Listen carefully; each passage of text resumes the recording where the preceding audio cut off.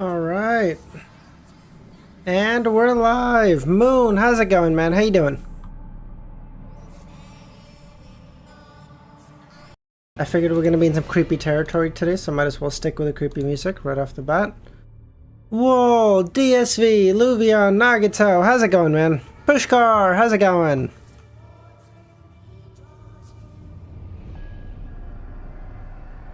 $12 minutes. I'm always early, bro. Why are you acting like this is news?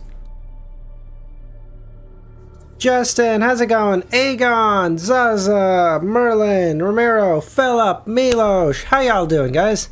I'm back. My internet's fully back. Let's go! Let's hope my internet doesn't cut out during midstream, because it's been happening occasionally. Captain Panda, how's it going? Alright. Afterlees, how's it going? I know. I mean, yeah, I know, Nagito. You were farming for like how many fucking hours?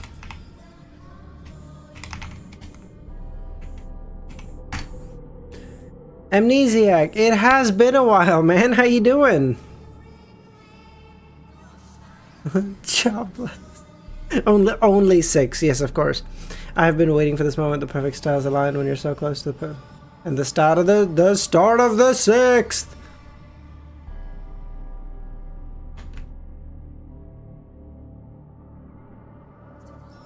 They stopped me from farming more. Oh god, how could they, Nagito? That was your god-given right.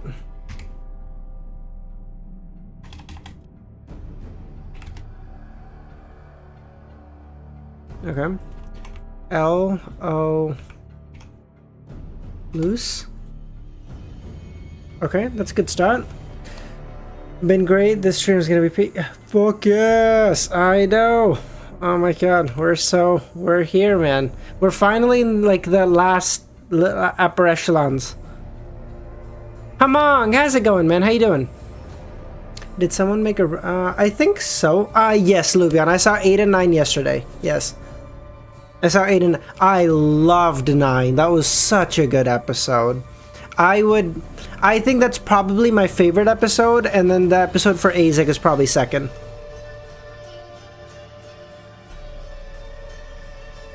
Short volumes from now on. I know. Which is so cool that I'm gonna be done soon, but it's also so sad. Like 6 months, bro. 6 months I've been doing this. And we're so close to being done now. It's crazy. Plague, how's it going, man? Straight, I go fucked. L-O...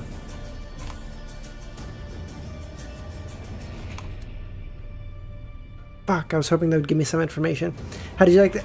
Samo, that was my favorite episode, and then the Azek episode for me was second. Episode 8 I also liked. I would put it highly. I would probably put it like 8 pretty high, but lousy, maybe.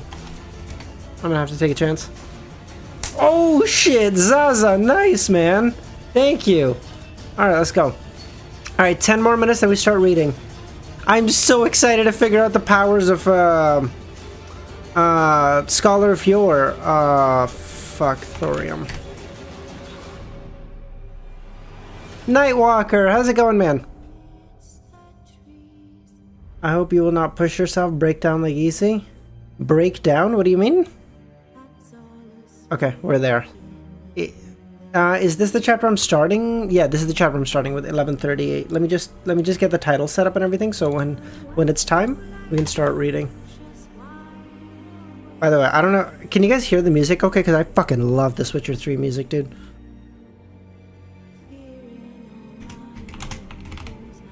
Oh, I love this Witcher 3 music. This sequence 3 is insane. You'll love its powers. Oh, yeah. Bug, how's it going, man?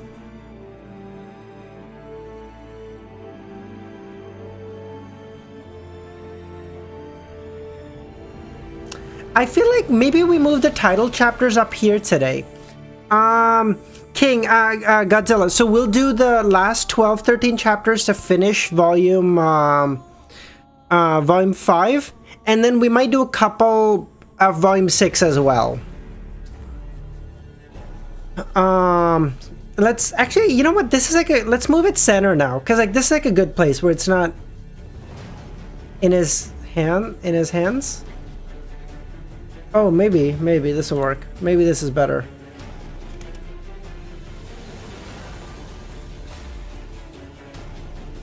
Maybe this is better. You can do the first 2 of volume 6 probably. You won't be able to stop if you start volume 6. That is a chance we're gonna have to take, Godzilla. That is a chance we're gonna take. That is a chance we will have to take. Although maybe I want to make it a little bit bigger. Do I?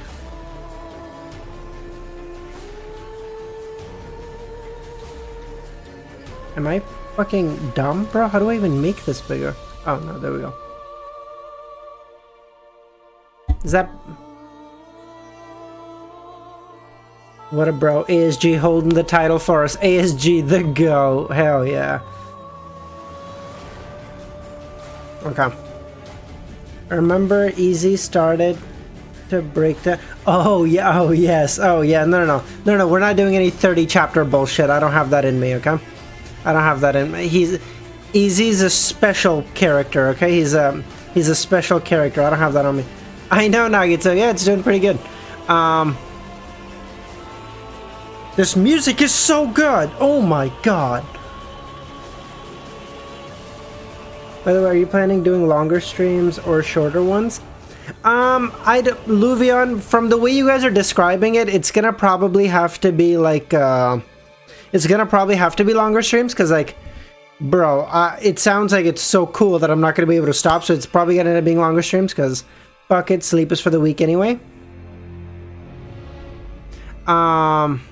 Okay. Welcome. Oh, wait. Name, address, stamp, envelope. Oh, I see. Name, address, envelope, stamp. All right. 5 minutes and we start. 5 minutes and we start reading, boys. 5 minutes and we start reading. Let's go. Okay. By the way, both you and Easy are losing the Lord of the Mysteries. Where's your mom right now, DSV? Okay. So, accessible, exit, open, close.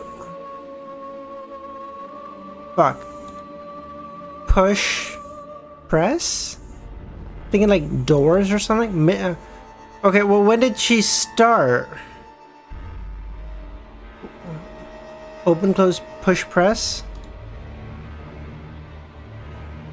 Maybe? I think so, Samo. I think DSV's mom does that. As you got my Coke. Alright, good stuff. Alright. Romero's really gearing up for a long stream today. Or a busy stream, rather.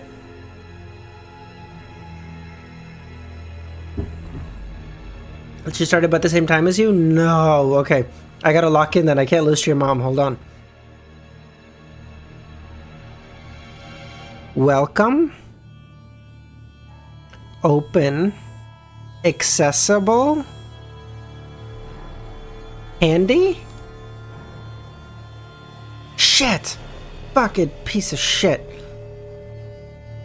One time you're... I know, Romero. I'm trying to be better. Okay, I'm trying to be better. It was a conscious effort. Zach Cute, how's it going, man? Long time no see. Epigon, I don't think I've seen you here before, man. How you doing? Okay. 3 more minutes. Okay, when taken, and then we go. Jesus Christ, this is some old school New York shit. Mary Garden, I don't know. North Shore. Welcome to the gala premiere for the 300 seats, whatever. This is old school New York, I think. Please pin the next message. Yeah, sounds good, Romero. Yeah, no worries. Lesnio, how's it going? This is some old school New Yorker shit, for sure. Epigon has been... Didn't he gift one? Has Epigon been here? Maybe I'm wrong.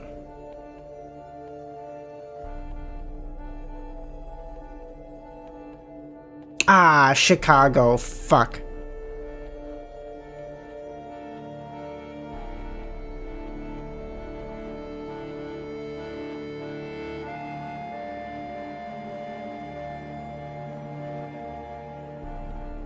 Okay, this is... Holy fuck, my mouse is like cutting in and out. It's irritating the fuck out of me. Oh, I think you're right, Pushkar. Maybe I think you're right. Okay, so this is South Asian. Angelic Sky. How's it going? Southern India, I think, show language. Early 2000s, early 90s. I already pinned it, Romero. It should be pinned now. I mean, it is on my screen. Okay, so then we'll go with Southern... Northern? Okay, we'll go near Delhi then.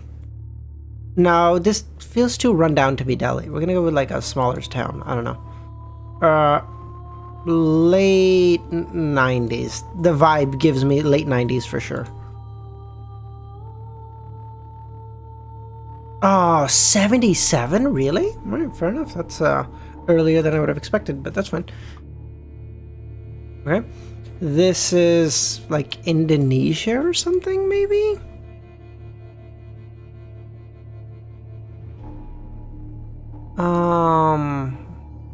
Interesting. If anything is Malaysia, you think so?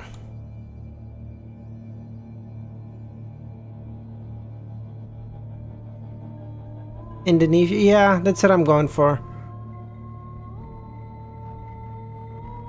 We can go Kuala Lumpur. This once again gives me like early 2000s vibes. Come on, stop. No holds barred from here. Oh yeah. Should be a permaban at this point. Okay, maybe let's go to Indonesia. Fuck. It's fine. If I picked Indonesia, I would have gone to Jakarta anyway. It's fine. 2012. Okay, fine. There weren't enough English on the signs for it to be after the 90s. Oh. Okay, this is like this is a much more well-off country for sure. I'm thinking like Korea or something. South, of course.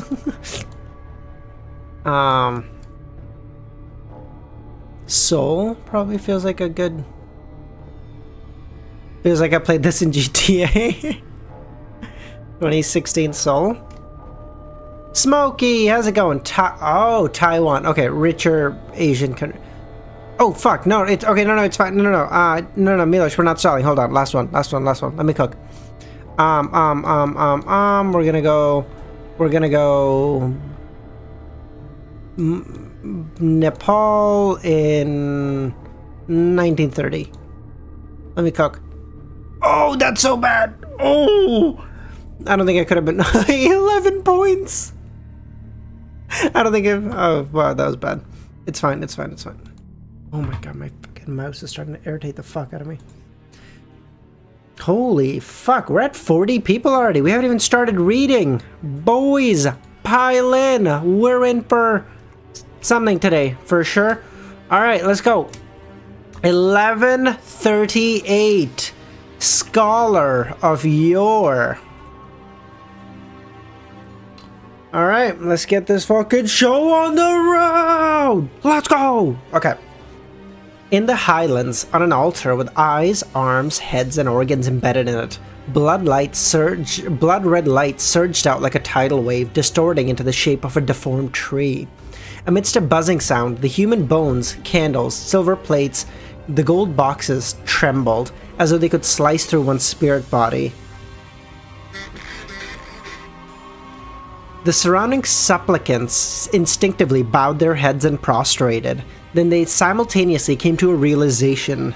The Berserk Sea. Reef Island. Good God. When he saw that the ancient palace above the grey fog and sensed the slight tremble of the mysterious space, Klein felt that he had a deeper connection with the so-called Sefirah Castle, one that was hard to accurately grasp. He has a bro. How Klein is now probably able to fight angels on like a decent level, because Klein has always been punching above his weight, so to speak. Because like when he was a low sequence beyonder, he was fighting mid sequencers. When he was a mid sequencer, he was fighting saints. So now that he's like a high level saint, he should be able to like with the help of the Grey Fog, kind of even the playing field with like a sequence 2. Which means when he becomes a sequence 2, this motherfucker becomes a monster. At this moment, he truly felt that the place would gradually belong to him. In just a few seconds, all the abnormalities disappeared. With no... Bullseye! How's it going? With no delay, Klein got the 2 marionettes to put away the items that were still of value and destroy the rest. He took out a paper figurine and shook it. I'm good, Bullseye. How you doing? With a smacking sound, the paper figurine ignited with a scarlet flame as a dense illusory wing appeared behind his back.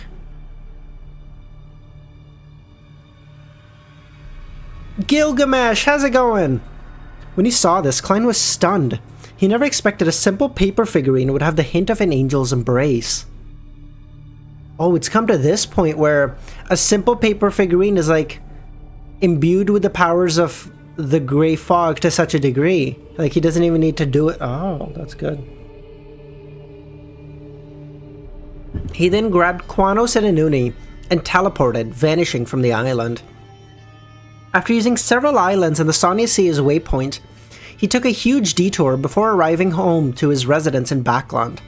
During this process, he repeatedly used paper figurines which had undergone several qualitative changes to disrupt divination, prophecy powers, tracking, and observation.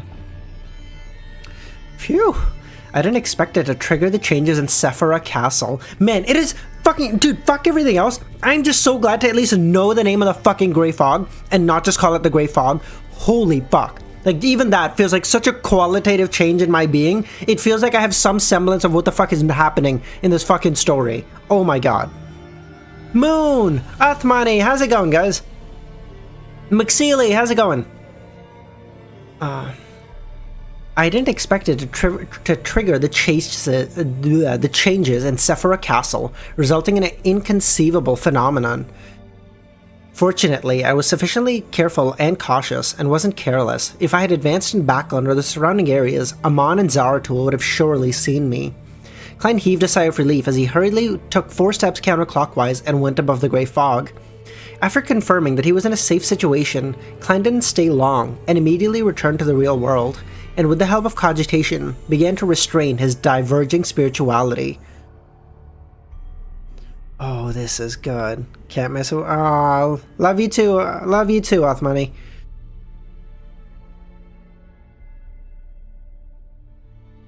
After doing this, he took off his clothes, threw himself into bed, and fell asleep. Wait. Normally, a bizarre sorcerer wouldn't be as exhausted as he was after successfully advancing to Scholar of Yore.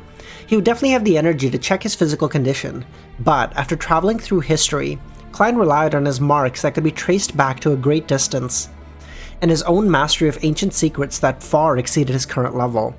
He reached the establishment of the Giant King's Court in the early Second Epoch, or perhaps even the First Epoch. This was equivalent to digesting the potion.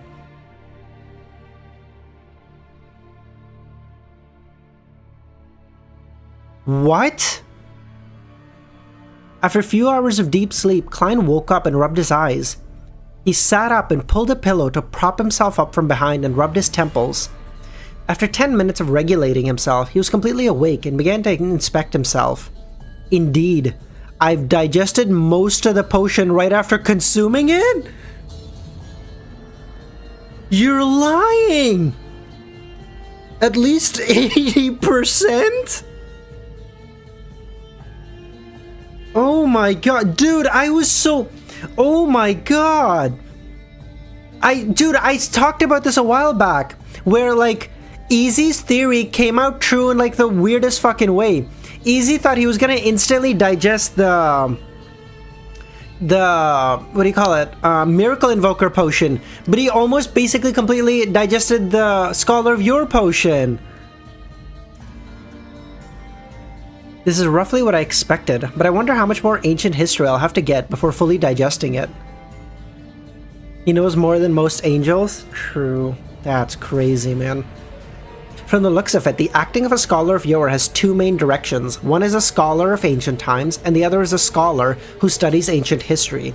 Both are required. The first is relatively easy because the ritual itself contains the key points of making one a person from ancient times.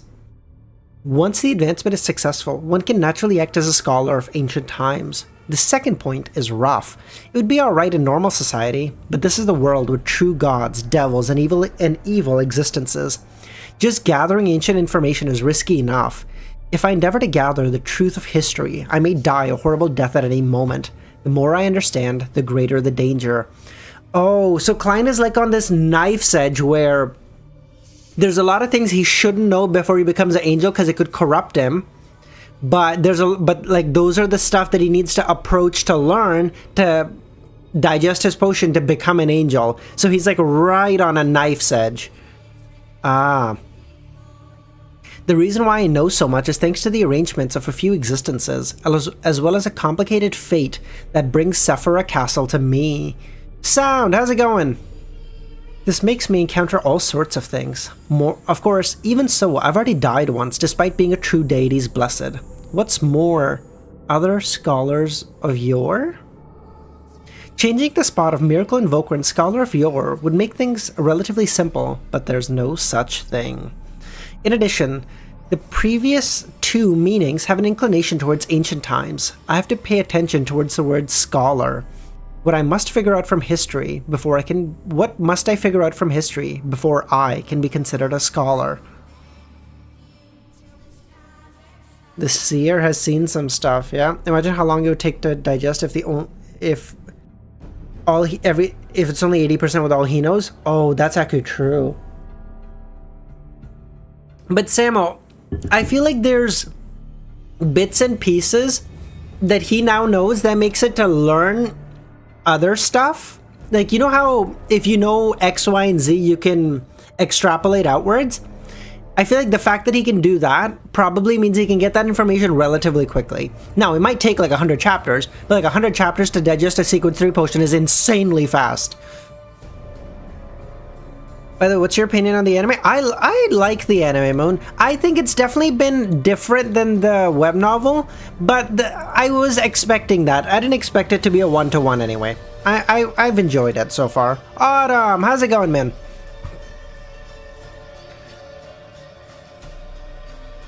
Next, there are a few directions towards my digestion. First, I need to figure out Sasria's current state and replicate the actual process of the cataclysm. Loop, how's it going, man? I don't think I've seen you here before. Second, I need to spend more efforts to connect the history of the Fourth Epoch together and not just be fine with having them in disconnected segments. Third, I need to go deep into the details from a macroscopic view. For example, the rise and fall of the indigenous family. After confirming that the prior acting was effective and considering the future path ahead, Klein combed the mysticism knowledge he had gained from advancement and his observation of godhood divinity, and he had a trial run of his powers to figure out the powers of a Scholar of Yore. Please. Yes, please. Oh my god. Worms of spirits can be split into 600 pieces?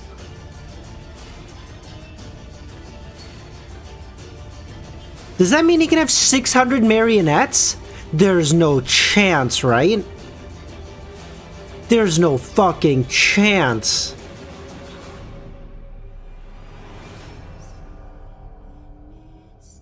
You're 600? Bro, I thought Zaratul was gonna have like 500. Zaratul's gonna have like 50,000 fucking marionettes then. What is this horse shit? Bro, all of fucking Backland is just his marionettes.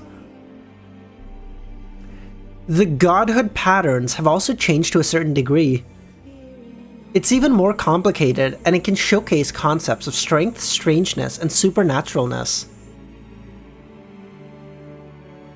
So his godhood gives him increased strength, strangeness, and supernaturalness?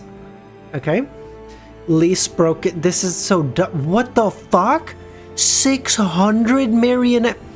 Bro, that's a 1 to 12. A sequence 4 couldn't possibly think, like a bizarre sorcerer couldn't fucking look in the direction of a scholar of Yore. 1 to 12 is the ratio. This is so cooked. The changes in my godhood patterns firstly originate from the newly obtained characteristic, and secondly, comes from the mysticism knowledge contained within the potion. This is both, bro, by the way, can I say how fucking goated the Evernight goddess is? She was just like, here's half the main ingredient, and the other half was just like foaming at the mouth to meet Klein. They were like, oh, this is what you needed. I'm like, oh my god. And remember, sequence 2 is a quality. Stop! No, you're oh my god, amnesiac. You're right.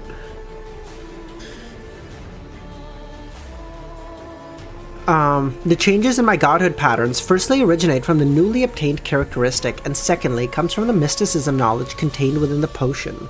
This is both a result of Beyonder characteristics and something obtained for a higher level. After becoming a true high sequence Beyonder, is it possible to directly change the knowledge at the higher dimension to affect Beyonders at this sequence? We know this is possible because Amon does it, the fucking piece of shit. He just fucking makes demigods of his pathway die on purpose because he's like, I'm just not going to tell you that if you try to parasitize an animal, you get fucked. Like, what a piece of shit. Deciphering a potion formula from godhood patterns seems like an actual example. At the level of a sequence 3, the changes in godhood patterns are influenced by individuality. Interesting. So Klein... So who you are is gonna affect your godhood to a degree. Okay, that's cool. So like Klein's, I would assume Klein's godhood would be more focused than probably others on like the subversion aspect of this pathway, because Klein's whole thing is like, hey, I want to be the underdog who just fucking comes out of nowhere and just subverts the fates of or like the tides of the time or whatever, that sort of thing. So I feel like that's what Klein's gonna be more focused on. Klein's godhood is gonna be more focused on. This is closely related to prayers and response. For each scholar of Yore, the corresponding honorific names will be different in nature. This is because of different personalities, experiences, and traits. Yes, I can allow different worms of time to instinctively listen to prayers and respond to them when it's relatively uncomplicated. It doesn't affect my other decisions. The specially marked ones and more complicated matters will be handed over to my actual body. Lyola, how's it going? A scholar of Yore can use a worm of spirit to act as a god? What about the other sequence 3s from other pathways? It's impossible to respond while they're sleeping, right? I'll think of an honorific name as a scholar of Yore later. I'll first study the specific abilities. Wait, is Klein gonna make up another... Is he gonna have another fucking honorific name that points to him? Because he obviously has the Fool. He has the Kalvatua one. Is he gonna get a third? How many more fucking honorific names? Bro, gods don't have this many. What are you doing? Yes, I can allow different worms of time to instinctively listen to prayers and respond to them when it's a relatively uncomplicated matter. It won't affect my other actions. The specially marked ones and more complicated matters will be handed over to my actual body. I've already read this. A scholar of Yore's main ability is to obtain help from history, split into 2 parts. One is to borrow strength from my past self. That's interesting. How do you borrow power from your past? Your past self is weaker than your current self. Good afternoon, Mr. Fool. This is rather embarrassing. It's currently useless because the past me is definitely weaker than the present me. When I was hanging above the door of light, I was just an ordinary person. For those who were important figures in the past are now weak due to all kinds of reasons, this is a godly skill. One can be a baby crying for ice cream while engaging a sequence 1 battle. While engaging in a sequence 1 battle, it would be impossible to find any weaknesses. The problem is that it doesn't last too long. Of course, as more time passes after I become a Scholar of Yore, this will begin to show its effects. I can borrow strength from my past Scholar of Yore self so that I wouldn't have any moments of weakness. Even if I were to suffer serious injuries, to a certain extent, this is something that's self-perpetuating, preventing myself from ever being in a nadir until my spirituality is completely drained. What is nadir? Lowest point of the fortunes of a person or organization. Nadir. Nadir, I see. Nadir.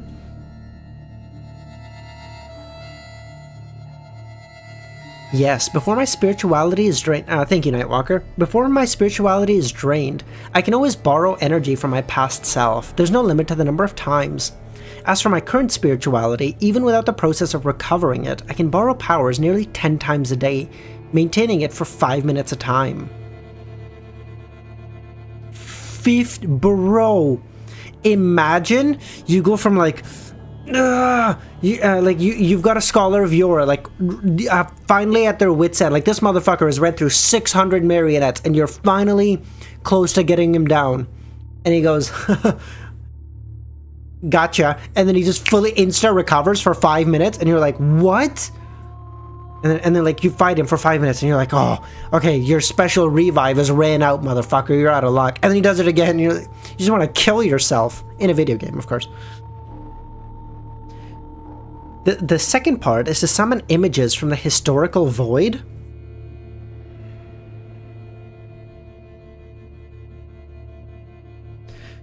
It can be humans or objects. The more detailed and the better understanding I have of the corresponding piece of history and matters, the higher the success and the longer it will last.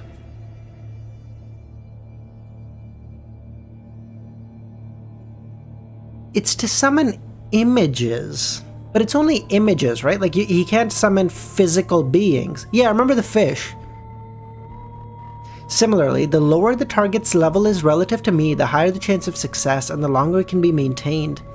In addition, increasing my affinity with the target will increase the chances of success and the time it can be maintained.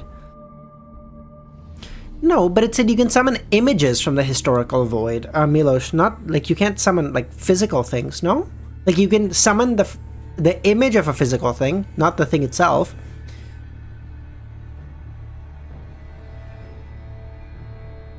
There are 3 conditions to succeed. Furthermore, when summoning someone of a higher level than myself or an item, even if I barely succeed, the final projection will only have a portion of the strength and qualities of the original.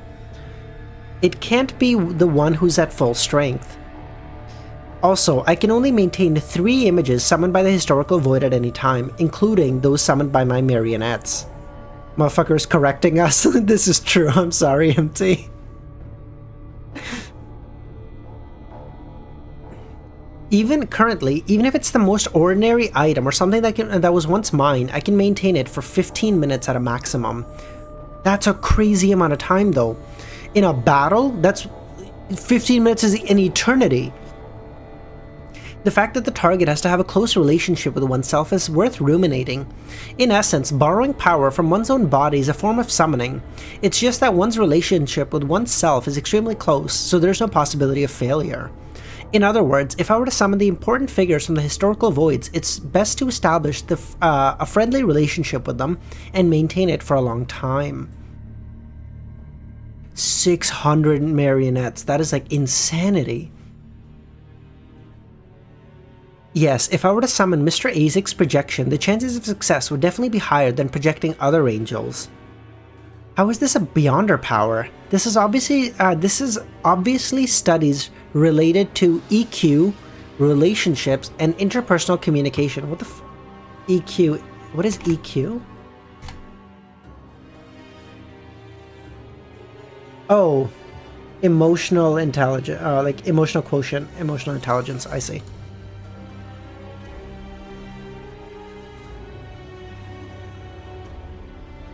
As he sighed with emotion, Klein sincerely felt that the core powers of a Scholar of Yore were godly. fuck yeah, brother. We are becoming a fucking god. Klein, after all, those involved with history and times were most likely extremely magical. Bro. Yeah. Can you imagine? Ramiro, are you okay, bro? I just see like... I just see like every fourth message getting deleted. Dude. Can you imagine what Zaratul can do, though? Because he's been a lot... So, like... A scholar of Yore or someone of this pathway benefits greatly from existing for a long time, because the longer you live, the more angels you meet, the more deep relationships you develop, the more angels you can summon. It's just like a fucking feedback loop. And the stronger you get, the stronger people you meet, the stronger angels you can build relationships, the stronger angels you can summon, the stronger you become, and you just keep doing that. So like someone like Zaratul, because like Zaratul knows Medici like at a decent level, because Medici said like, oh yeah, even Zaratul wouldn't dare do that to me, and the young Zaratul. So like Zaratul has known Medici for a long time, like since he was a youngin, like digesting his sequence 4 potion all the way to like probably when it was a sequence 1. So like he can summon some fucking powers, baby.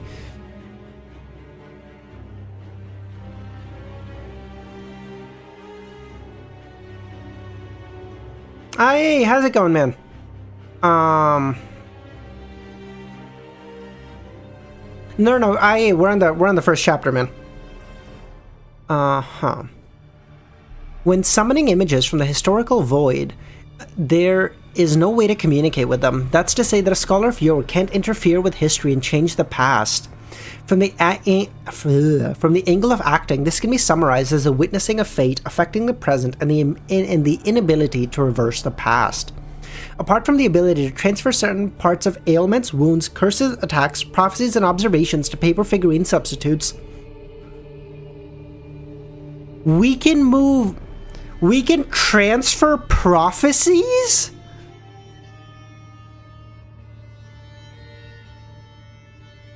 That means to a certain degree, Klein can begin whittling down the effects that Adam can have on him. Cause like Adam's power is kind of like prophecies, or it's like fate, right? So to a certain extent, he might be able to transfer like some of the impacts to a paper figurine, and then be able to go about doing what he wants. Oh, that is a mindfuck for real. It can transfer certain part. There's another power. It can transfer certain part to the target. Before one discovers that it's fake, things can continue proceeding as normal. What? Excuse me? It can transfer a certain part to the target. What is a certain part of what?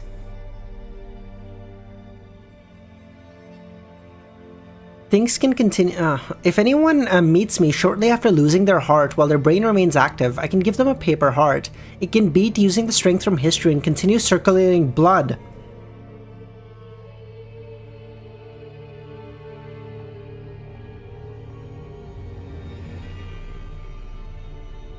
Oh, I'm sorry, what? You thought taking my heart out would be enough to kill me? I do this to myself every Tuesday just to get an oil change. I'm a fucking loser. What is this? The time it takes to attain initial control of spirit body threats has shortened to 2 seconds. 2 seconds? You're lying! Bro, a man could like... Imagine, like you start feeling a little sluggish and you're already a marionette and you're like, what the fuck is this? What is this? And completely transforming a marionette takes 10 seconds. 10 seconds!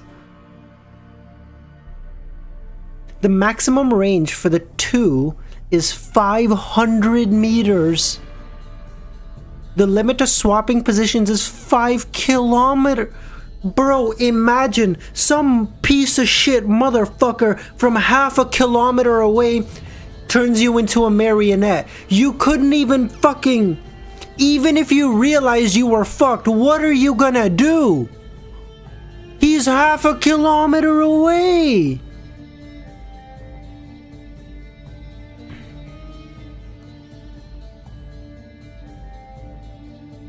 Kakarot, thank you so much, man.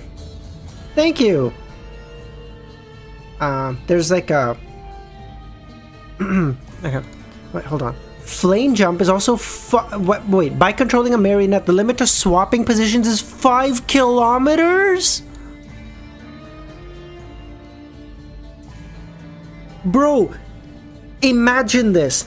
600 marionettes. Klein is oh, hold on, I gotta draw this. Bro. Okay, this is... We're only like reading like 12 chapters today, but we're gonna be here for an eternity, because this is such a mindfuck. Imagine, Klein is here. He has 600 marionettes lined up 5 kilometers away. No matter who's attacking him, how do you fucking stop him? He's just everywhere! What is this?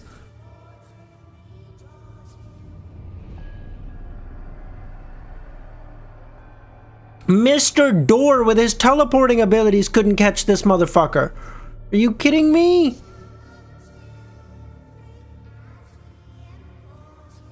Can transform... Oh, wait. Flame jump is also 5 kilometers. What is even the point? I can freely control the might of air cannons. At its maximum might, it's equivalent to a coastal defensive cannon. You're lying. You're fucking lying, bro. Come on. Can transform into a creature in which the difference in size does not exceed a certain limit. Well, what limit, bro? Like, can Klein become an elephant but not like a blue whale? What is this? Some of the organs simulated can be used, while others are only decorations. So Klein can theoretically become like a fish and use the gills as like actual organs and breathe underwater. Bro's the Bismarck. Can't marionettes make marionettes? I think so, Kakarot. I think so, because as long as they have like several worms of spirit worms or whatever, it can give one of them off to become something else, right? This is a scholar of Yore who has digested most of the potion. After examining himself, Klein stood up. He planned on entering the world above the Grey Fog to check on the changes in Sefirah Castle. Man, that title is so fucking cool. Just that name. I don't even care about anything else. Just that name itself is so fucking cool. Oh my god.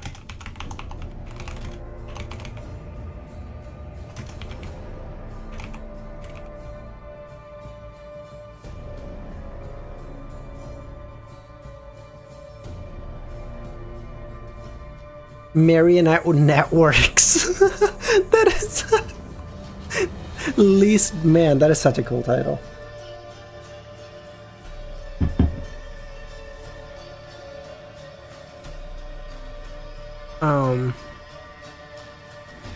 Above the Grey Fog, Klein's figure appeared in the ancient palace. Wait, you know what I'm starting to think? I feel like in time, Klein is gonna get such a... that's the title I have. I am really sorry.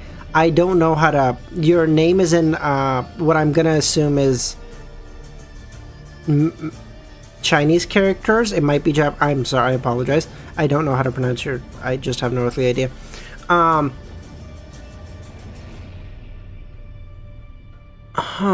I feel like in time, Klein is gonna get, like, such a...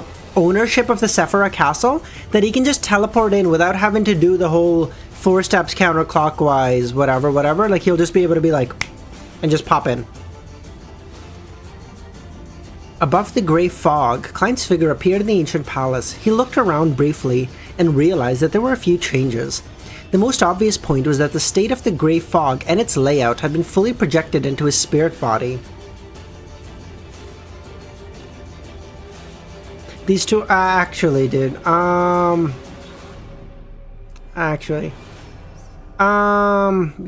I think you're right, Samo. Alright, Milosh.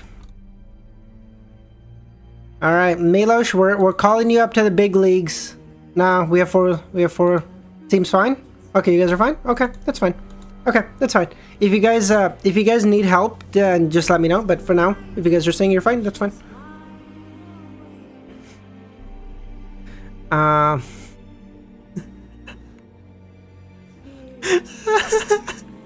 Rage baited.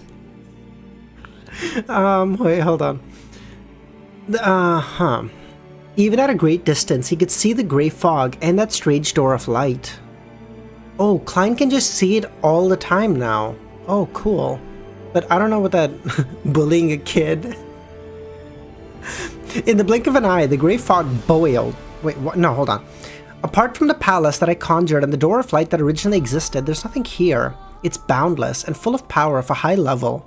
As he muttered, he sat down, raised his right hand, and gently lifted it up.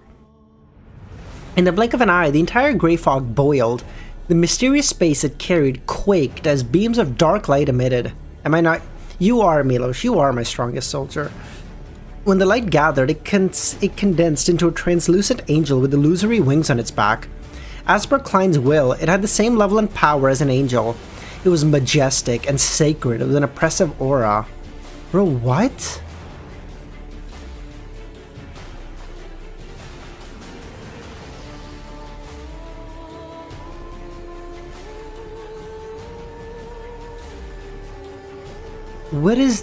Where did this angel come from? Devil, how's it going, man? Alright, yeah, we have plenty of mods now. Don't get me wrong, Devil's gonna do nothing, but he just, you know, Devil's presence alone is enough to help a lot, okay? There's no need to add the Black Emperor card, the Tyrant card, or the Red Priest card. There's no need to use the Sea God Scepter either. With my power alone, I can stir most of the powers of the Grey Fog to its fullest extent, allowing the Fool's Angel to become a true Sequence 2 angel. Of course, this angel is unable to respond to prayers or be maintained for too long. Bro, are you kidding? Klein? Damn, oh, it's just sad that he can't maintain it for long. How fucking cool would the Fool look with an angel just standing by his side at all times? Not doing anything, just just a 12-winged angel beside him. It's like, oh yeah, I'm that fucking guy, man.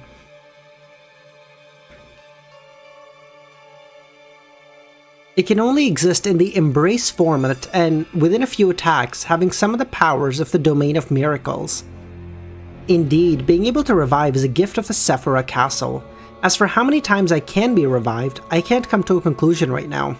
If I can obtain a Grade 0 sealed artifact and use its level to observe it, I should be able to see it more clearly.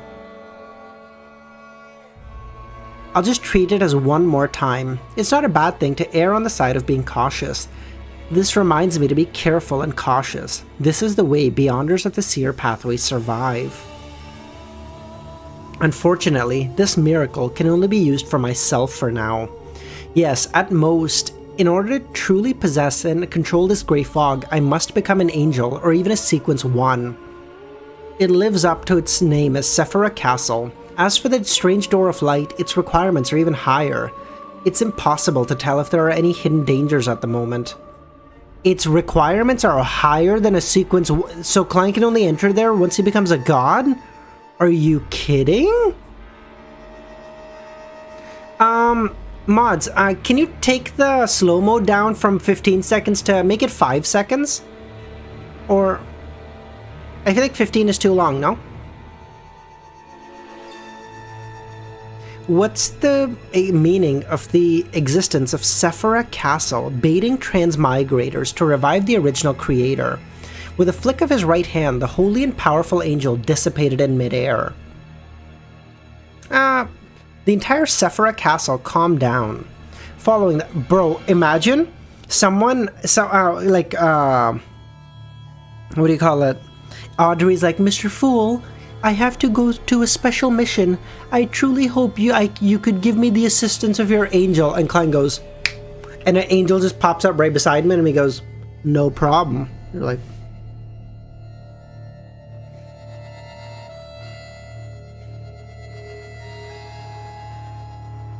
Yeah, mods aren't affected by slow mode. As he stared at the transparent cocoon... no, hold on. Following that, Klein stood up and took a step towards the grayish-white cloud in midair. He stood in front of the strange door of light formed from countless spherical lights.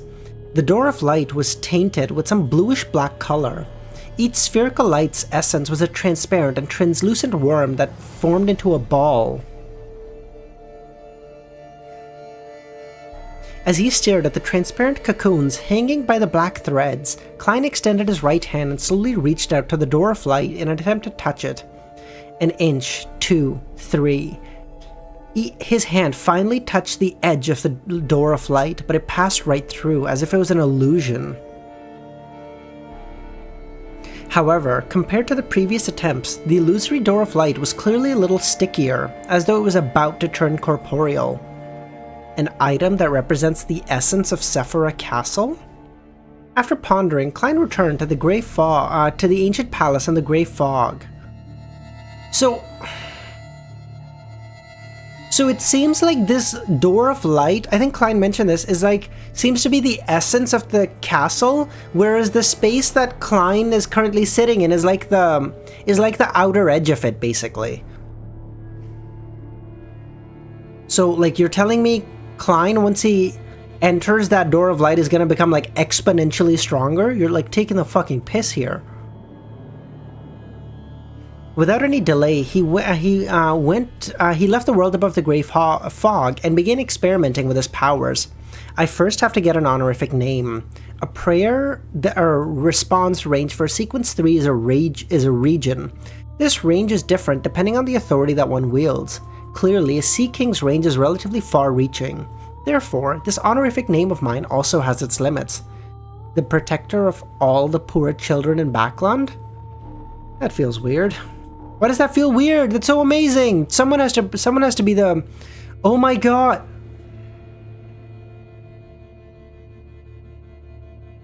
Hold on, let me cook. If Klein gets an honorific name like this, like the protector of, like, the protector of the poor, the protector of the downtrodden, something like this, couldn't he in time make his own church? Oh, that would be so cool. Yes, other people might have a limitation, but it's not necessarily the case for me. I can use the Blessed of the Spirit World and Sefirah Castle as a replacement. Guardian of the bathrooms. Protector of those with diarrhea. I should be the one who is blessed in both regions. It's unique enough. This way, as long as someone is in the city or the same district as me, they can use this name to pray to me. He has a club. Well, Afterlease, that's like asking, oh, well...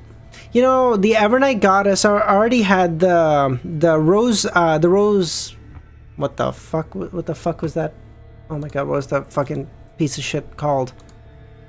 It already had that club. Why did she make her own church? And it's like, well, because it's always nice to have more. Rose Redemption, yes, thank you, McSeely. Thank you, Nightwalker.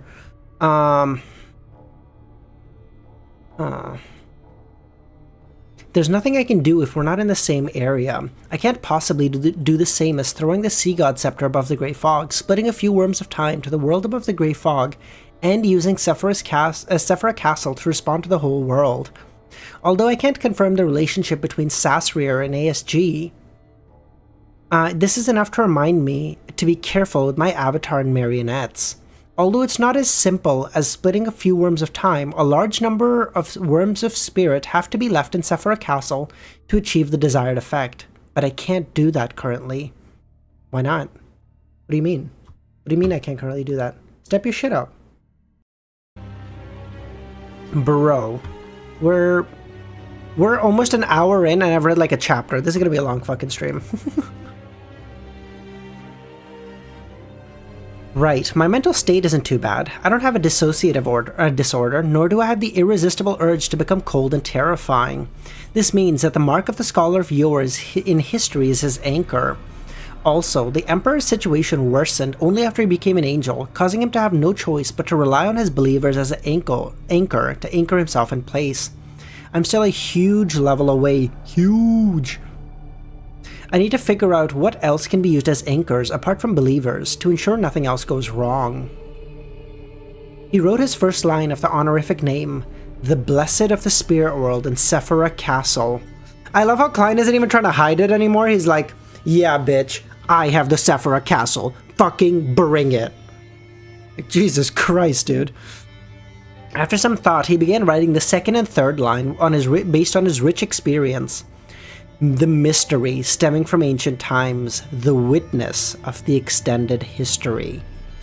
Since the sequence 3 wasn't a true deity, he couldn't use a 3-line description, so he added 2 more lines. The protector of the drama and the protector of magic and drama performers, the great Gearman Sparrow. Oh, that is so good! Oh my god, that is so good! It's like, oh, do you need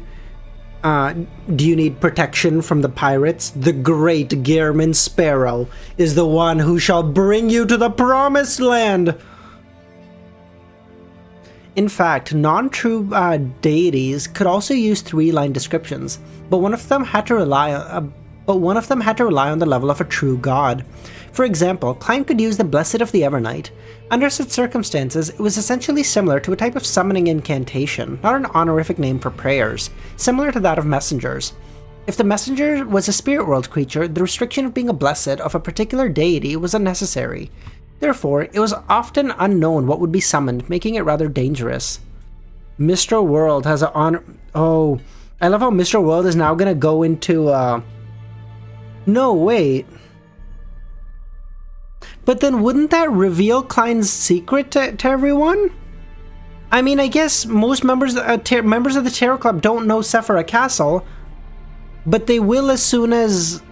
Like, as soon as Leonard hears Gearman's name, he would probably tell the old man. The old man would say Sefirah Castle, that's the fool, and then he would make the connection that the fool and the world is the same. Wait, it said blessed? I thought it said owner.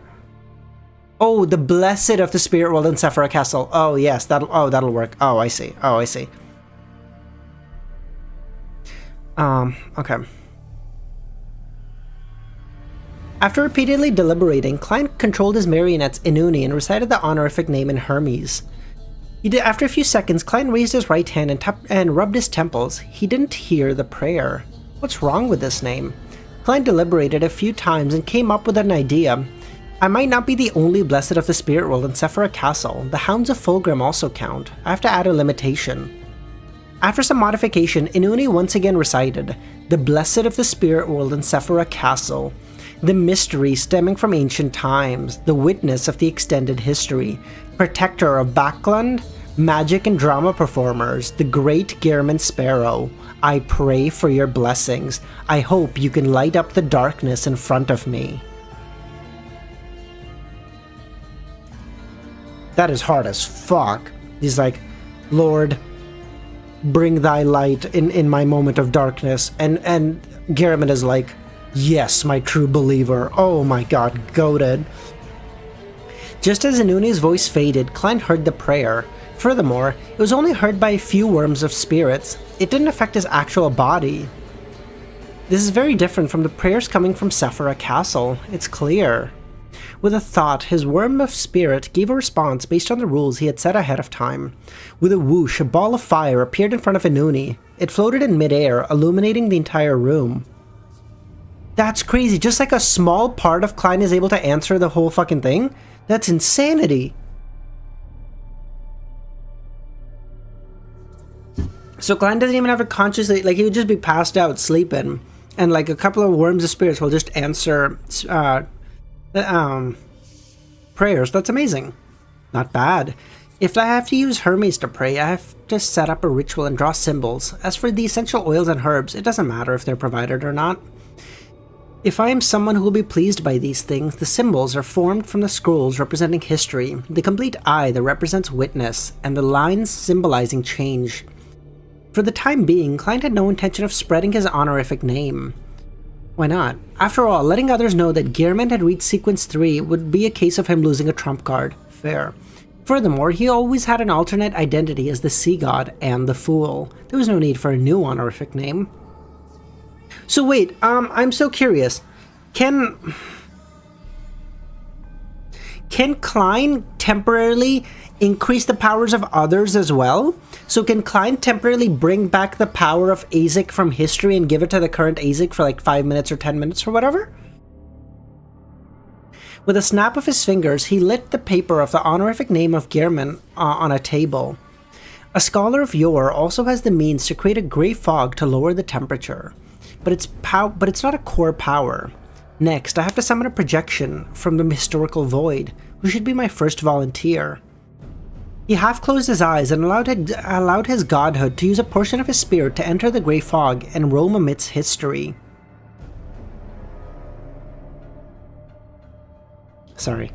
Following the various locations that he had previously established, he instantly arrived in front of a spot of light. There was a spacious and bright room with 2 rows of floor-to-ceiling windows and a spot of light. In a room, a man wearing a dark red coat embroidered with golden lines was standing by the window, looking at the place where the sun was setting. He looked to be in his 30s, with long, chestnut curly hair, blue eyes, high nose bridge, and thin lips. He had a neat mustache and looked rather good. Roselle? Gustav. We get to talk to Roselle! Even if only for like 10 minutes!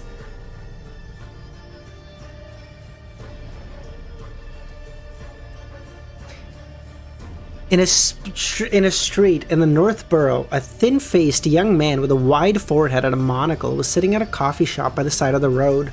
Oh, actually, that reminds me, I'm not wearing my shit today. I'm super not dripped up. Hold on. Ending of volume 5. This definitely requires me to have that shit on. You know what I'm talking about? Ow. I have a big head. Okay, don't judge me. And now that Amon is here, we might as well also put the fucking monocle on. Hold on. See? If you're not a regular viewer, this is what you're missing. You're missing me putting on Amon's monocle. Big nose, not a big head. You a bitch, Samo. You are a bitch, bro. Count your fucking days.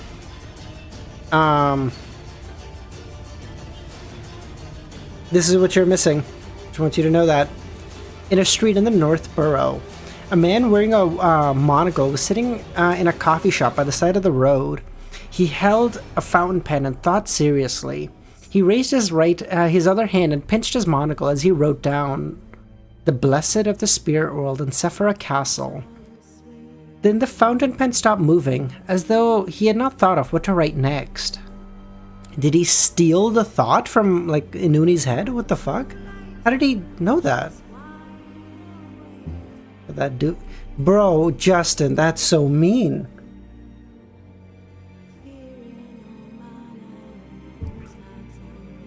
In a rented 2-bedroom... Bro, I love how Ramiro probably left and I was normal, and he comes back and I'm wearing the Amon monocle. He's like, what the fuck happened here? Sequence 7 is cryptologist. Oh, cryptologist. Oh.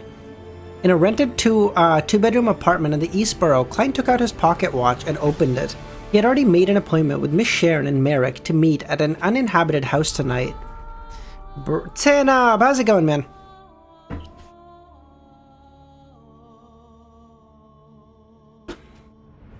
After some thought, he raised his right hand and grabbed the space in front of him. A simple, ancient brass key appeared in his palm. This was the master key that had once helped him defeat Wraith Steve and prevent the true creator from descending. It allowed one to hear Mr. Door's ravings on the night of a full moon. Now, by summoning it from the historical void, it could be used for 10 minutes. Imagine how many Sequence 7... Dude, I don't even... Like, 800? I don't even know what McSeely... Like, he probably has like a 80% of all of the Sequence 7 characteristics on the market. Like, this motherfucker is so selfish, bro. To a scholar of Yore, anything they once possessed, regardless of if it was eventually sold, lost, destroyed, or given away, it can never truly be considered lost. They just exist alongside the scholar of Yore in a different form of companionship. Looking at the master key in hand, Klein sighed in satisfaction. Sees he can summon things, not just images. Oh, true, he can summon things. Oh, so he can summon like an actual angel to fight for him. Bye, Zemin! I don't think I've seen you here before, man. How you doing? Thanks for popping by. Oh, the rest 20% are just bait. True. To a scholar of Yore, anything that... nope, already read that. With this item, he could grasp the corresponding ritual and directly speak to Mr. Door as well. After putting away the master key, he put it on the double-breasted frock coat and the silk top hat, and picked up the golden cane and walked out of the room. Wait, now am I losing it? Or could Klein not get that thing from Sharon, even if just for a moment? And the item that makes like the red moon or the blood moon or whatever, use that, and then he can summon that and the key, and then speak to Mr. Door whenever he wants. Oh shit. Mr. Loki, how's it going? If Klein wanted to be sheer asshole, you know what he could also do? Klein wouldn't do this because he's a better person than me. But you know what Klein could do? Klein could summon, summon like a really cool object. Like he could summon the Sea God Scepter from the Historical Void, sell it really quickly, and then dip out. Sell it for like 10,000 fucking pounds, dip out, and then it just disappears in the guy's hands. Klein wouldn't do that, but I totally would. Actual scammer, bro. Bro, I put on the Amon monocle and I immediately go to scamming. This monocle is actual fucking corruption. What the fuck?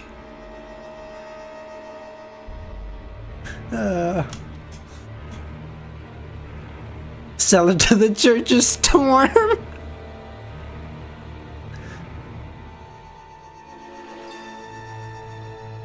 He can just summon the money. Yeah, but... Oh, and then use it to buy things. And then once the guy puts it in his vault, it just disappears. Oh, true. Oh, true. Manish, that's so clever. Manish? No, I think I've seen that name before, I think. Oh, true. Oh, that's so based. Dude, I totally would wear this for the entire stream, but it hurts my nose like a motherfucker. Dyed light. I don't know who you're talking about. This is Unk. What do you mean? Backland, Eastbur, and immediately ski. Yeah, McSeely. Dude, fuck you, Samuel, you piece of shit. Backland, Eastborough, 7 Pinster Street. After a busy day, Leonard finally had the chance to ask his question. Old man. He can Jesus Christ, DSV. Dr. Z, how's it going? Old man, what is the Sefirah Castle? The place where you meet every Monday is most likely Sefirah Castle. Oh my god, he knows. I know, we're so close to, look, Mr. Loki, we're so close to 100, and we haven't even been alive for an hour. It's crazy. By the way, my hair's a fucking mess today. Jesus Christ. After I took a shower, I just didn't do shit. Leonard never expected to hear such a thing. His mind went blank for a moment. He was surprised, shocked, and confused, mixed together with the thoughts of it being impossible for it to pop out of nowhere and the poignant feelings of how complicated things were. What kind of place is Sefirah Castle? Actually, even I'm not too sure. I've only heard some rumors. It's different from the creation myth you know. Rumor has it that the original creator left behind 9 different entities. Kingdoms, cities, rivers, oceans, and keys. Sefirah Castle was one of them. That Fantastic Four meme. Did you try stretching the metal that goes on your nose, not mocking it? Real question. No, I did not, Samo. Ow. I don't think it's meant to be bent. Okay. Okay, Amon's gone. I'm taking this shit off. It's hurting my fucking nose so much. I'll put it on when Amon comes back. I don't have a big nose. You guys are so mean.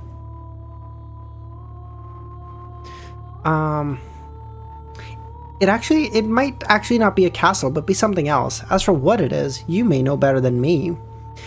The reason why I'm certain of its existence is because I sensed it when I became an angel, but I was unable to see it and establish a connection with it. Dr. Z, it was so cool. His powers are so big. 600 marionettes is like the most insane thing ever. What? I thought fucking Zaratul would have 500. My great-grandfather mentioned a theory that the 9 entities may have something to do with the Sefirah as recorded on the second blasphemy slate. Unfortunately, because of various reasons, he was unable to decipher the details related to Sefirah. What the fuck is a Sefirah? Old man, do you suspect that Mr. Fool is the embodiment of a Sefirah? Perhaps, Pala Zoroaster replied after a long silence. Under the strict curfew of night, there were almost no pedestrians on the street of Backland. Occasionally, there would be carriages passing by. After arriving at the agreed-upon house, Klein wasn't in a hurry to enter. He half-closed his eyes, raised his right hand, and grabbed at something in front of him. He pulled out another Sherlock Moriarty, wearing a double black-breasted frock coat and a silk top hat, while holding a golden inlaid cane. This was the image of him from the historical void when he left his residence earlier. I am Milos, yes, that is Sephiroth, yes. Isn't that the FF7? Sephiroth is the plural for Sephira? Oh, I see. Thank you, Mixile. Uniqueness is unique. Yeah, fuck you, dude.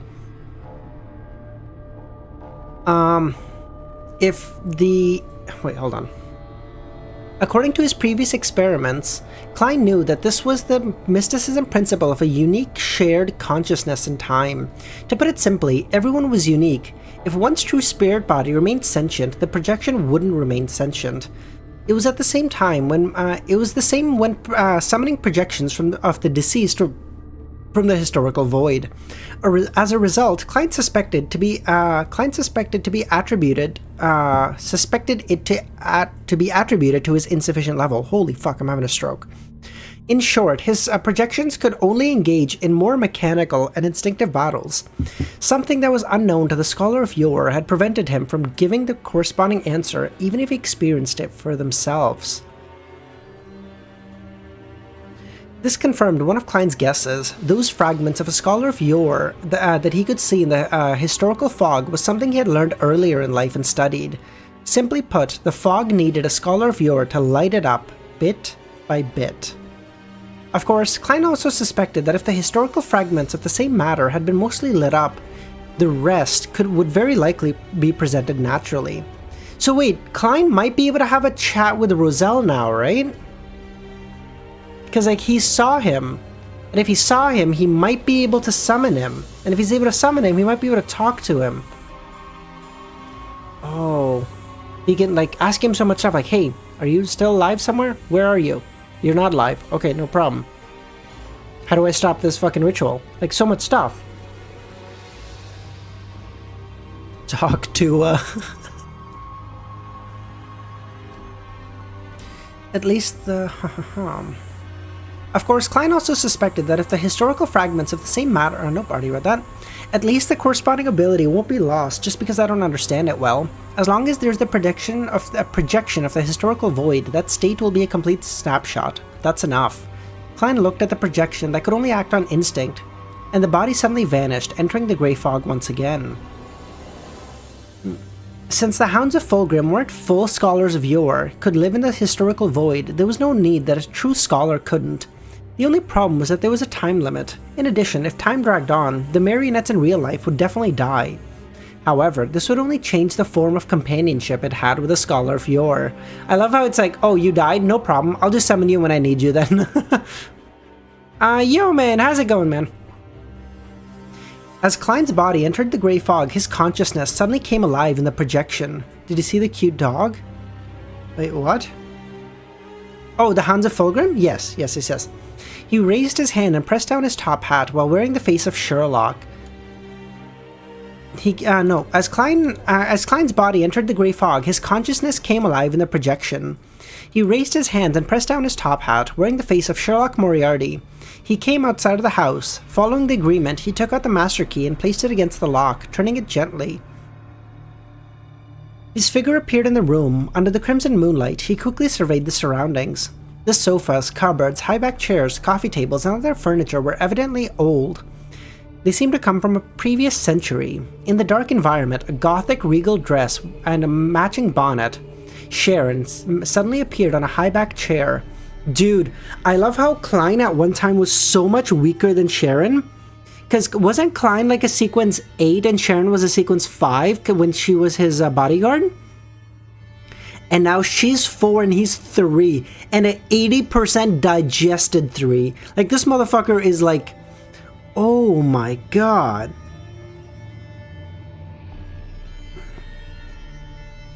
Oh, his fucking... Dude, and it's not like Sharon's exactly like a slowpoke. Like, she's progressing well too. But Klein is just off another fucking universe. Good evening, this puppet lady nodded. If she hadn't spoken, she would be a classic and most exquisite doll. At the same time, Merrick, who was wearing a white shirt and black vest, also phased into existence. Sir, it's already winter. Aren't you cold just wearing this? Ah, right, you're dead. One who isn't afraid of the cold. After lampooning, Klein took off his hat and bowed. Good evening, Miss Sharon. He then turned around and said to Merrick, good evening. To this, wait, Dr. Z, you just have to wait a couple more years. Once we can publicly get dire wolves, we're so in business, Dr. Z. Bro, can you imagine having a dire wolf as a fucking puppy? Someone like breaks into their house and there's just a full-grown fucking wolf, pure fucking white as snow fucking wolf just staring at him. He's like, motherfucker, take another stab. You're like, that guy's like, no, you know what, I'm good. To this wraith, who was formerly a zombie, the deepest impression Klein had on him was the card game with the zombies he controlled. We should play cards when we have the time, Klein sighed. Jon Snow energy intensifies. I like to think myself as Rob. I am the young wolf. Okay, that's what I prefer him over Jon every time. The reason why he suddenly thought of cards was because he had previously analyzed the combat style of a scholar of Yore, and realized that if he were to encounter Zaratul, both sides would likely end up playing a card game. You throw a Consul Roselle card, I'll throw an Emperor Roselle card. You throw a Bernadette card, I'll throw a Benoit. What is a Benoit? If you throw a half-fool card, I'll match it with a Amon. What the fuck?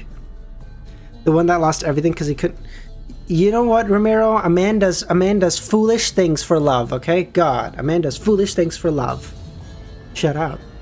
I didn't expect that the battle between a seer would one day become playing cards. It's a realistic, abnormally harrowing game of cards, but Zaratul is a Sequence 1 angel. Wait, Dr. Z, have you seen Game of Thrones? He wouldn't give me the chance to play cards. Besides, my success rate at summoning important historical figures is rather low. Klein retracted his gaze and looked at Sharon and said, I recently need to do something. It's rather difficult and dangerous. One of the steps is to collect Beyonder blood from the 22 pathways. As for the Wraith pathway, I can only ask for you and Merrick for help. You should be skilled at hexes, and should have a way to remove the connection between your blood and yourself. Bro, I didn't summon anything, Pushkar! These guys ruined it. I just said I'd like to think of myself as Rob, the young wolf, okay? That's all I said. That's a character that gets introduced episode 1, okay? Fuck you. That's not a spoiler. These guys spoiled. I didn't do shit.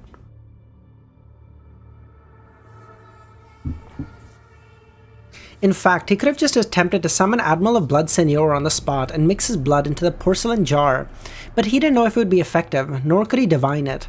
After all, this involved a level that exceeded a sequence 1, and he lacked plenty of information. The only thing he could confirm was that the drawing that symbol didn't bring him and the suppliers any damage. Due to the fact that a scholar of Yore had many means at their disposal, he even tried to summon the former witch Trissy.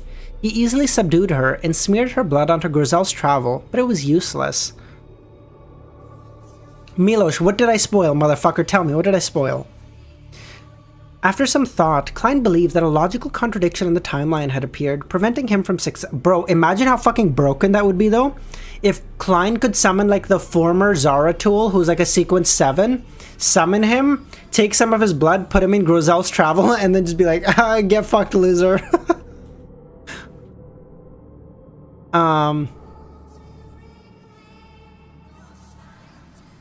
That blood formerly provided by Trissy of the past, that Roselle's travel would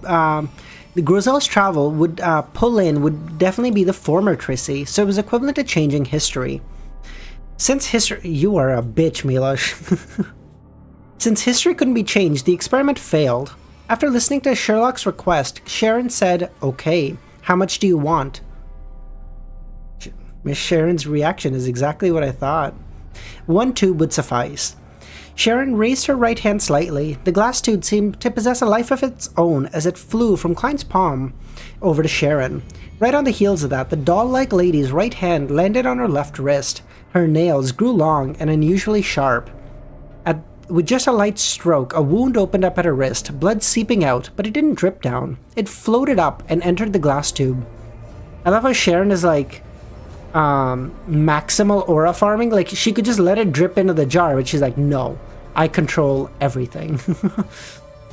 By the time the tube was filled, Sharon's wound had instantly healed, leaving no scar behind.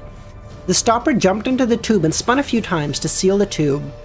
During the process, Sharon wore an impassive expression, as if she had expressed all the feelings in her heart. Oh, because it's because she's a puppet, she's not supposed to have emotions. Okay. From looking at the tube of blood in her hand, Sharon reached out with her left hand and touched it, slowly sliding it from top to bottom. This was done to remove her connection to the blood. After doing all this, the blood tube leapt up back into Klein's hands. "Is there anything else I can help you with?" Sharon asked. "No, not for now. Thank you." Klein shook his hand and snapped his fingers, igniting a scarlet flame in his palm. The flame quickly rose, enveloping the glass tube. By the time the redness dissipated, the blood was gone. This was a new change in flaming jump. He could transfer items on him to his marionette or body. Oh, that is so cool. Oh, that is so cool. So even items, he can... So, like, if one of his marionettes has, like, an item that's, like, super beneficial but has, like, a negative effect that he doesn't want to carry all time, the marionette can have it, and then mid-battle, he could just have the thing and just have an extra power that that the other Beyonder wouldn't expect and just get fucking stun-locked by it. Oh, that's so based. Apart from this, all sorts of Beyonder powers from before had been enhanced and modified. Having used his new powers skillfully, he looked at Sharon and asked, "How's the digestion of your puppet potion going?" When he first met Sharon, he felt that she was like a doll. He believed that regardless of her nature, or it being a result of the Temperance faction, it would have been a form of prior acting that would have been a great help in the digestion of her potion. Not bad. I should be able to digest everything in a year or 2. A year or 2? Indeed, no matter how fast it is, it's counted in years, but for me, it's less than half a year. This isn't something to be proud of. It was all arranged. Of course, if you count the time I was hung above the fog of the door of light, it would be counted in millennia. Miracle Invoker. If I can escape this fate, I may be able to create a miracle. Klein nodded. Dude. A year or 2? And Klein was able to do it in like 6 months? Fucking skill issue. Nah, I'm just kidding. We love you, Miss Sharon. What are your plans for the time being? Sharon said, "I hope to restore a teacher's body." Merrick, who was sitting side by side, said, "But didn't you say that the leader of the Secret Order, Zaratul, is in Backland and is closely related to the Rose School of Thought?" "Yes. Wait patiently. There will be a time." This was actually a form of consolation. Even though he had become a scholar of Yore and found many helpers, he had no intention of dealing with Zaratul right now. Wes, how's it going, man? Long time no see. A sequence one and a full sequence one in full would definitely be unimaginably terrifying. Furthermore, the more he exposed himself to the path of the seer, the more Klein could understand how terrifying and difficult it was to kill Zaratul. After stopping George III's apotheosis, Klein planned on leaving Backland and giving himself more time to grow. Westeros. Dude. Imagine once Klein Miracle Invoker. What would be like a what would be the ritual for a Miracle Invoker, you think? You think it would be some bullshit like you need to escape from the brink of death and then immediately drink the potion or something? But I feel like that'd be too easy.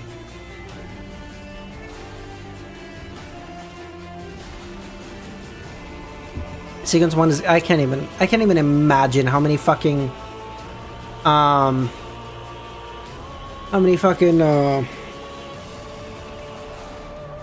Marionette Zaratul can make. It's gotta be like 10,000. My god. Okay. McSeely, third chapter actually, but fuck you. Sonia C, Passu Island, Chasm of Storm Cathedral. This was the headquarters of the Lord of Storm, the holiest of the holy cathedrals. The murals that were painted in blue, silver, green, and golden colors seemed rough, but they had a sacred and majestic vibe to them. Coupled with a dome that stood at a height of excess of 100 meters, it made all who stood there feel puny. Alger had already undergone the ritual and had truly become a Sequence 5. At this moment, he had come here with the same batch of recently advanced Beyonders, awaiting the preaching of Pontiff Guard. Wait, you're kidding? But wouldn't that bring Alger to this, to the edge of losing control? Because, like, he hasn't fully digested the Ocean Songster potion. Indeed, it's really easy to lose control when consuming excess potion. I've already digested all the past potions, but I nearly succumbed this time. After I leave the island, I'll borrow the Unshadowed Crucifix from the sun and purge the excess characteristic. They can both be exchanged for money, and it can also be used to secretly nurture some Beyonders loyal to me. Alder used the reflection of the stone blue tiles on the ground to see that his hair had darkened and thickened. At this moment, the sound of booming musical instruments exploded in the heart of every Beyonder. The Pontiff Guard II walked out with a scepter in hand and said, "Congratulations to everyone! You are one step closer to the Lord." He was wearing a papal tiara with sapphires, emeralds, and other gems. He wore a dark blue robe that was nearly black. On top of it was a silver and gold silk embroidered with symbols of lightning, storm, and oceans. This grounded angel, the spokesperson for the Lord of Storm, was a middle-aged man who looked to be in his early 40s, but everyone knew that he had been heading the Council of Cardinals for nearly a century. As for the Blessed of the Gods, this level of longevity wasn't strange in the eyes of the believer. Upon hearing the Pontiff's praise, Alder didn't have any thoughts as he said, "Holy Lord of Storm!" In the next 15 minutes, they listened to guards preaching. After completing this process, Alder received his mission from the deacon. It was to head to Sonia Sea and lay an ambush in the surrounding waters, in search for the opportunities to attack the port or supply ships of Fasak's merchant ships.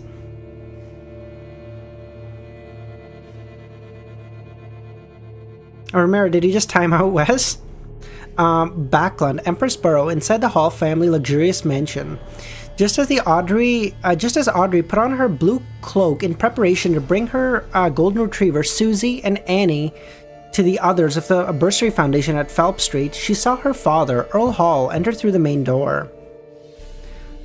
"Father, good morning. Did you not come home last night?" Audrey asked. "You could tell," Earl Hall asked with a smile. "Your coat reeks of cigarettes, implying that you haven't taken it off for a while. Not to mention, that's an outdoor set of clothing." Apart from this, there were many other details that led to the same conclusion, but Audrey didn't bother mentioning them. Earl Hall took off his coat and handed it to his valet and chuckled. "Not bad, you are very observant. It looks like your work at the Foundation has greatly benefited you." No, she's just a mid-sequence Beyonder. Having said that, Earl Hall sighed and said, "The Winter County in the Mid-Sea Shire's front lines has once again repelled the physician's attack. With the onset of the harsh winter, we can finally catch our breaths." Audrey blinked. Earl Hall smiled. "I understand your puzzlement. The newspapers only mention what they want the people to know. The defense lines at the Amantha mountain range and the various cities along with Mid-Sea Shire's coast aren't as robust as you think. In the first round of attacks, our fleet and soldiers suffered tremendous loss. In order to not cause any panic, we announced that there were wins on both sides. We also made the large shipyards and factories work like mad to contribute to the war machine." Dr. Z, sequence 5 at this point. In this period of time, the two lines were almost breached several times. Many critical areas were lost and recovered. This was like a seesaw. Luckily, we've lasted to this point. The winter will be the turning point of the war. Actually, I know. The number of people who died, went missing, and the casualties might be concealed. But it still presents quite a number of problems. No, not sequence 5. Wait, what? Are you sure? I think she is Romero.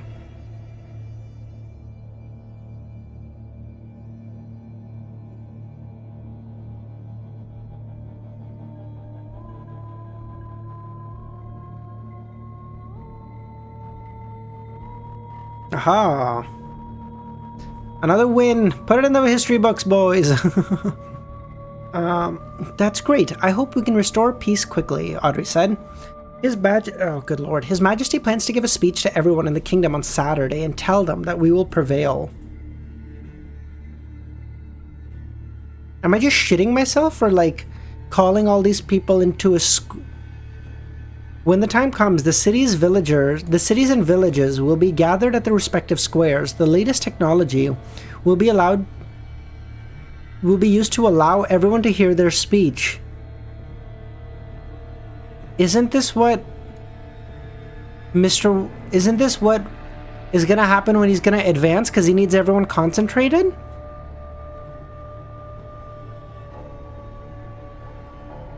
Audrey thought of the reminder that Mr. World had given her and decided to inform him. Organize a large number of people to listen to the speech? This must be the ritual, right? He's about to hold the Black Emperor ritual? Klein took out a pen and quickly wrote, "I've gathered the Beyonder blood of the 22 pathways. I'm just short assassin and criminal. George III will be holding a speech for most of the kingdom's citizens this Saturday. You should know what this means. In addition, I need the ritual to communicate with Mr. Dorr." After folding the letter and getting Reunette's Heinker to send it out, Klein exhaled as he couldn't help but think. The demoness's blood shouldn't be a problem. Trissy seems very determined to foil the scheme. I can reveal something to Queen Mystic, that I'm about to enter the secret mausoleum.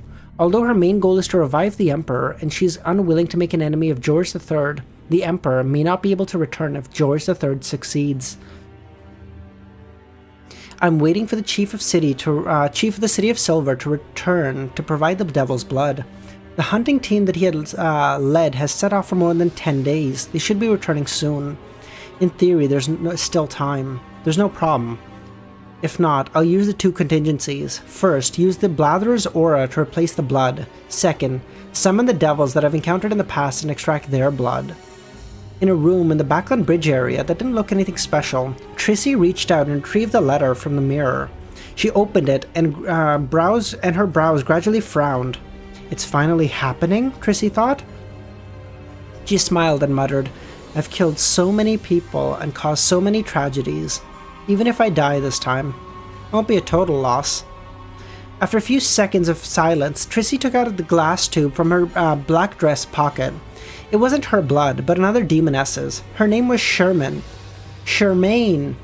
Ah, shit. Shermaine is dead, yeah. Oof.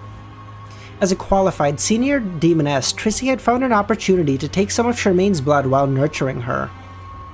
After Shermaine's death, Trissy didn't abandon the blood, because there were many occasions that needed such materials, like now.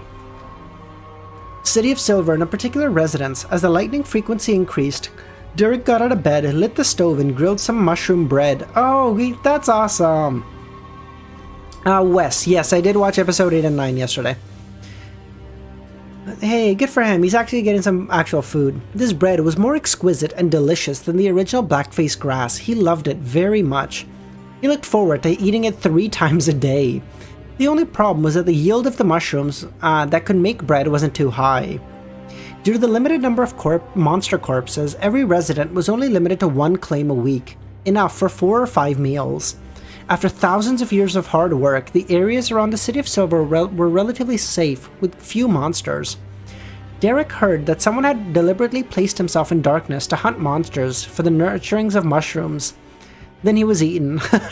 What a dude. Imagine being so down on your luck, you're like, bro, I'm willing to risk death to fucking get some more bread. You're like, listen, I don't care if I die, I need more bread, okay? Bread.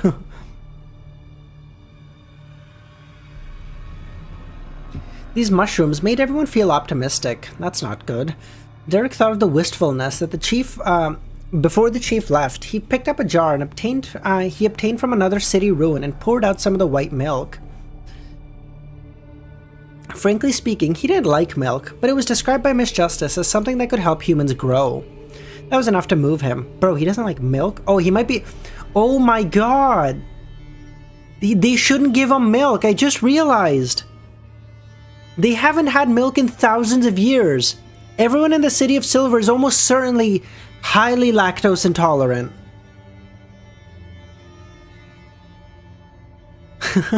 They should definitely not be drinking the milk, no. With a serious expression, Derek drank today's milk rations. Just as he was about to get some mushroom bread, he suddenly sensed something and looked out the window. A person grew out of the shadows outside the door and said, "Derek, the chief wants me to give you this bottle of blood." The chief is back? Okay, thank you. Derek stood up. The moment he finished speaking, he saw the shadow in the gap come alive, pushing it out from a small metal bottle.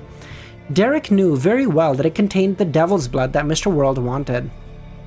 They're all from the warrior pathway doesn't give you the intestines of gods. What the fuck do you think it does, Arthur? What?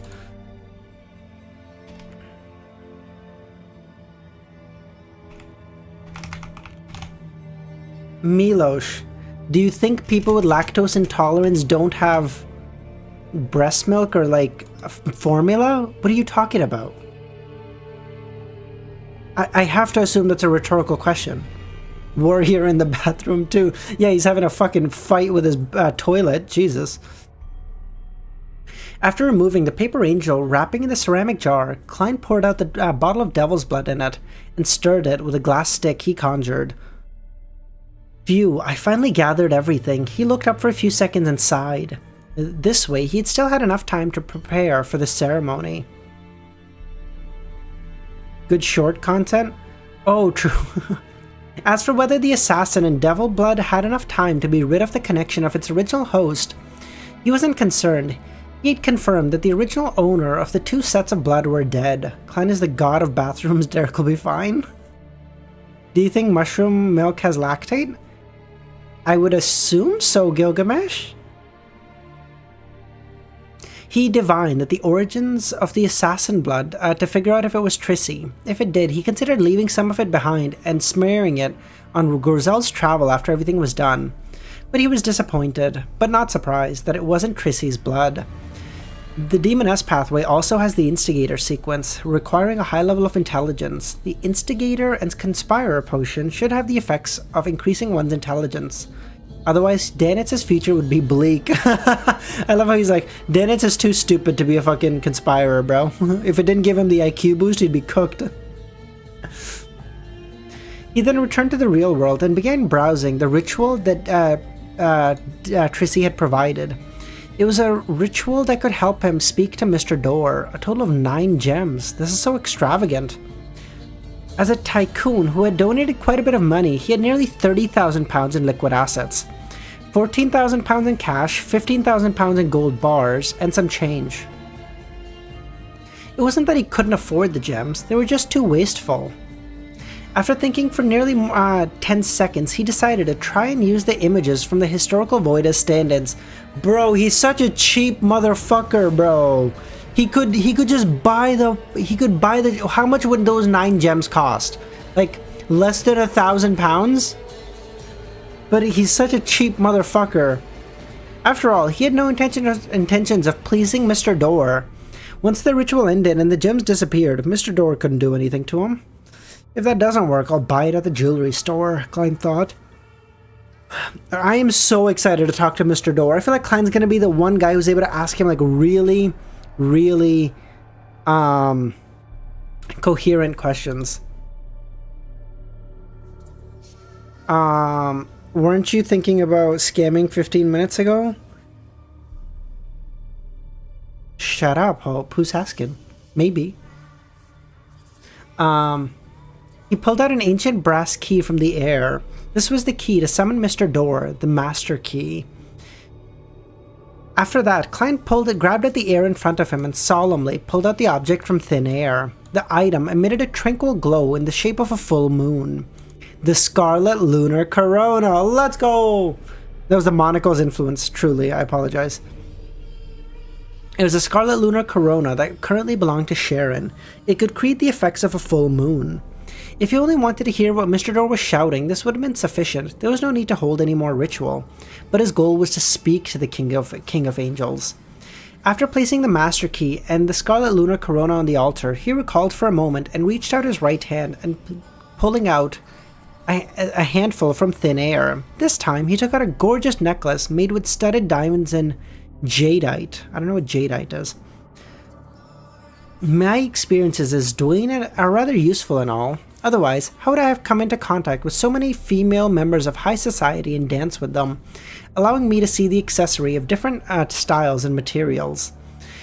And without such close proximity for observation, how could I easily summon the corresponding images? This'll last 15 minutes. That's plenty, Klein sighed. Then he continued to extend his right hand and prepared to gather the 9 gems needed from the ladies and madams. In a second, he stopped. I forgot that I can only maintain 3 images. What the hell do I do? Swap this necklace and find an accessory that has at least 9 gems? Let me think. Have I seen anything like this? Yes, I can use Dream Divination to recall them. Is Dream Divination meant for stuff like this? Seer and Scholar of Yore are so compatible. Klein sat down and began to do some divination and realized something was amiss. Under normal circumstances, it was impossible for him to forget that he could only summon 3 historical void images. Is this a subtle warning? Looking at the Master Key and the Scarlet Lunar Corona, he waved his right hand gently, causing them to vanish.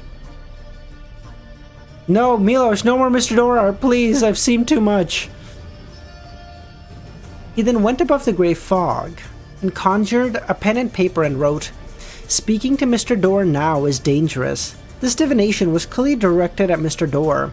Klein was bound to suffer some kind of backlash. However, he believed he had already obtained the basic ownership over Sefirah Castle, allowing him to use the power of an angel, so he believed that he could withstand Mr. Door. After all, he was exiled.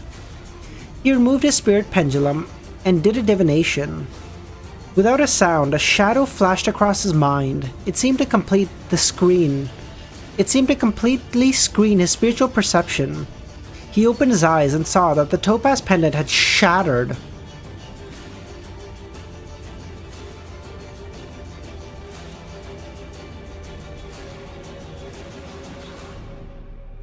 That's terrifying. Fucking EBS couldn't do that. Some divinations are more concealed after my initial grasp of Sefirah Castle? It won't cause any accidents? Is it because my safety is involved in the matter that this happened, or the gap between me and Mr. Door has narrowed? Of course, this is referring to speaking to Mr. Door in a sealed state. The present results show that speaking to Mr. Door holds untenable dangers. Why, though? After speaking, Klein leaned back and shook his head. He gave up on his original plan. I can only make more preparations in other areas. With the left hand pressed down, the topaz pendant instantly recovered. After all, it was only a projection. Because of the changes in the divination earlier, Klein made some connections, perhaps prying into the secrets of the twisted and translucent maggots on the peak of the Hornaces mountain range may not be as dangerous as before. It's highly likely to be a Sequence 1 angel of the Indigenous family. So we know 2 Sequence 1s then of the Seer pathway, this one of the Indigenous family and Zaratul. So there's probably a third though. Unless there's like a third characteristic that's waiting for a Klein. Or does Zaratul have 2 characteristics? It might even be the half-fool that Leonard mentioned. If my prying can hold on for a long time, for a while, I can discern the formulas of the Sequence 2 Miracle Invoker or the Sequence 1 Attendants of Mystery. There's only one chance. I don't know what developments will happen when dealing with such a lunatic. I'll wait till I'm completely accustomed to the Scholar of Yore potion before making the attempt. After returning to the real world, Klein wasn't in a hurry to clean up the altar, he just sat down and considered what to do next. The so-called normal ones were meeting Queen Mystic to discuss the details of the cooperation, give Will Osept and Reynette Tynkar Pala Zoroast some gifts, pray to the Evernight Goddess to increase the chances of summoning the ascetic Ariana's historical void image after familiarizing him with the core powers of Scholar of Yore. As for the abnormal ones, it was purely based on Klein's imagination. After some thought, Klein's expression turned solemn. He frowned and grabbed at thin air, but he didn't drag anything out. He did it another 10 times, all met with failure. He had no choice but to accept a fact. It was impossible to succeed purely by himself. He then took out a wallet and took out a paper crane and wrote, "Give me some luck, I'll give you some ice cream from the Srenzo restaurant." Bro, he's fucking... he's bribing a Sequence 1 with ice cream.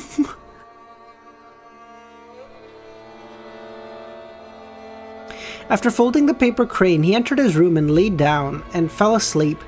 In his hazy dream, he saw the silver snake forming a response. 5. No problem, Klein smiled.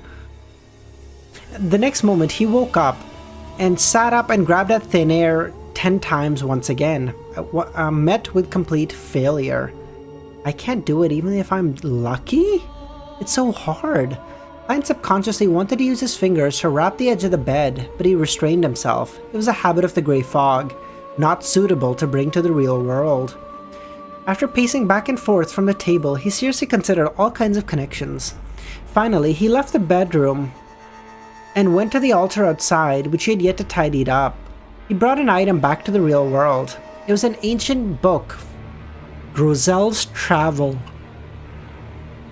Hope, that feels like the most fair trade I've ever seen. You get ice cream, I get good luck. I get to win a lot of money at the casino. I have to use some of that money to bring you ice cream. Win-win.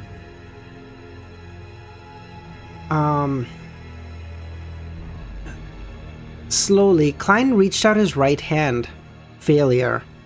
Another grab. Still a failure. After 5 consecutive grabs, Klein's actions became slower, as though he was taking out a piece of charcoal from a glowing red stove. Suddenly, the muscles on his right hand tightened as he carefully pulled back. His right hand slowly retracted, slowly dragging out a rather dull, ancient-looking quill?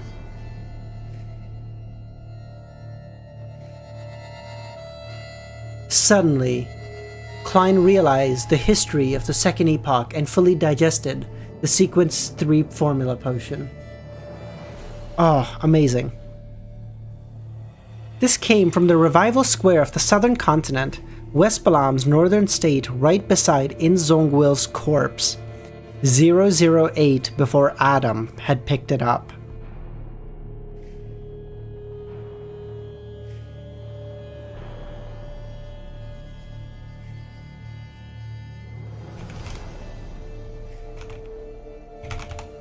Coincidences. I'm so done with my grey fog.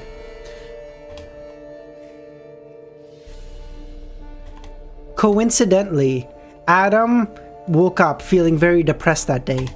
And for no reason at all. and for an inexplicable reason, he killed himself. Absolute cinema. I can only maintain it for about a minute or so. That's so short. A thought flashed through Klein's mind without thinking about anything else. Dr. Z, it will if you're lucky enough, you know?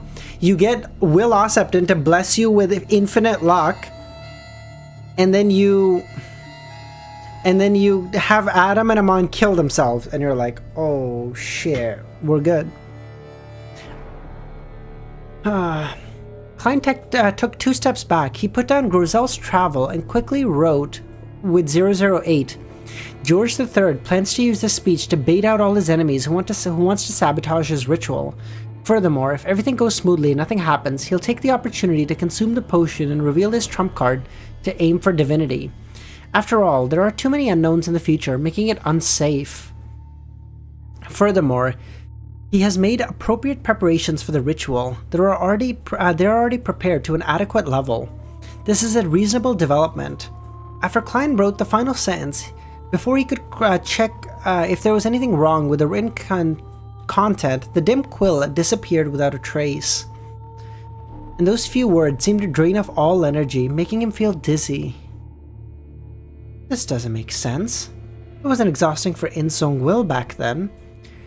It should be because I forcibly summoned it? I didn't dare to let 008 weave a story of its own. If I wrote on a piece of paper, I had to rely on my own spirituality to support it. As for Ince, he could get 008's cooperation, so it wasn't that draining. But how did he have 008's cooperation? Under normal circumstances, having no physical contact with 008 and merely meeting it once had made it impossible for him to summon the Grade Zero artifact.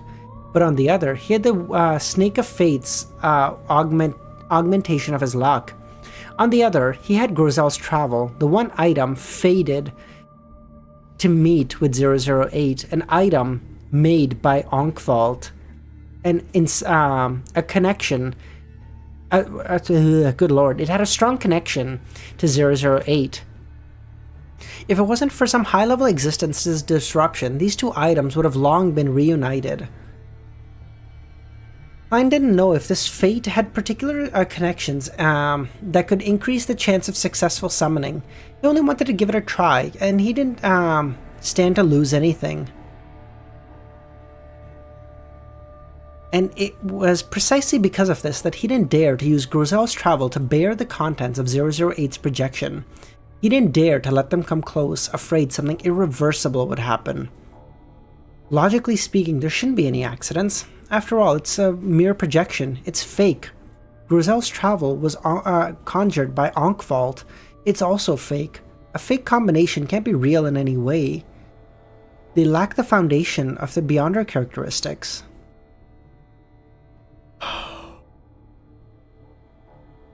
Therefore, he began reading what he had just written. He didn't directly write that George III would be unsuccessful in his advancement and die. He believed that if he had interfered with a Sequence 1 angel, the projection of 008 wouldn't be so direct, so he had to be more tactful. Klein forgot negative times negative equals positive.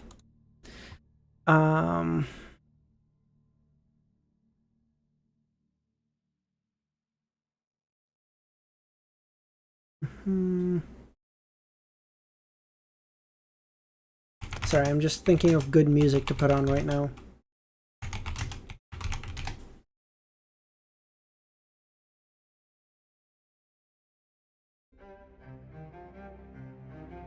Oh, that's gonna be copyrighted as fuck. Nope.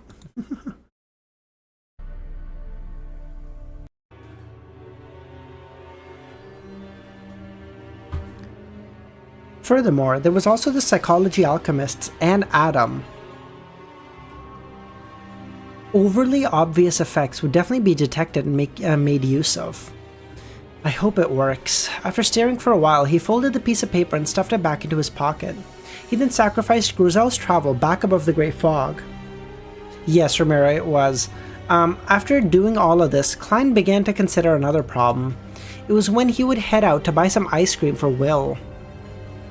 Backland has Zaratul. It's very likely Amon is here. If I head out too frequently, we might run into each other. It's dangerous. Why don't I just summon some ice cream from Will Ossept and from the historical void? It's real when eaten, but it'll disappear in 15 minutes. So there's no need to worry about gaining weight. It's fantastic. That's such a great point. You could just eat like burgers, bro. Dieting for a scholar of Yore would be so easy. You just eat burgers and then you just have it disappear from your stomach later. That's amazing.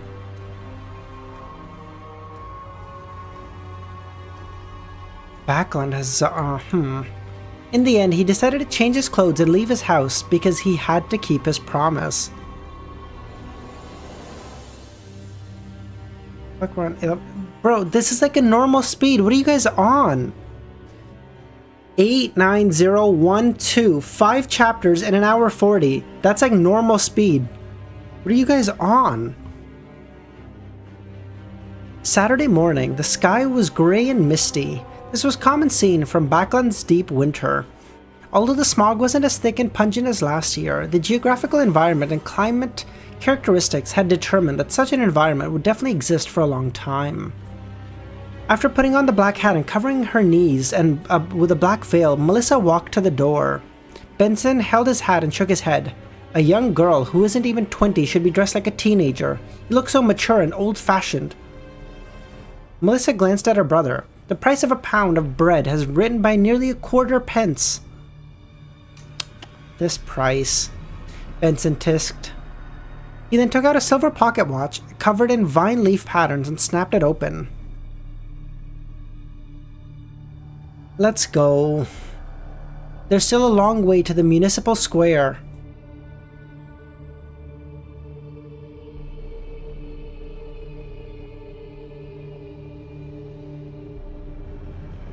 Don't go. No, Klein's gonna succeed, it's fine. Good morning, Mrs. Daniel. After taking a few steps forward, Benson saw the neighbor leaving as well.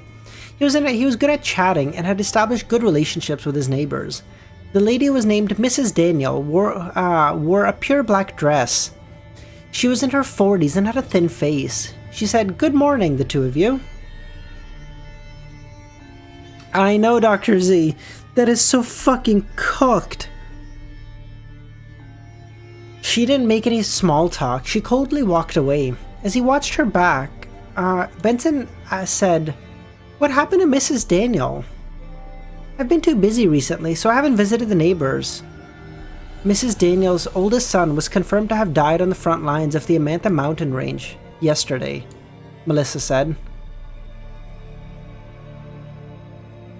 Expecting the volume ending to be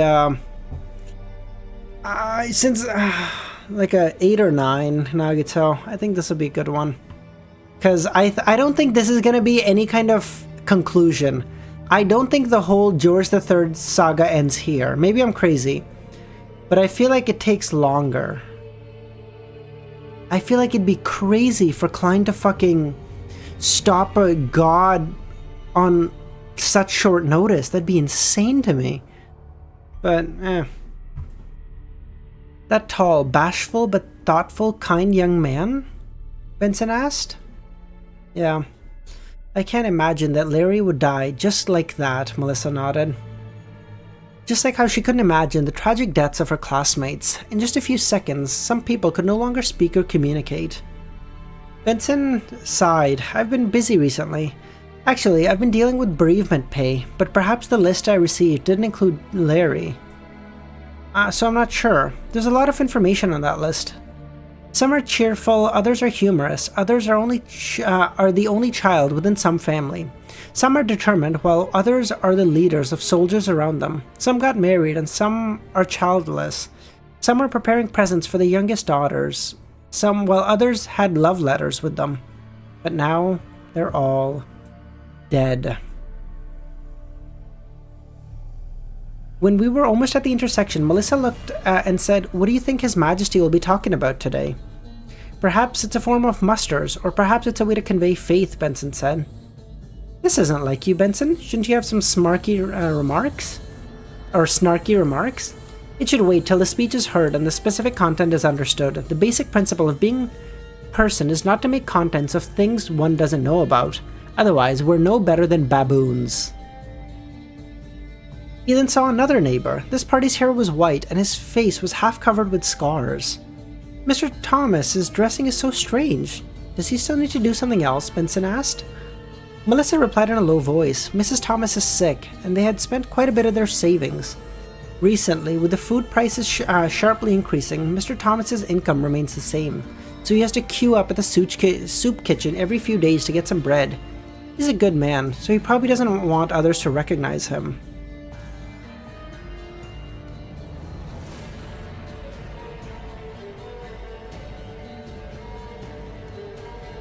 Milos, stop! What a fucking callback! Oh, wow!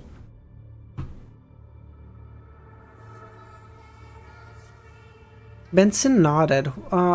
What's wrong with Mrs. Thomas? I know a few good doctors. A disease caused by anxiety. Mrs. Thomas is so worried about her youngest son serving in the army. Thomas Jr.? Thomas Jr. is already dead. Fuck. Melissa didn't respond, but her expression was dazed. They walked forward slightly, as though they were relying on inertia.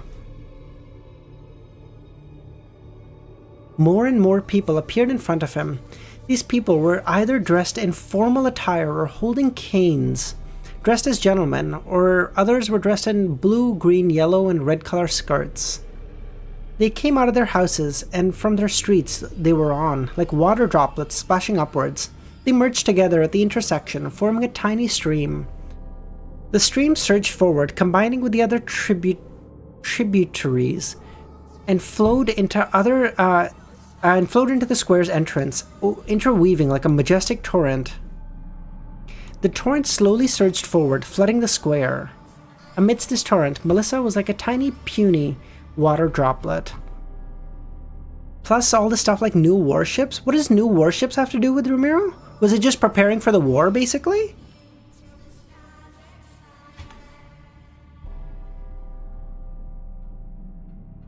The torrents of the time.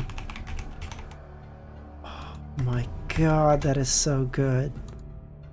New order at sequence.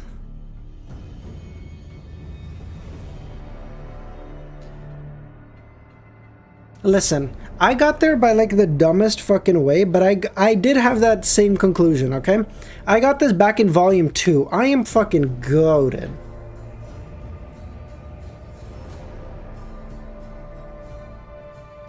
New order at sea. Oh, I see. Okay.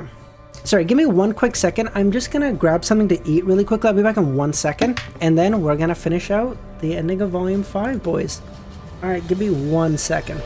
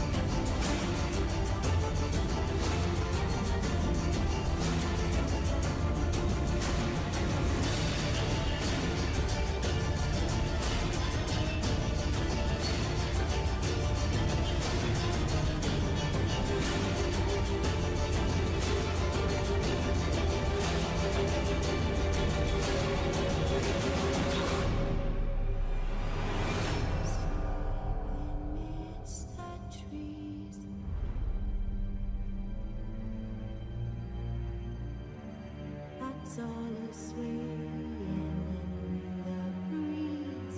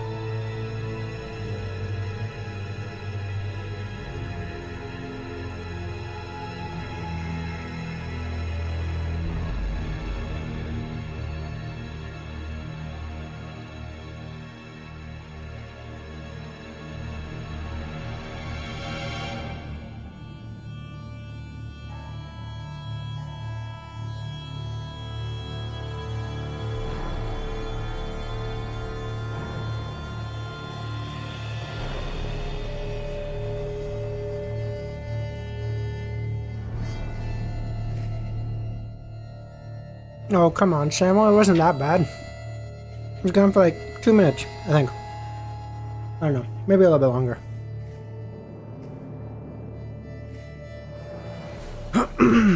Alright, he lives. Did Wiz encounter... yes, I got stuck in the historical void for a solid 3 minutes. You guys are fucking such dicks, dude. I made a peanut butter and jelly sandwich. 6 minutes? Really? Wait, seriously? No, I guess that makes sense. Yes, about 6.5 minutes. Yeah, you guys are fair. Okay, never mind. Your chat sounds like a puppy. They have some deep-seated abandonment issues. I don't know why, but the 6th epoch started and ended.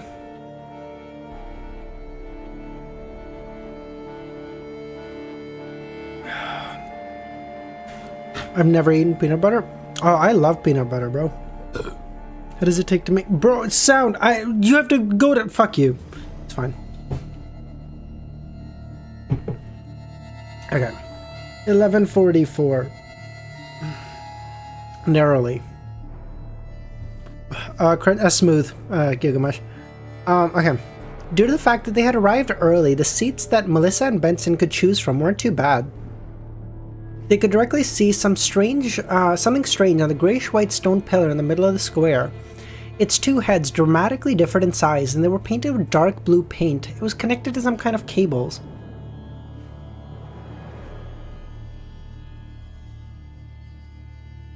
Seriously?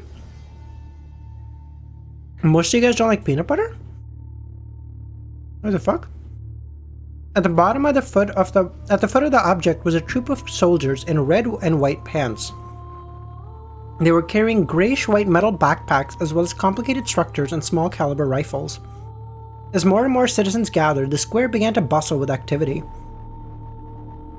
As more and more citizens gathered, the square... Nope, already read that. At 9 o'clock sharp, the strange object on the stone pillar produced sizzling sounds. Finally, it changed into a deep and thick voice. Rare Dr. ZL. I hate peanut butter. It doesn't taste good and it's too dry. It is a little dry, Dr. Z. That's why you generally don't want to just have like peanut butter on bread, because it'll be so fucking dry.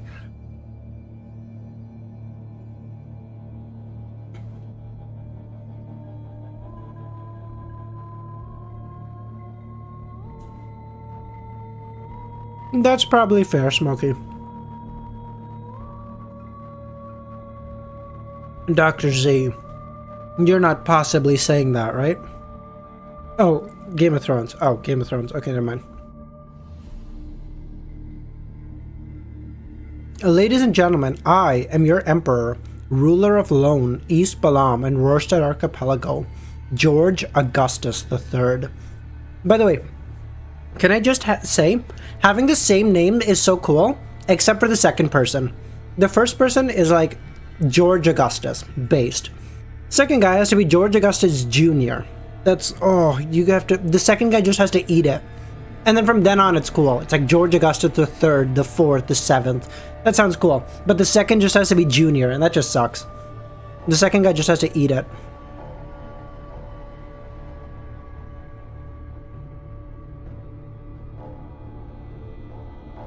At Memorial Square in Westboro, Audrey accompanied her father, mother, and elder brother near the platform. She looked at the king in his formal attire and listened to the speech.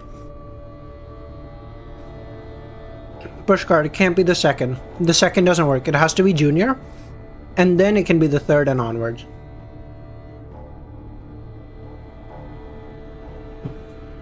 As she knew in advance what George would be focusing on today, and the mood that would be created, Audrey didn't wear anything she was fond of, be it the colors or style.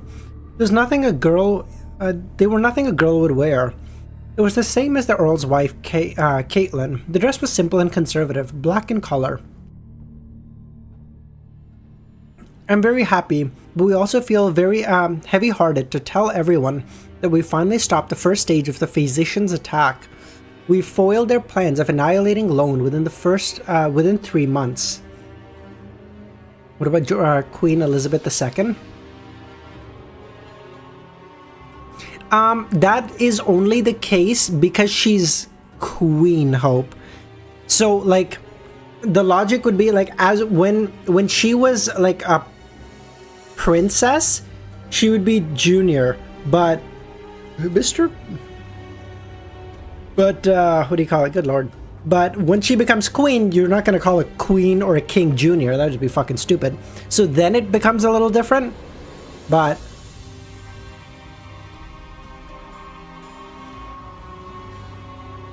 only 70.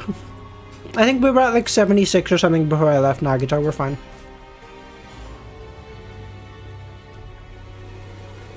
It was a culling of the week. It's fine. But many outstanding young men have already died at the front lines and died in this war. They had a better future in front of them. They should have accompanied their parents in growing up, aging together with their spouses and allowing their children to grow up in a loving environment. The physicians have destroyed everything. Knowing why this war started, Audrey wasn't incited by the king's speech. She only felt he had a talent in inciting drama. She heard slight sobbing coming from the crowd around her. She could feel the sadness rising bit by bit. The king's speech was very fake, but the sorrow of the people was real. In particular, Audrey had seen many family members who had been killed, having helped those who had lost children, husbands, and fathers overnight. This is a great resonance of emotions, the best place to consume the manipulator potion. Audrey suddenly came to a realization, but she was unable to make use of it, since she had not digested her Dreamwalker potion. She slowly took a deep breath and controlled her emotions. She shifted her gaze from King George III. Mr. World is very concerned about today's speech. I wonder how he's going to exploit this. Mr. Peanut Butter goes well with a lot of sweet things. Rare Audrey L? Why is it an L for Audrey? What do you mean?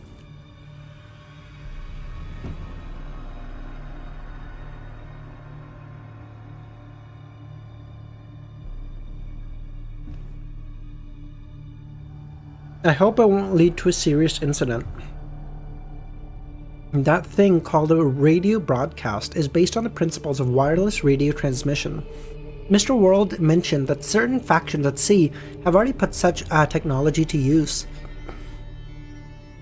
Compared to the sea, which is constantly affected by storms, something like this is clearly more suitable for use on land. As the thoughts flashed through her mind, the stern and old-fashioned George III finished the first part of his speech and said, "Let us mourn our heroes here. Ladies and gentlemen, let's recite this together. With me in your hearts." With me? What an asshat, dude. With me in your hearts. He's like, listen, you know your like dead family? Throw them. Don't worry about them. With me in your heart. Not your husband who died. Fuck him. With me in your heart, recite this. Like, oh, dude, what an asshat. The saying, it would be like, hey, with your loved ones in mind, recite this, and like, what a fucking dickhead.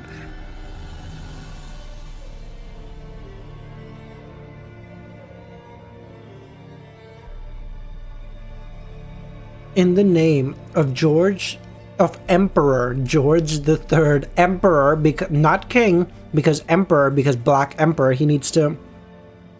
I wish for the dead heroes to be at peace. I hope they will become eternal in the kingdom of the deity they believe in. This sentence carried an indescribable sense of dignity, making everyone, including Audrey, involuntarily lower their heads, clasp their hands, and recite, "In the name of Emperor George III." Caramel sauce? No, I don't think I have Nagito.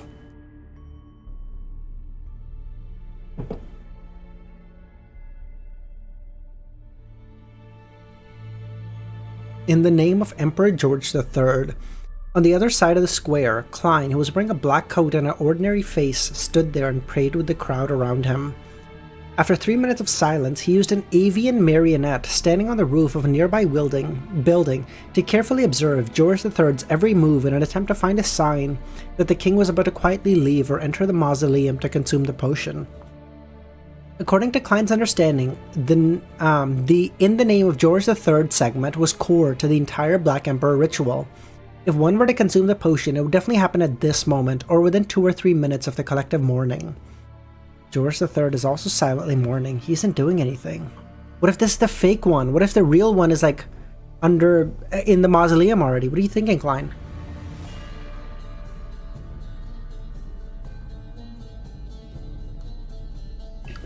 Tears streamed down many people's faces as the mourning gradually came to an end.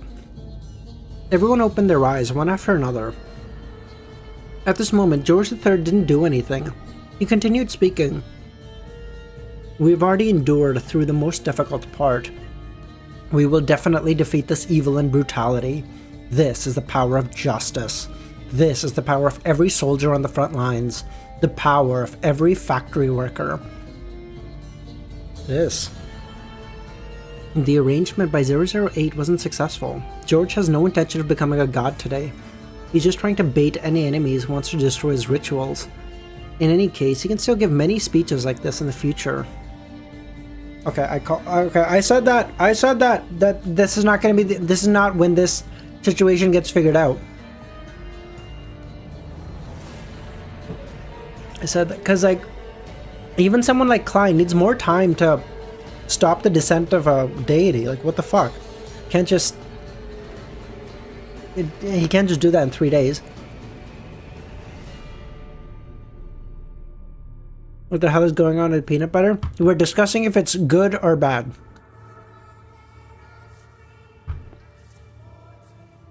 Any opinions, Mr. Fool?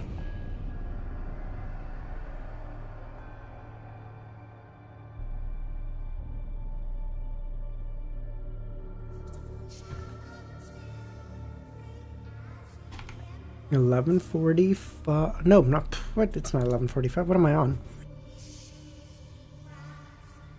In the blink of an eye, Klein switched places with the Noonie, who was hiding in the sewers. Following that, Klein took 4 steps counterclockwise and went above the grey fog. With the help of the Crimson Star representing Miss Justice, he used his true vision to observe the square. He was already a Sequence 3 Beyonder, so there was no need for him to use the Sea God Scepter to widen his FOV. Of course, compared to a Scholar of Yore, a Sea King's true vision was much larger. The moment his gaze landed on the stage where King George III was giving the speech, his gaze froze. There was no one there, or rather, only a phantom. Call that too, baby! Although at this point, I'm having my cake and I'm eating it too, because I had like 2 contradictory theories. They both somehow came true, and I'm taking both of the credits. So at this point, this is bullshit. Assuming you are right and Klein won't stop George III this volume, which may or may not be true, how much prep time do you think Klein needs to stop him? I think like a month and a half. Before the speech, Klein was wary of this problem. He had especially observed and confirmed that it was the real George III. Who knew that within a few minutes, the real would become the imaginary? In the midst of his silence, he used the Black Emperor pathway's power to distort and silently swap himself with a substitute? He must have already entered the secret mausoleum and is consuming the potion. With a thought, he quickly checked the surrounding area and discovered there was something abnormal beneath the platform, boundless black energy emanating from within. He picked up the Black Emperor card on the surface of the bronze table and tried sensing it. Using the law of convergence of characteristics, he confirmed that the power belonged to the Black Emperor pathway. Impressive. While using the speech to bait the enemy, he disguised himself as a fake person and secretly consumed the potion. There's not much time left. Klein's heart tightened as he immediately returned to the real world and recited in Jotun, the sacred power that pursues knowledge, the mysterious world lighthouse. Eyes that pry into fate. Lag? No lag. I don't think so. Eyes that pry into fate, the royalty above the sea, the holy and pure Bernadette Gustave. This was the honorific name of Queen Mystic. Yeah, I promise I figured that out. But it was somewhat different from a normal Sequence 3's. Its range was rather large and effective all across Backland. With regards to this, Klein suspected that the eldest daughter of Roselle used this Grade 0 artifact to achieve this effect. Bernadette rarely told her honorific name to anyone, afraid that some enemies would use the prayer and automatic response property to lock onto her before she became an angel. This was similar to what Klein had thought of. Klein had come to an agreement with her. As long as he recited her name, she would choose any secret mausoleum, open the door with the symbol drawn in blood, and attempt to destroy it. I love how Bernadette's the compromise they came up with is Klein calls Bernadette, and Bernadette's response is, so anyway, I start blasting. Well, fuck it. Both of them didn't have any hopes of succeeding because the guards in the mausoleum would definitely chant the honorific name of the angel every once in a while, causing the situation to allow them to see the corresponding areas. Once they discovered something amiss, they would immediately rush over. Bernadette's main purpose was to attract attention. Of course, if one of those angels were to arrive slowly, Queen Mystic could go from providing support to being the main offensive force. After doing this, Klein immediately stretched out his right hand to grab at the air. As his arm pulled back, a figure appeared in front of him. A woman with average facial features and dark eyes. The Evernight Cloister's matron, the ascetic leader, Ariana. I succeeded in one try? Klein was shocked. Keep my existence concealed and protect the people of Backland, Klein replied. Alright, Ariana replied. It can't be her in person, right? My summoning wasn't successful, but the goddess got Ariana to return to Backland secretly? The moment she sensed she'd been summoned, she came over. The Angel of Concealment domain also has a level of control over the historical void? Oh, cool. So Klein thought like, oh, I'm so goated, I pulled a fucking angel. And the angel's like, bitch, I just came here myself. What are you talking about?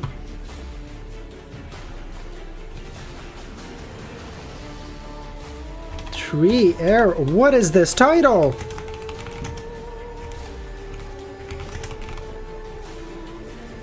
Is this a Pokemon battle? Always was.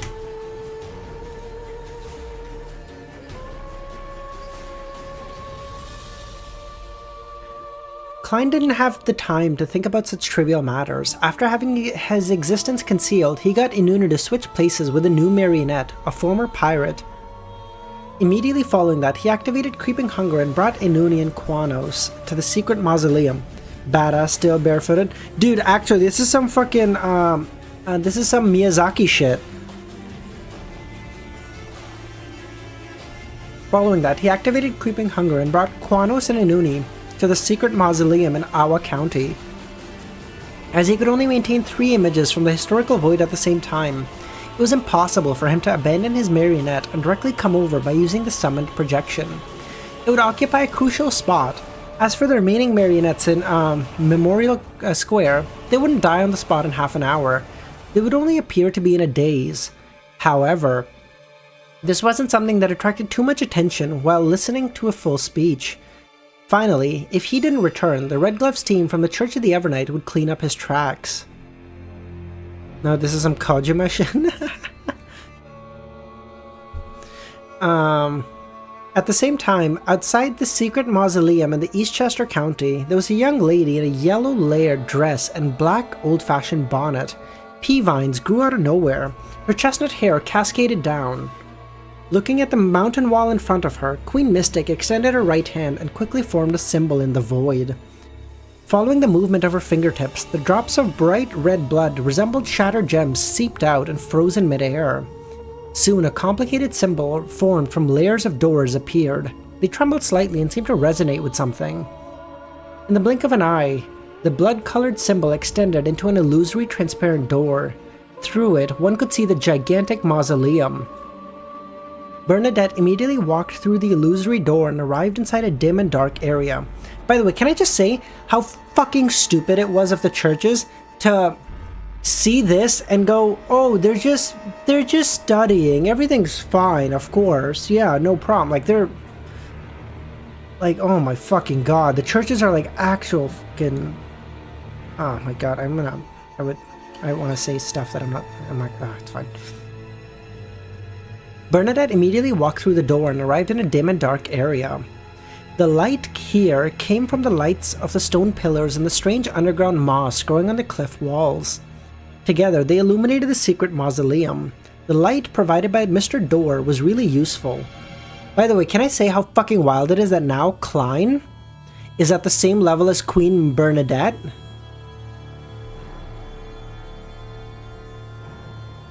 I know the tacitly approve. I know. Klein is at the, like, Bernadette was like this fucking amazing figure that was so powerful. Oh my god. And now Klein is like probably further along than her because he's 80% digested. I don't know if she's 80% digested at this point.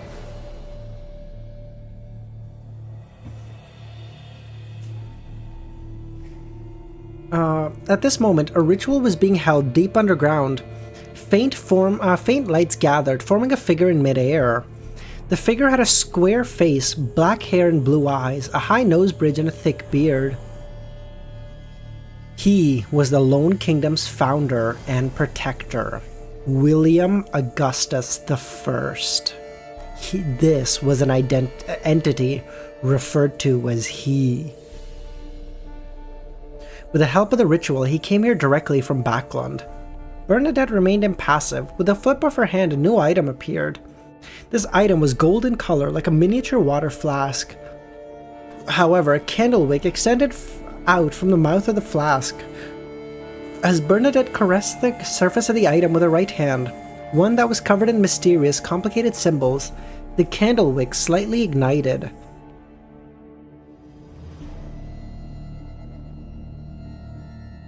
The light it emitted was like a sticky water stream that sprayed upwards, forming a blurry and twisted golden figure.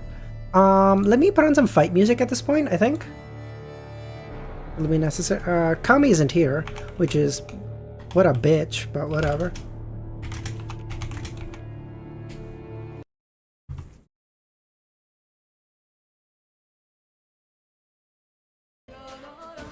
The reason I'm saying he...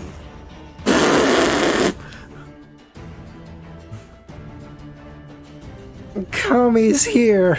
Oh, our goat! Wait, we decided on which one to use? We can send it now? Kami, my goat!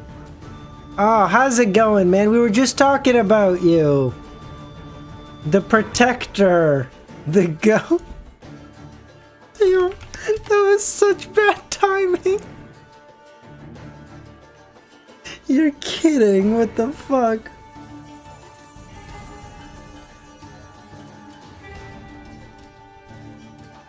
Oh my god. This one, thank you.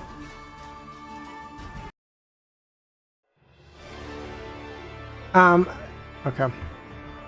Oh my god.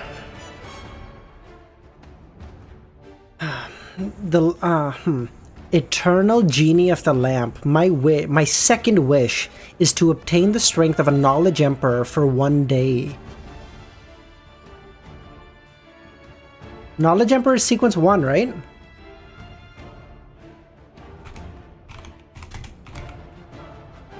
Oh shit! Shit! She said, brother, let's... At that point, bro... Oh my god, that's amazing. Seizing this opportunity, when William Augustus had yet to fully descend, Bernadette spoke in a solemn voice. Aladdin is here, bro. What the fuck? Why does she have a fucking lamp? A genie's lamp. What the fuck is this? The item in her hand was called a magic wishing lamp. It might have come as early as the First Epoch. Although it had never been obtained by the 7 churches, it had a corresponding grade 0 artifact number. 005. Oh shit. This item could grant its wearer any 10 wishes. But this was either done in a distorted form or came with unpredictable and terrifying outcomes. None of its previous owners had a good ending, including Roselle Gustave. This emperor had warned his daughter that she could use the proper choice of words and make preparations to avoid the harm brought by it by the first 2 wishes. But she absolutely couldn't make a 3rd wish. Absolutely not. It can make 10 wishes, but no one even gets to 3rd without just dying? Meanwhile, the concealed Klein arrived near the secret mausoleum in Awa County without alerting anyone. Although time was tight, he didn't rashly approach the mausoleum by drawing the symbol. Instead, he reached out his right hand and grabbed at the air in front of him. After 5 tries, the muscles on his arm tightened, as though he was pulling something heavy. As he retracted his arm, a figure appeared. The figure's skin was bronze in color. It had a medium build, black hair, brown eyes. None other than Isaac Eggers. Oh shit! However, unlike the Mr. Isaac he knew, this figure's gaze was cold. He wore a deep black robe embroidered with golden threads. He wore a golden bird-shaped crown, as though he was looking down on all creatures. The former Death Console. A former Sequence 2 angel. My fucking goat is here! Let's go! We're safe now! Safe! Oh my, the Death Console. Oh my god, Miracle Invoker doesn't bring the same kind of fucking sheer aura as the fucking Death Console, you're kidding. This time, he didn't seem to have, without sizing him up, Klein pulled out and reached out and grabbed into the void again. This time, he didn't seem to have pull anything, but in fact, he had summoned the former him from 10 seconds ago. The him who was still in a concealed state. What a mindfuck, bro, what? Like, I'm gonna pull me from 10 seconds ago, what? Then Klein threw a small metal bottle at his projection and made himself enter the Grey Fog's historical void. In his past self, his consciousness came alive and he became extremely agile. This concealed Klein brought the projection of Death Console Isaac and came to the secret mausoleum where the entrance couldn't be seen. He took out a small metal bottle and used his spirituality to draw the blood that shimmered like gems. In mid-air, he quickly outlined the symbol that Mr. Door had given. Your internet is dying, Kami. I'm the one streaming this. How do you... what? The symbol rapidly formed and resonated with a particular point of the mausoleum, expanding into a door. In a concealed state, Klein and Isaac walked through the door. At that moment, the guards inside had already discovered there was an intruder, but all they could see was the lofty Death Console.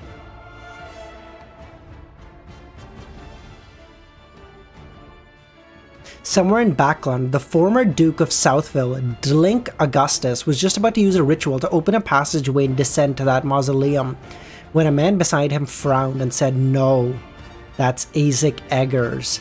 He is very rigid. It's like a historical projection summoned by the Secret Order's Scholar of Yore." "Your Highness, let me go over there. Stay here and be wary of the Scholar of Yore lurking in the dark. Although they aren't angels, they are troublesome."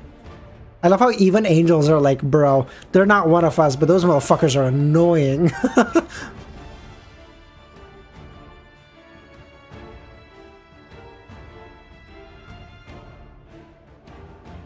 Dlink Augustus was a rather arrogant elder. His black hair mixed with silver threads, and he was clean-shaven.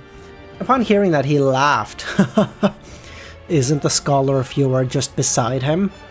Although he's in a concealed state, I've already discovered him through the disorder of the surrounding area.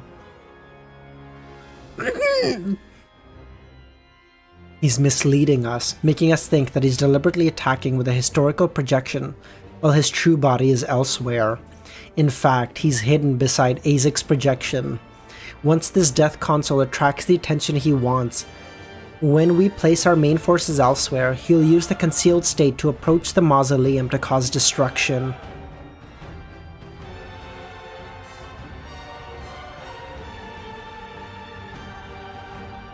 Besides, regardless of the reason, since he's summoned an angel's projection, you won't be able to kill the target in a short amount of time, even if you have a grade 0 artifact. If this implicates the mausoleum, all our efforts would have been for nothing.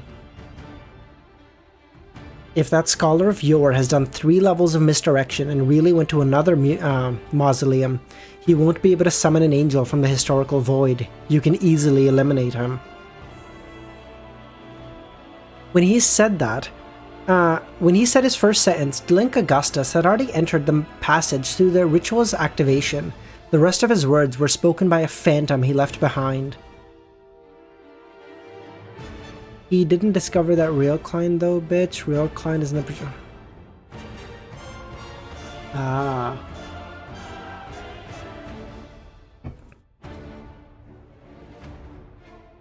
Why are you guys like this? What the fuck are you... Oh my... Okay, it's fine. In the secret mausoleum in Awa County, Isaac Eggers began scanning the area with an indifferent expression. His body suddenly swelled and transformed into a giant serpent. He did a poof. The giant serpent was both illusory and real, as though it was formed by something incomprehensible to humans. Its entire body was covered with huge dark green scales. White feathers grew out from the gaps. Each scale and feather had different symbols and different shapes. Just the mere sight of them made one's flesh decompose. This was... Are you fucking kidding me with this name? Are you fucking taking the piss? What the fuck is that? What the fuck?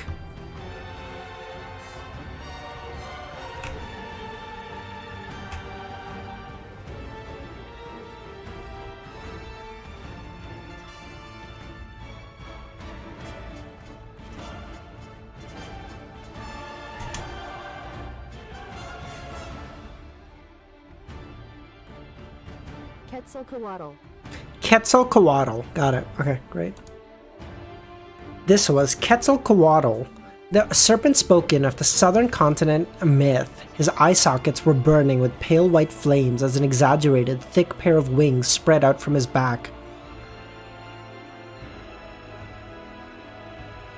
Amidst the howling winds, the feathered serpent in midair lunged forward with its upper body and spat out a pale white flame covering the entire mausoleum. Quetzalcoatl is a major deity in Mesoamerican cultures, particularly among the Aztec and Maya. Known as the feathered serpent, Quetzalcoatl is associated with wind, wisdom, and creation. Oh, cool. Thank you. Can I ask, what do I call you? Because I unfortunately, I don't know how to say your name.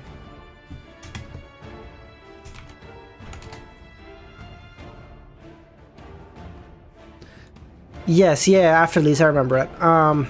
Mr. Isaac's historical void projection is definitely much weaker than before, but it's insanely powerful. As expected of the Son of Death. At that moment, points of fate, gloomy glows flew out of the mausoleum, putting an end to the title-like pale white flames of advancement. Following that, they formed a figure, but it was none other than the Sequence 2 Balancer, Link Augustus.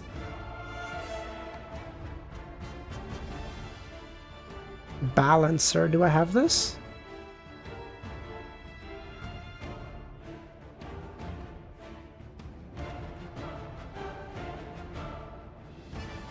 Oh yeah, Arbiter Sequence 2, yeah, I got it.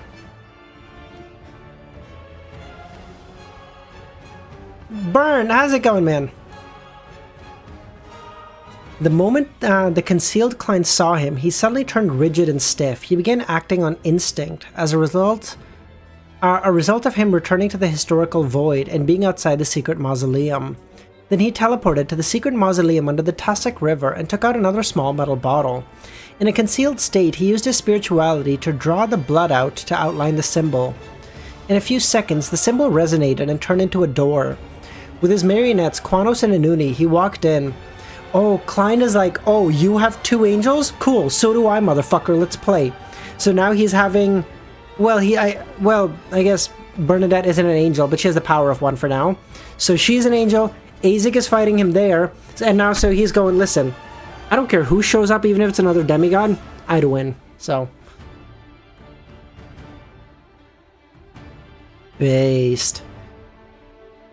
Of course, in the river and forest outside, he still had marionettes he just converted.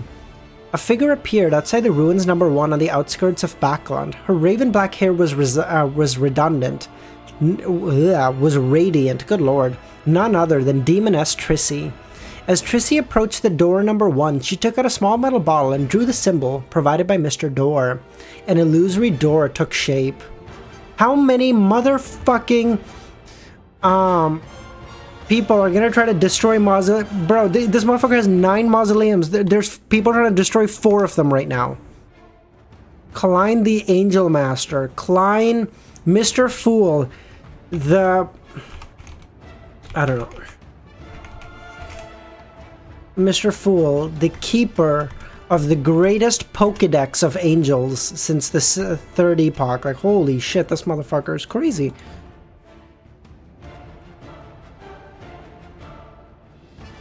As she passed through the illusory door, Trissy hit herself and jumped down from the cliff at the entrance. The secret mausoleum that originated from Tudor was hidden there. During the descent, Trissy's body was as light as a feather. None of the remaining guards noticed that she had snuck in. Just as Trissy was approaching, she heard a voice saying, "Concealment is prohibited here." Trissy's figure instantly appeared out of nowhere, and in the area above the towering mausoleum, there was a man who had appeared at some point. This man had a long, rectangular face with a white hairband on his head. He had a mustache that curled up around his mouth. His brows were extremely thick, setting off his relatively large eyes. He was dressed in formal attire and wore a cloak. He was the demigod who supported George III, Prince Grove. On one hand, this was a Sequence 3 Chaos Hunter. Chaos Hunter? Do I know this?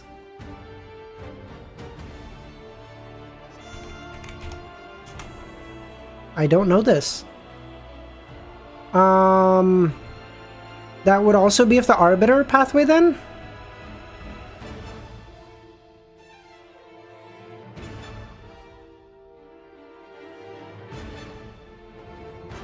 Arbiter pathway. Chaos Hunter. Thank you, Dr. Z. So now I'm just missing sequence 4 and 0 of the Arbiter pathway. Cool.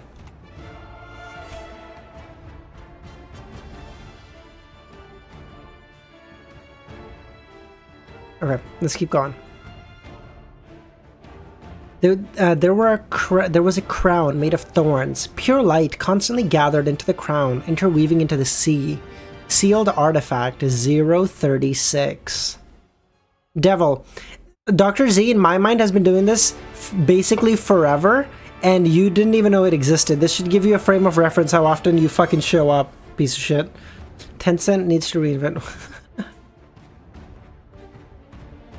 Klein swam beneath the Tussock River when an image suddenly appeared in his head as he led his marionettes.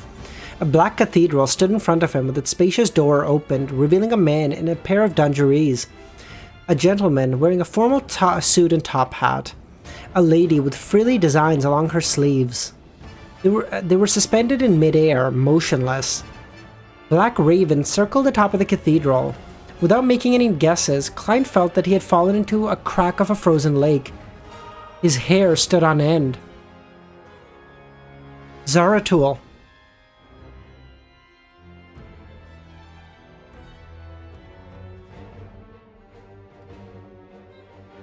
In the blink of an eye, Klein instinctively made a decision. He planned to switch locations with his marionette from the outside world and directly leave the cathedral in front of him. Clearly, he had encountered a miracle. He didn't enter George III's secret mausoleum after passing through the door, and instead had come to a baffling place. Fuck. In the next second, he discovered that the spirit body threads connected to his marionettes were severed. He just lost his marionettes? They were floating towards the interior of that pitch-black cathedral. If it wasn't for his intuition that exceeded his own level, allowing him to detect danger ahead of time, he definitely wouldn't have been able to react in time. He definitely would have been hung up and become a member of the marionettes. He didn't have the time to think too much. He controlled his spirit body threads and collected them all. connecting them to himself, forming a circle one after another. This allowed him to temporarily extricate himself from danger, but also made him lose his marionettes Quanos and Inuni in a second. The two marionettes' necks suddenly tightened as they were lifted up by an invisible hand, hung up in the cathedral's interior. Welcome back.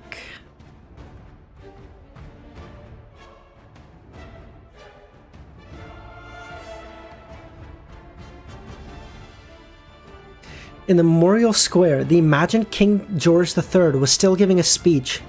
I will further lower the wealth requirements needed for the election eligibility. I will hand over even more rights to the House of Commons. Although the people didn't understand, there was such a development in the speech, it sounded good to them. There are all bills that have been approved by the House of the Lords. There's no need to tell the public during the speech. It's like the king is emphasizing that he will definitely follow these bills in the future. Audrey was puzzled. In the dark and majestic secret ruins outside of Backlund, King George III had already worn a black crown and consumed a potion.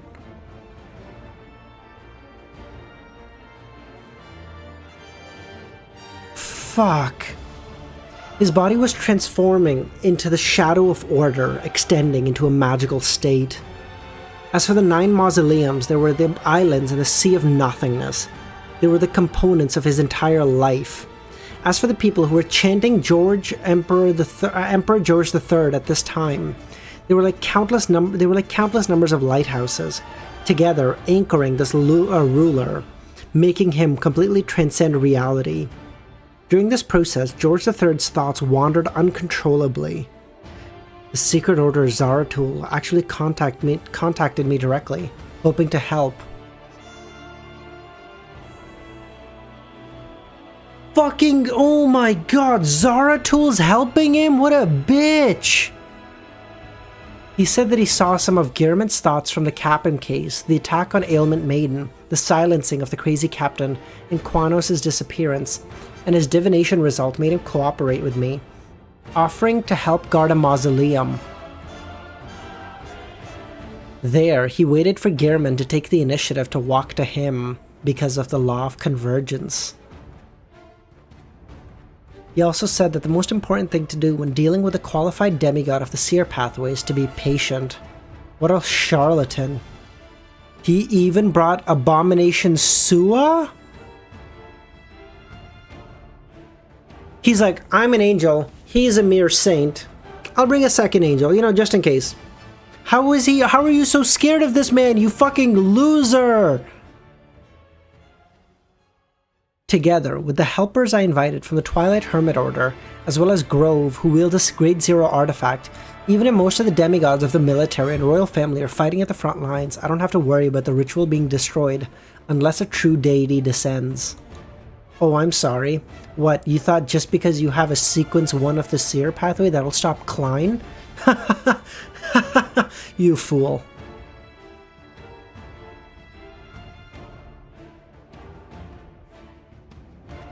So originally I wanted to use this opportunity to lure out any resistance, but in the end I chose it to advance directly. Since Grove still doesn't know about these hidden cards, well, he doesn't need to know. In less than 2 minutes, I will be an eternal god, the Black Emperor.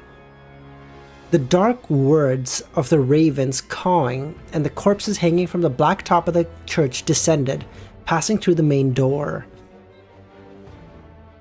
Their eyes were locked onto Klein, who was outside. Don't call him a fool. Sorry, he is a mere jester. At the same time, a figure slowly but firmly outlined itself.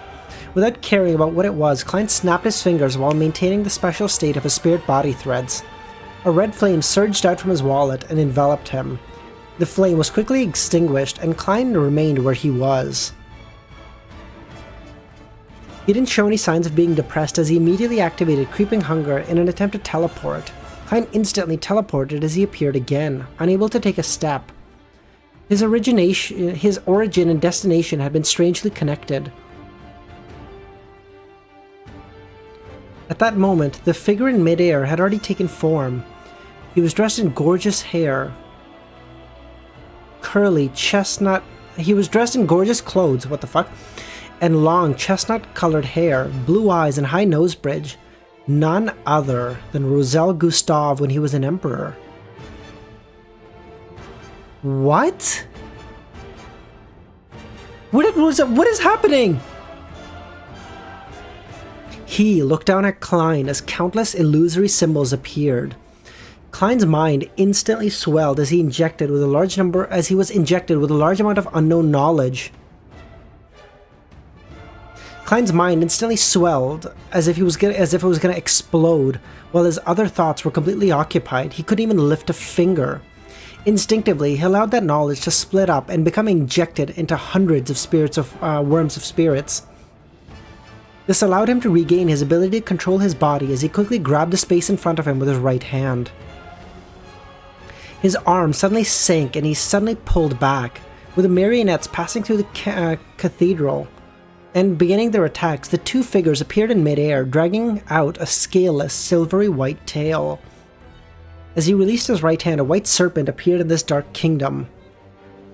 His eyes were bright and red and cold, and his body was covered in patterns and symbols.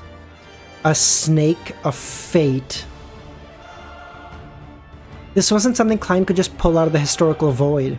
Instead, it was Will Ossepton descending with the burning of the paper crane after using the Yesterday Once More charm.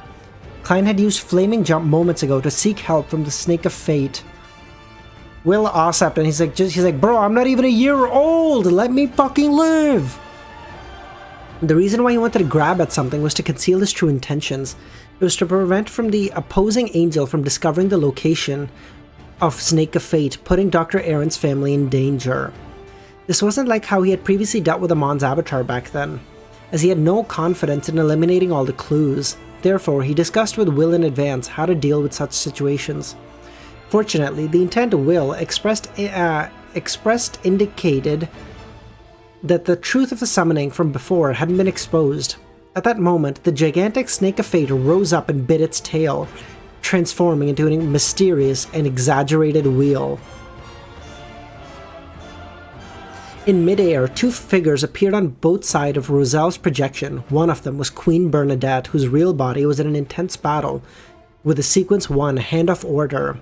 The other was formed from pure light, and a pair of shining wings grew on its back. It was obviously at the level of an angel. Suddenly, the two people's projections quickly vanished. The attacks they directed at Klein and the controlled marionettes retreated back into the cathedral, and they were hung up. Kwanos and Anuni walked out one after another. With him, they passed backwards through the illusory door and left the world with a resonating cawing, appearing beside the Tussock River. Snake of Fate! Reboot! Let's go, baby! The Snake of Fate vanished as well. Without any hesitation, Klein activated Creeping Hunger and teleported, passing through countless spirit world creatures to another secret mausoleum. He used the remaining blood to outline the symbol and open the door. This time, he entered the interior and saw the solemn, dark mausoleum. He summoned the Sea God Scepter and unleashed a terrifying lightning storm over and over. Did we do it? Then he turned around and left the scene. Everything went so smoothly, like a dream.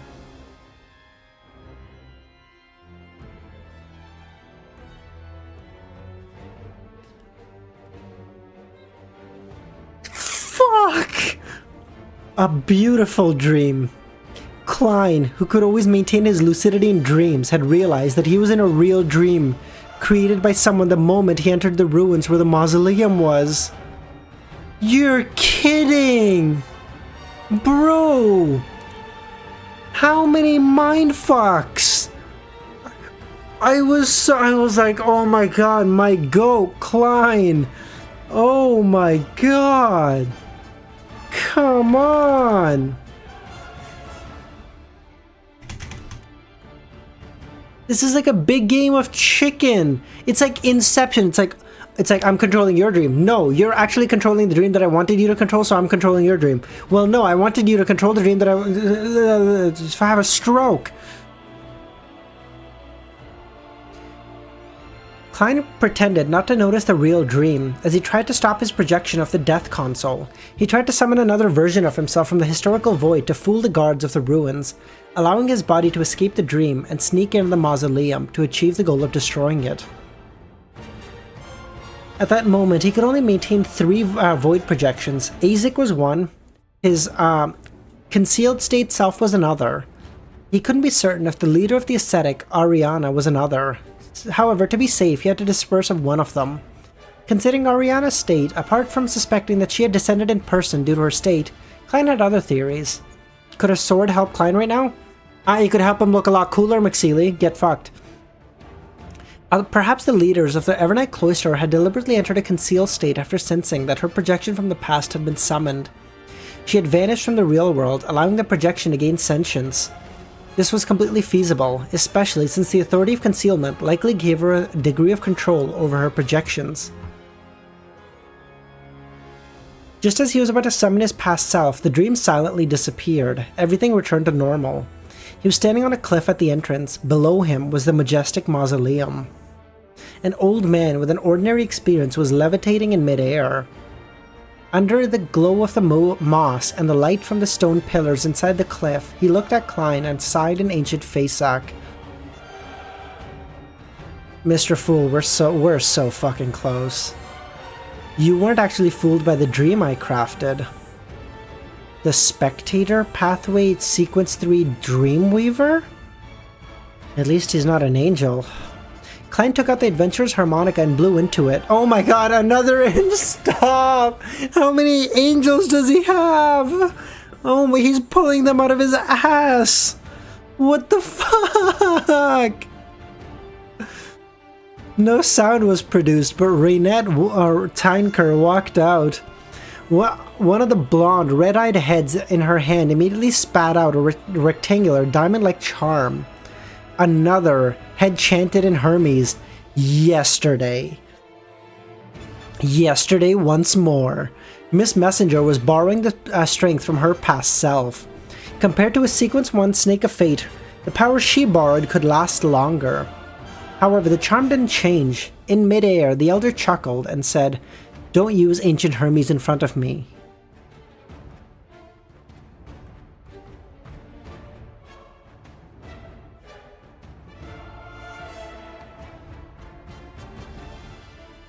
Hermes? This is Hermes? The Hermes who has lived since the Second Epoch? Oh, fuck. Hermes was still participating in this battle, so it was unlikely he had a strong desire to stop him. No, perhaps he's deliberately acting to lower our guard. Beyonders of the Seer Pathway are the best at manipulating the hearts of others. Reunited Tinker's other 2 heads chanted in Yore and Elvish, yesterday. The charm instantly ignited by a transparent flame by fusing into the void. Fucking Gandalf has appeared, bro. What the fuck is this? Oh, fucking how many... By the way, fucking Hermes is not even an angel yet? Bro, you're like 5,000 years old. You're like... Are you on crack? What are you doing? Reunited Tinker's body began to rapidly expand as the 4 heads flew up and landed on her neck. The 4 heads became illusory when he is an angel? Oh, okay, no, I thought it said he was a Sequence 3. Never mind. Okay, he is. Okay, thank God. I mean, not good for Klein, but like good in theory, you know? In an instant, Reunited Tinker's transformed into a huge cloth doll that resembled a castle. She was dressed in a black gothic dress with countless symbols and sinister vines, her eyes blood red. She swept his gaze across ancient Hermes. She opened her eyes and tightly shut her mouth. The Spectator Pathway flashed with a faint light, turning into a plump white rabbit. Ancient Bane, Transformation Curse. The rabbit didn't panic at all. Its body began to swell, becoming half the size of a mountain. A stomp was enough to trample him to death. To an angel of the Spectator Pathway, merely believing in their strength allowed them to be powerful enough to be without disadvantage. This is some actual to be hero X, like, I believe I'm strong enough, hence I'm actually strong enough, hence I kill you. Like, what the fuck is this? As the rabbit transformed into a monster, a sudden change appeared in the ruins. Reality and illusion intertwined, making Reunette's hindcore a little confused as to whether she was in a dream or the real world. Klein could differentiate between the two. While he had noticed that not only was Miss Messenger in a mythical creature form, but the surface of the rabbit's body was covered in grayish-white scales, all sorts of patterns intertwined, forming 3 illusory symbols. Sequence 2 of the spectator pathway, do I know it? A man is what he believes, true.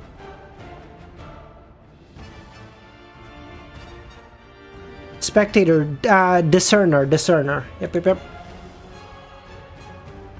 Okay. Angels are terrifying. They use their complete mythical creature form right at the start.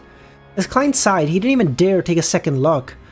Firstly, he didn't have the time, and secondly, his level wasn't high enough. Seeing a complete mythical creature form would definitely lead to him being affected. Taking advantage of the battle between Miss Messenger and the gigantic rabbit, Klein used the strong winds to head for the mausoleum. As he recited a particular honorific name in Yore, he reached out to grab at the air. First failure, second failure, third, still a failure. This is how my parents look at me when I fail to do something they asked me to do on first try that I've never fucking done before. Failure! Just as, by the way, there's a fucking 100 people here. Thank you so much everyone for being here. Super thank you. If you guys are new here, consider joining our Discord, link in the description. I gotta fucking, if I lose my spot, I'm gonna get, I can barely keep up with what's going on, okay? Just as one fat rabbit after another appeared in Klein's island of consciousness, causing him to elevate his consciousness to fight back and be unable to take multiple things into consideration, he reached out his right hand and finally pulled out an image from the historical void. As he pulled back his arm, the image outlined itself. It was a woman wearing a dark-colored robe and a wide hood. The angel of concealment of the Church of the Evernight.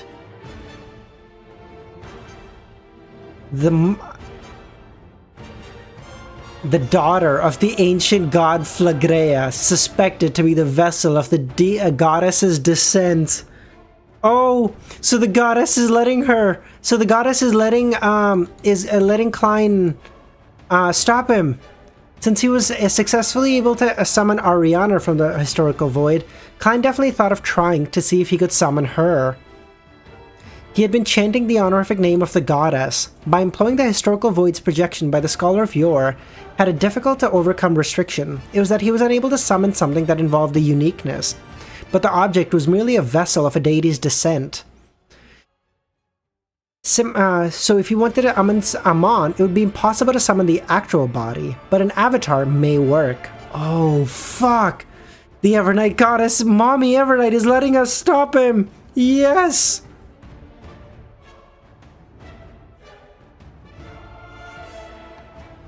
Of course, if it wasn't for the goddess's tacit approval and providing some level of help, he might not have succeeded even after 100 attempts. The beautiful lady didn't look at him, the summoner. Instead, she turned her head to look at the secret mausoleum. The entire underground ruin quaked as the dark and majestic mausoleum began to shake. The ripples appeared as though it was about to be moved into a concealed world. Dude, he summoned a god. No wonder they're like, yeah, bro, sequence 3 of this pathway are so fucking annoying. This man just summoned a god. What are you supposed to do?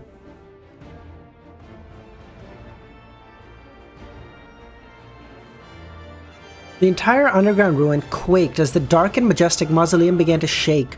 Ripples appeared as though it was about to be moved into a concealed world. At this moment, 2 arms extended out from the outside world. One was pressed towards the gigantic doll, Reunited, while the other spread out its fingers to grab at Klein. The 2 arms were more than 10 meters long. They were pitch black on the surface, flowing with sticky liquids. Abomination sewer. The remaining guards in the underground ruins went insane. Some raised their swords to kill their companions or raised their guns and kill themselves in a video game. Klein's skin began to crack and his consciousness was distributed by the sensation of madness. He was unable to respond. The concealment angel he summoned retracted her gaze. Through pure instinct, she looked up at the two arms that seemed to come from the depths of a nightmare. The tremendous fear caused Sua's arms to tremble. Not only did he fail to grab Klein, he was even cursed by Reunited, causing him to be covered in green fur. Hawk Sua. Dude, I love how the goddess looked at him and said, "Bitch, abomination is sequence 1, I think, right? Bitch? That's supposed to mean something to me? Get the fuck out of here."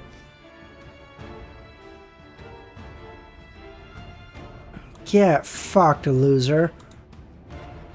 My go, Evernight is here. Immediately following that, they began to fade as they struggled with all their might, trying to escape the concealed state. At this moment, the three figures appeared in mid-air in the underground ruins. They were Roselle, the first lone king, William Augustus, and the abstract angel from Pure Light. Where did they come from? The historical void projection summoned by Zaratul followed closely.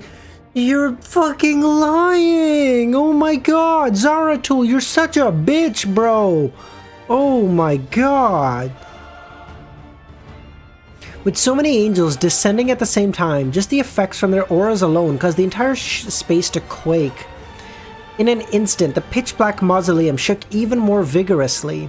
There was an obvious crack on its surface. Klein wasn't surprised, because this was his last contingency plan. When the enemy was too powerful and prepared, preventing him from taking opportunity, it was best to draw everyone together while destroying the mausoleum, thus creating chaos. This was the inspiration he got from the encounter outside Bayam City. Random bullshit go! Back then, Abomination Sua and the byproduct the Artificial Death Project attacked remotely while Sea King Jan Kottman, Reunited Tynker, and a demigod of the Rose School of Thought had participated, resulting in the collapse of an innocent mountain. At that moment, Klein wanted the secret mausoleum to be like the ruins of that mountain. He didn't believe that angels could control the damage to their surroundings in such a battle. And the lineup thus far had far exceeded the previous one. It's still not enough. Let's make it more chaotic. As Klein controlled his spirit body threads to prevent them from floating upwards, he dodged and sensed the grey fog. Using his basic control over it, he made it tremble. In mid-air, a greyish-white fog appeared as the majestic palace faintly appeared. Sefirah Castle. We need a Moon Knight emoji. A Moon Knight might actually be true. Hey, if we get, I think it's 5 more members, we can add another emoji. We can do a Moon Knight one. That's actually pretty clever because we need a random bullshit go emoji. This is true.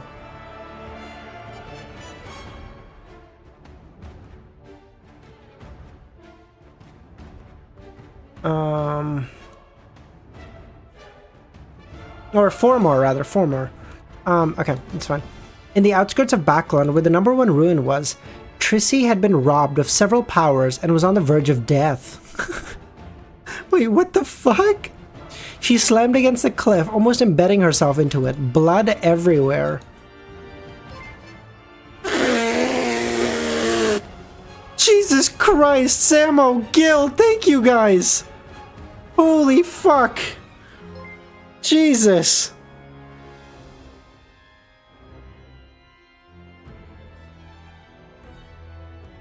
Oh my god, thank you so much, what the fuck?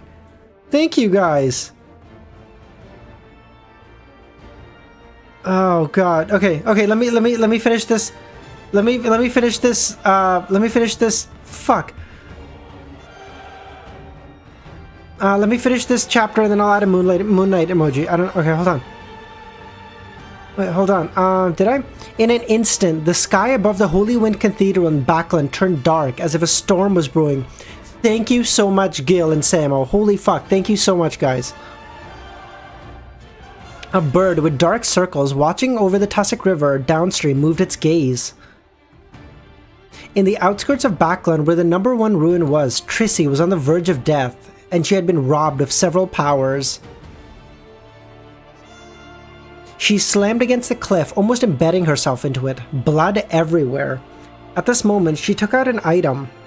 It was a rectangular diamond charm. Yesterday once more. How many of these yesterday once more charms did Klein make?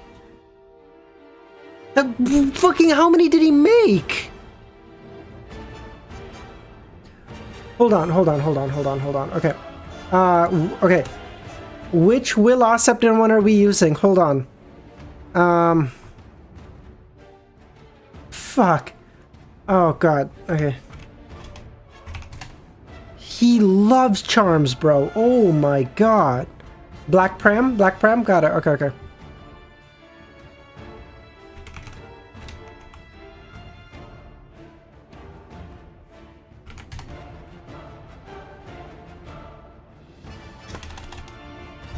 Emoji later, now read. Are you guys okay if we just read right now? We'll do the emojis later? Ramiro's about to fucking kill me.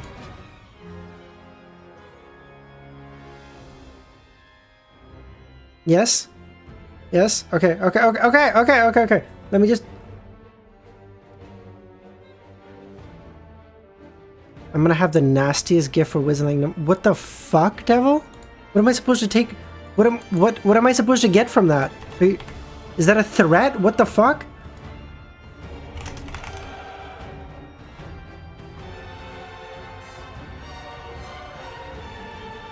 Okay. There were very few chances to use charms in high-level battles.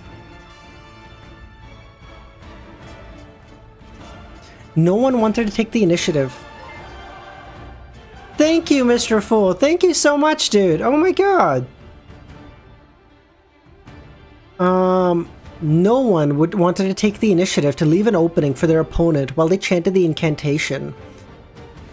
Thank you so much. Thank you, Mr. Fool. Go, dude. The reason Trissy was able to complete the corresponding action was because she had ignited wicked flames from the inside out. As for the black flames, they seem to absorb all the heat in the surrounding areas. No, Zaza, I don't think you can gift to a specific person. As for the black flames, they seem to absorb all the heat of the surrounding areas, causing thick ice crystals to form. Beyond the ice crystals, there were almost invisible spider webs that wrapped around, forming huge cocoons.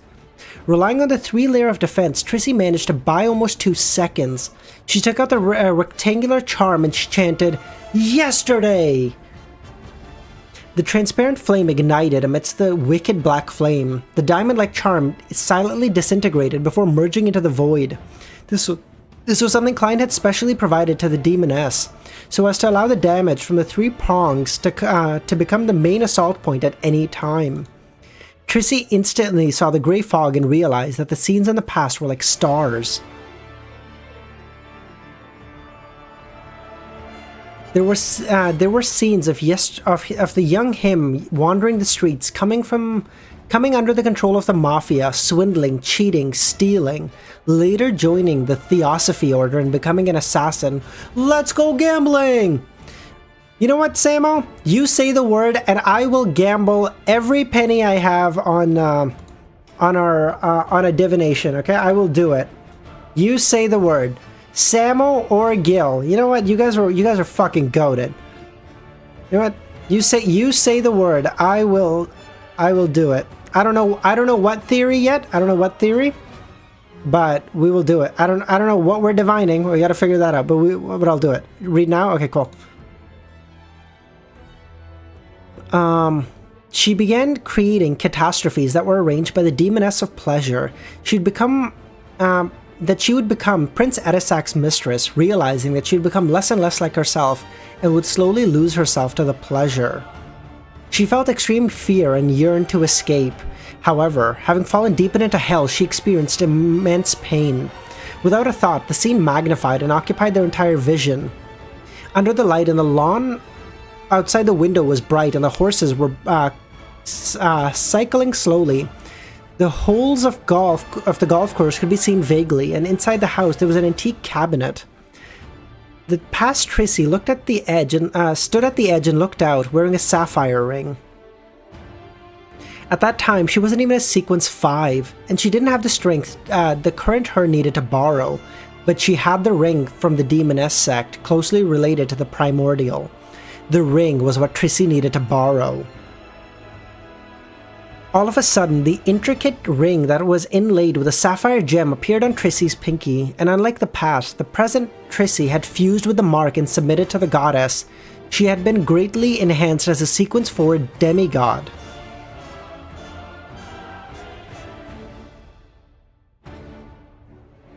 Devil, what chapter do I think I'm going to be in November? Bro, I'd probably be done by November.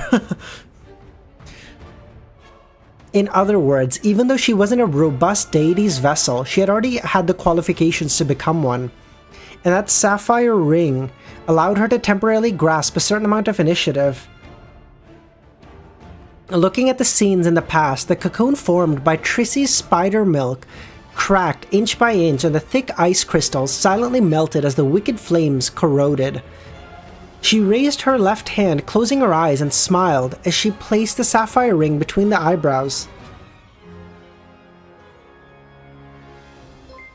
Samo! No, stop! Samo! Samo, stop! Are you... My God, what the... Oh my God! Holy fuck! Holy shit, thank you so much, dude. Holy fuck.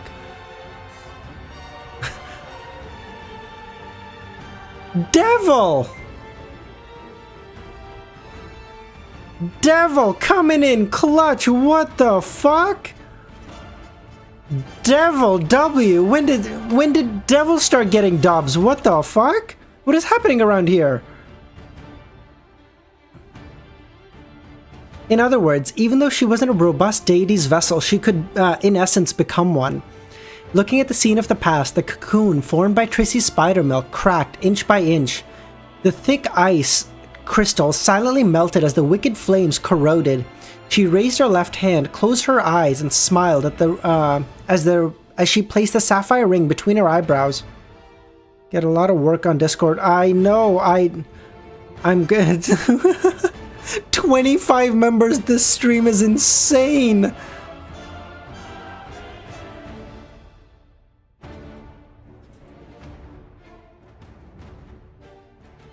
Oh my, the ring melted, like, oh wait, hold on. She raised her left hand, closed her eyes, and smiled at the sapphire ring. As she placed the sapphire ring between her eyebrows, the ring melted like metal as it flowed into Trissy's head.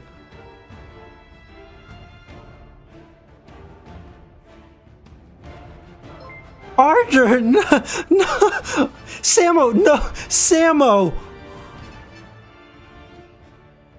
Oh fuck, Kami got another one? Oh my God. Kami, no, fuck. Kami, come on. Nagato. Oh fuck. Oh my God. At the front of this... where am I? I don't even know where I'm reading. I don't even know where I'm reading. At the front of the spear, two pure white wings spread out as they embraced the tip of the spear. No, that's Dot. Where the fuck? At that moment, the wicked black flames were completely deprived by Prince Grobe as the burning white spear of light shot out. Seriously, thank you so much. Arter, Samo, Devil... there were more. I can't even fucking remember. Hold on. Samo, Arter, Devil, thank you so... and Mr. Fool, thank you so much, guys. Holy fuck. The chat's just... there's so much green in chat. Gil. Oh, Gil. Yes, thank you, Gil. Okay. I knew there was one more. Okay, I knew there was one more. What the fuck?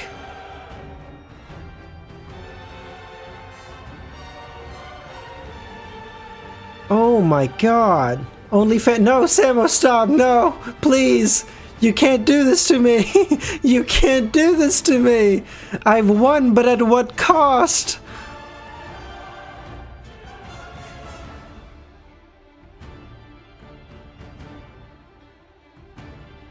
Oh my, when we started this stream, we were 45% of the way to the OnlyFans. Does anyone want to guess what percent we're at now?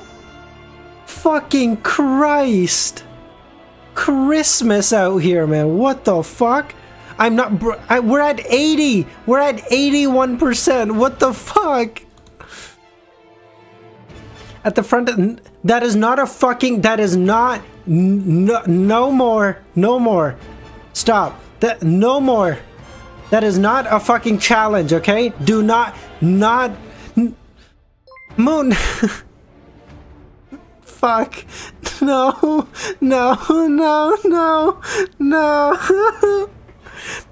Mr. Fool, no. Stop.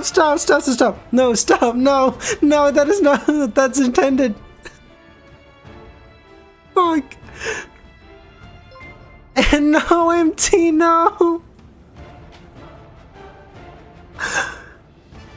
No. Please, no. No. Stop.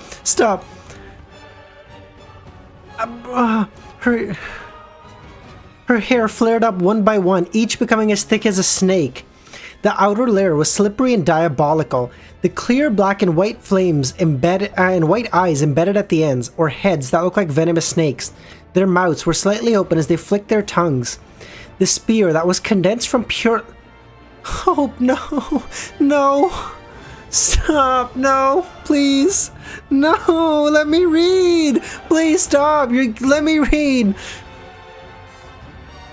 It quickly turned grayish-white in color, turning from incorporeal to corporeal. With a whoosh, the spear rapidly plummeted to the edge of the cliff, shattering into countless pieces. With a whoosh, the spear rapidly plummeted to the edge of the cliff. The grayish-white color around Trissy rapidly spread out in every direction as it had a life of its own. Whenever it passed through, the stones became hard, while everything else turned to stone. What the okay, stop. No, actually, stop. Okay, I need to read, and I literally can't read, okay? Stop. What the fuck is going on? And the various rituals had been set up in Ruin 1 were now tainted with grayish-white colors, preventing the angels guarding the other mausoleums from discovering the changes and coming over. Yeah, I'm trying, Mr. Fool, I'm trying. Prince Grove was instantly surrounded by the grayish-white aura that emanated out of the void, with him only being capable of using the crowns of thorns to maintain a small safe zone. Trissy, whose eyes had no borders, marking her whites from blacks, she didn't even look at her opponent. With her snake-like hair blotting out of the sky, she took a step forward for secret mausoleums at the bottom of the dark valley. Seriously, fucking Hugh, can we just get like W's in the chat for like fucking everybody that donated? Thank you so much. But like seriously, please let me read now. Please. The ground began to shake violently as a dull thud silently sounded from deep within. Red asteroids with fiery tails appeared out of nowhere as they flew past Trissy and smiled at the mausoleum. McSeely, no. No, McSeely, let me read. In an instant, the ruin was inundated. Gil, thank you. Thank you, Gil. Fuck. This is... Oh, wait, hold on. Okay, I know I'm supposed to be reading. I know I read. I promise. I'm gonna...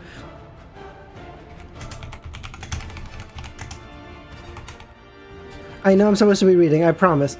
I right back after this, okay? Fuck. You're kidding. We're gonna win so much, you may even get tired of winning. And you'll say, please, it's too much winning. It's too much winning. I can't take... Devil, stop! No! Stop! No, it's too much... No! I have... Stop! Devil! Tide light. Fuck. No. Stop! We're making that fucking OnlyFans today. Oh my god. Mr. Fool. Stop. Okay. Stop. Dude, look at the chat. The chat is just green. Everyone's green. Look at the chat.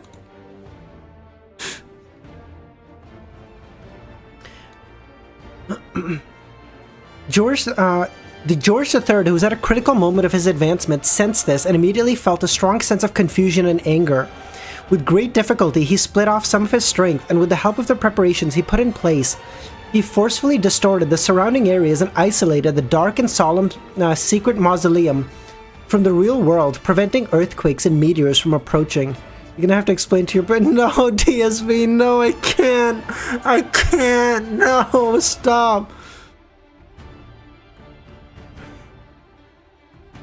Amidst all kinds of catastrophes, the cliffs, the cliffs crumbled one by one as the ruins began to collapse. George III's angry voice sounded from the mausoleum. Are you mad? For sequence 4 to forcefully accept the power of a true deity, the only outcome was death. Trissy laughed. The skin on her face had been pushed to the limits, inch by inch, crumbling, revealing the blood and flesh squirming underneath. The demoness scoffed. Isn't the ending of a love story supposed to have all the bad guys die? For example, you and me. Before Trissy could finish her sentence, she wore that tragic smile on her face as the asteroid plummeted into the twisted secret mausoleum in a bid to Where did she summon a fucking mausoleum? Where did she summon an asteroid from?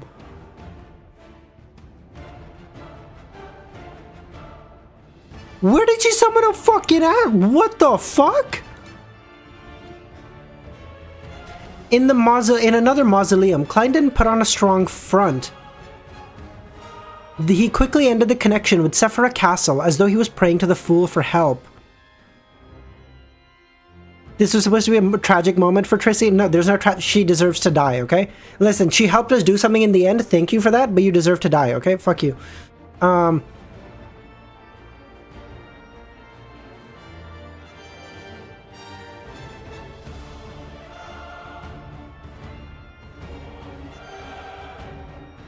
Okay, it's fine. Let's keep going. The commotion from before had nearly caused all the angels present to stop. Unfortunately, the concealment angel Klein had summoned was a historical void projection. It only continued fighting based on pure instinct, turning the situation even more chaotic. I love how Klein just has one angel who's like, it's on fucking sight, baby! Oh, this motherfucker doesn't even stop no matter what. Trissy used the blue ring to have the demoness descend. Okay, yeah, no, Moon, I figured that, but like, where did the primordial get the power to fucking summon meteors? What? At this moment, William Augustus's projection pulled out a silver sword and pointed ahead before slicing downwards. There was no need for him to say anything. The chaos in the ruins came to a stop as the battlefield was divided. She can just do that? Okay, cool. Hermes faced the beautiful and impassive lady. Abomination Sua suppressed Reunited's Heinker. The historical void projections of Roselle and the Angel of Light surrounded Klein. William stood at an isolated spot, ensuring that none of the aftershocks attacked the mausoleum below. Ince was able to do it, why not Primordial? True, I guess.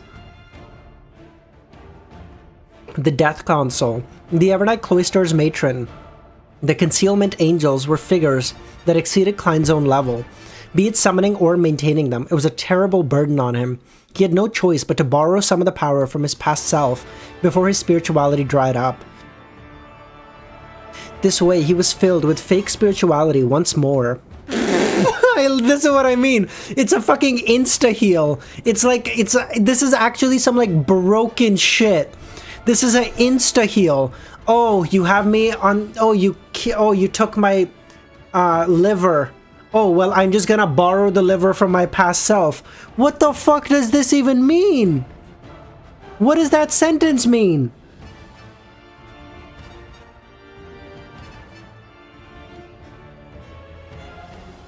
This way... nope.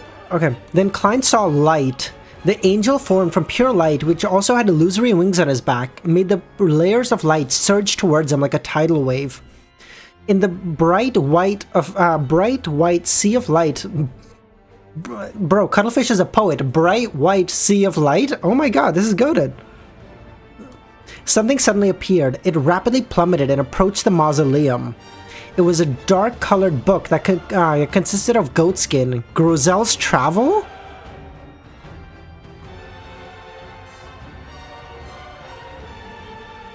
Using the ability to split into worms of spirit and his enhanced ability to shapeshift, he shrank into bookmarks made of flesh, embedding themselves into the book, using it to block out the endless light's purification and melting effect. He transformed into a bookmark? He transformed into a bookmark! What is the point? What am I reading? Stop! But even so, he was still severely injured because the light could still illuminate part of his body. This wasn't the end. Standing right beneath Roselle's travel was Roselle, dressed in gorgeous clothes, standing there. Without a second thought, Klein could only activate the first method he knew of to protect himself, hiding in the historical void. He entered into the book to hide. What a go. Dude, actually.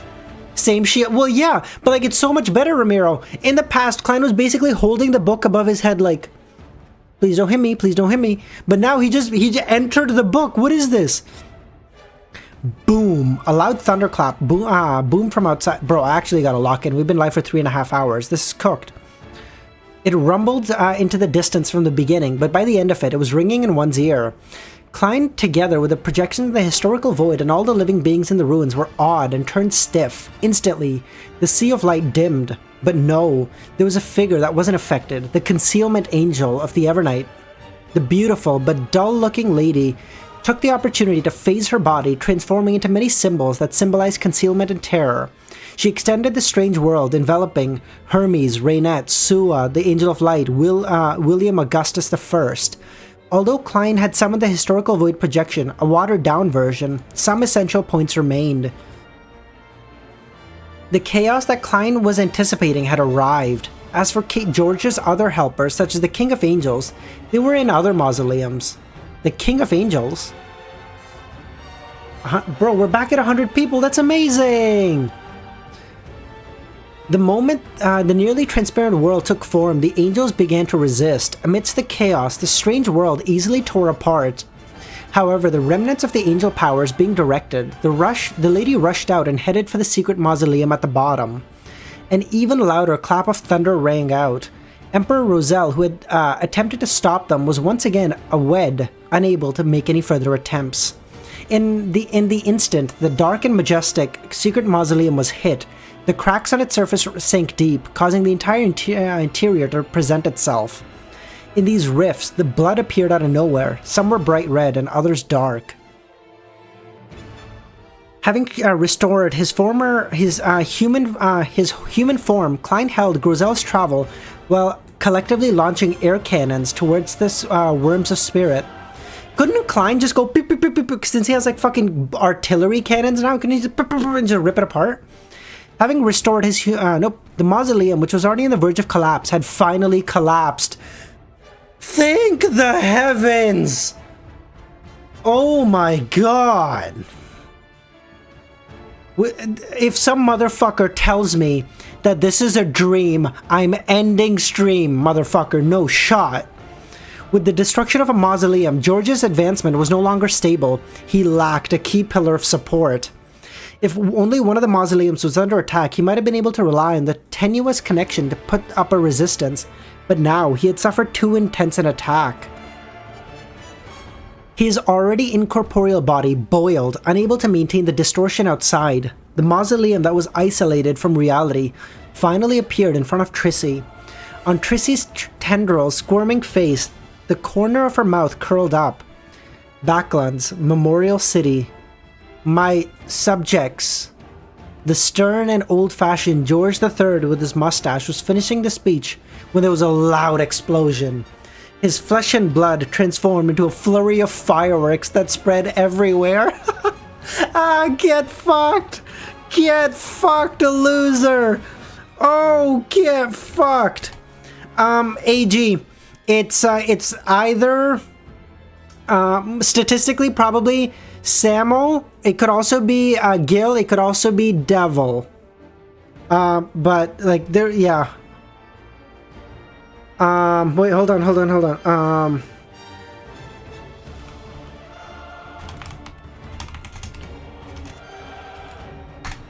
This is, you want to know the scene that everyone probably saw? Everyone probably saw when King George III probably dies. Okay, I'm not gonna show too much of this because this is gonna. By the way, if you aren't great with blood, definitely click off for a second. This is the scene, okay? This is the scene.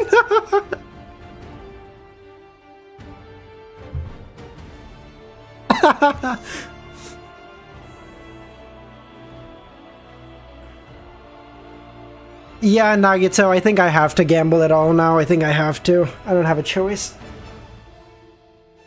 I think should have used the season 3 video. That was from... I know, Manish, but the fact that I'm using a season 1 episode, these motherfuckers are already telling me, oh, spoilers. So if I used a season 3 one, these guys would have literally buried me, so... So I decided to go with translucent. What do you mean? It's like episode 1 or 2, Mikhail. What do you mean?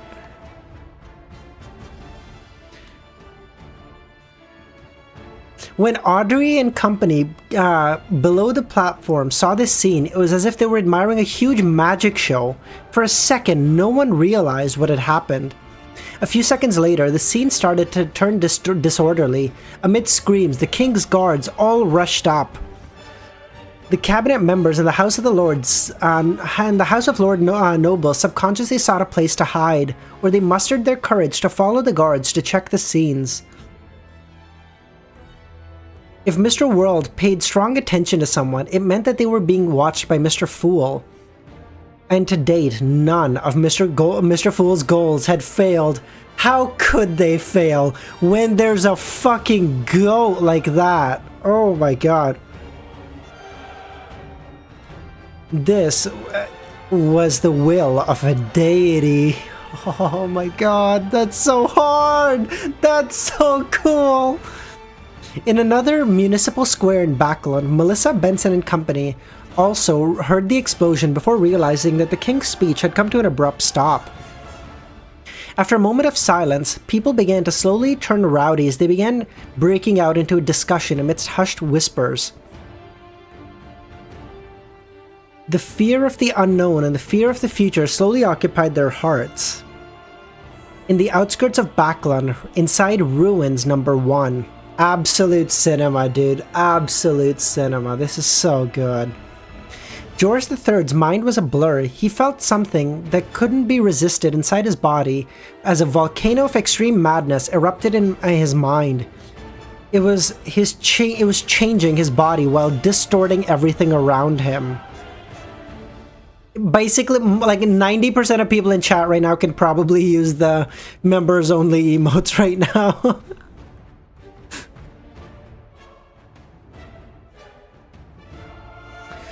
Instinctively, he saw the black throne, the one he was supposed to sit on. He wore the Emperor's crown, looking down at the real world with great pride. He was equal to deities. He reached out his hand in an attempt to grab his future, but countless curses and attacks of the unknown origins kept striking him. It prevented him from touching that future. Oh, you know what I just realized? Oh my god. George III's hands, which had faded, hung in midair. No, he reached out his hand in an attempt to grab that future, but countless curses and attacks of unknown origins kept striking him, preventing him from touching that future. This is what you get, you piece of shit. You killed old Kohler and Liv. You get fucked, okay? This is the will of the ordinary man that you don't even know that did this to you, you piece of shit.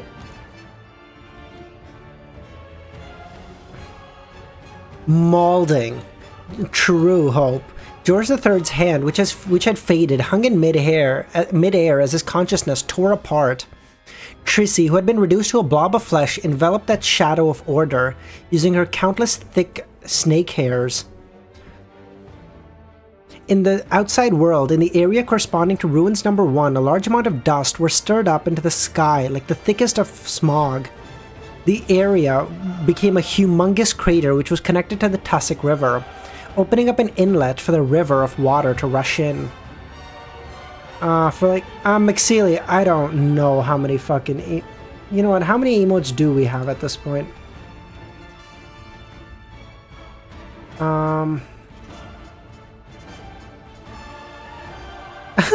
I can add 3 more emojis.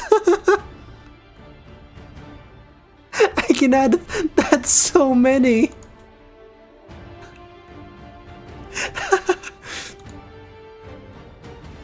The area became a humongous crater connected to the Tussock River, opening up an inlet for the water to rush in.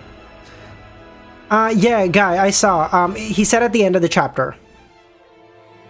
High in the sky, lights dimmed as a storm containing immense horror enveloped the area. Further away on a mountain peak, 2 figures watched the scene without saying a word. Katerina and Medici. After 2 seconds, the Saintess of White, Katerina, sighed and said the reason why we wanted to find her was because the Primordia told us that she has a strong inclination towards self-destruction.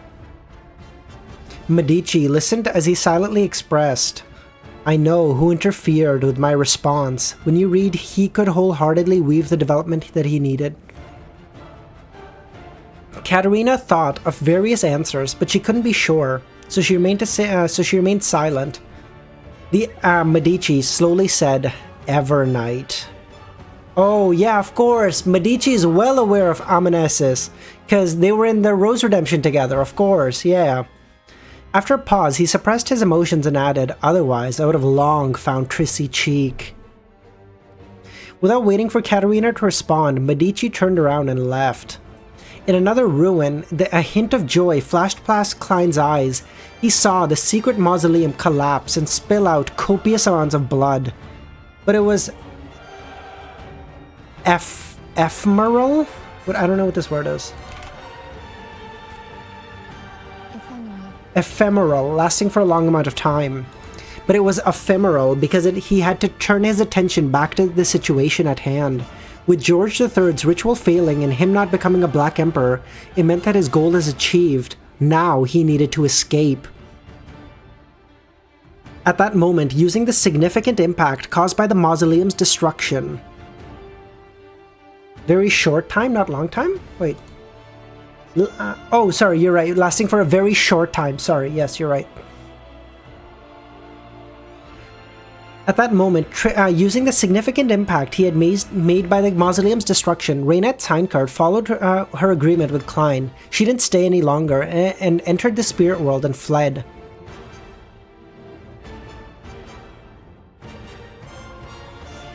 The power she borrowed from herself was coming to an end. The maintenance of the beautiful concealment angel had already reached Klein's limits. After it transformed into the spirit world, into the strange world, it disappeared. We won't deal with little Georgie in this volume. I know, Hope. I was so shook. Bro, I didn't even... I thought about it at the start, and then I was like, there's no fucking chance, right? There's no fucking chance Klein stops a god in like 50 chapters. Like, this whole plot, we realized like 50 chapters ago. Are you kidding me? Klein is so goated. By the way, we've had like 100 people for like a while now. Thank you so much, everyone, for being here. If you're new here, consider joining our Discord, link in the description. But I appreciate y'all popping by. I hope you're having a good time. Inside the half-collapsed ruin, Klein faced the arm of Sua, Hermes from the ancient time, Roselle's projection, William Augustus the First's projection, the Angel of Light's projection, as well as the thunder pointed from an unknown location. Any one of them could kill him easily. For him to summon the historical void projection at the angel level wasn't something that could succeed within a few attempts.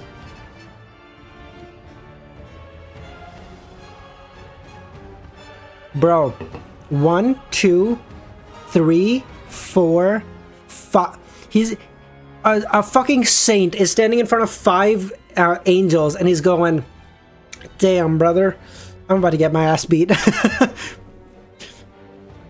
Without any hesitation, Klein's body turned incorporeal as he attempted to hide in the historical void. At this moment, a vortex suddenly appeared out of the grey fog in his vision, made up of countless transparent maggots. Zaratul. Zaratul's actual body had appeared. Did you get it? Evernight's scheme? She didn't kill Trissy and didn't let Medici find her to use her. But then... But I'm so confused. Okay, you know what? No, we'll ask questions later. Okay, we'll ask questions later. It's fine. At that moment, Klein's action of entering Zaratul had been waiting in the historical void for Klein. Fuck, hold on. Sorry, the sun is like raging in my eyes. Hold on. At that moment, Klein's action of entering the historical void could no longer be reversed. All he could do was watch helplessly as he was pulled in by the vortex. He wanted to snap his fingers and ignite a paper crane, but he realized no flames could rise up here. Having probed him once, Zaratul was confident of his trump card. By relying on his level, suppressing him, and the authorities of mysteries, he had made Klein unable to control flames. In addition, Klein's intuition told him that the destination, after making a teleportation attempt, was mysteriously connected to the vortex made up by the maggots.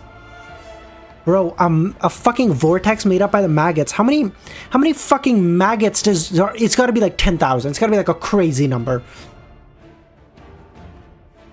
However, Beyonders of the Seer pathway were never unprepared. Your bald head could... Pushkar, you're so mean. After Lise, I'm an actual vampire, bro. The vortex formed... That's why I hate them so much. The vortex formed by the transparent maggot slowly spun as it received a visit initiated by Klein. The transparent and slippery tentacles swam over in an unstoppable manner. They reached towards him, but they only wrapped around the ancient book covered in the dark-colored skin. The blood on the book's surface hadn't faded. Roselle's travel.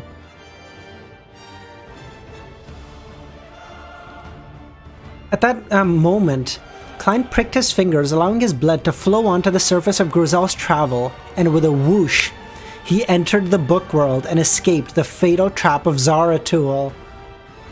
Oh, Klein's plans have plans, man.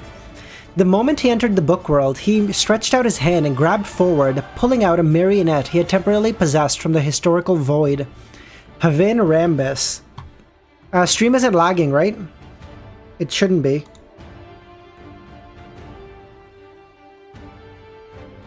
He had once tested that he could summon the projections of true history here. After all, it belonged to the Sefirah Castle, and praying to the fool in the book world wasn't obstructed. Of course, if that didn't work, he had other ways to resolve it. He could always summon Justice Audrey, who existed in the book world. In short, he needed a mid or a high sequence beyonder of the Seer pathway to bring him to the Sea of Collective Subconscious, into the City of Miracles, Livsid, into the Hall of Truth. Why the fuck does he need to go to Livsid? Time was of the essence, so the faster the better. This was because he had no idea how long before the Sequence 1 could grasp the secrets of Roselle's travel, much less whether the other party would forcibly descend into the world. This was a race against time.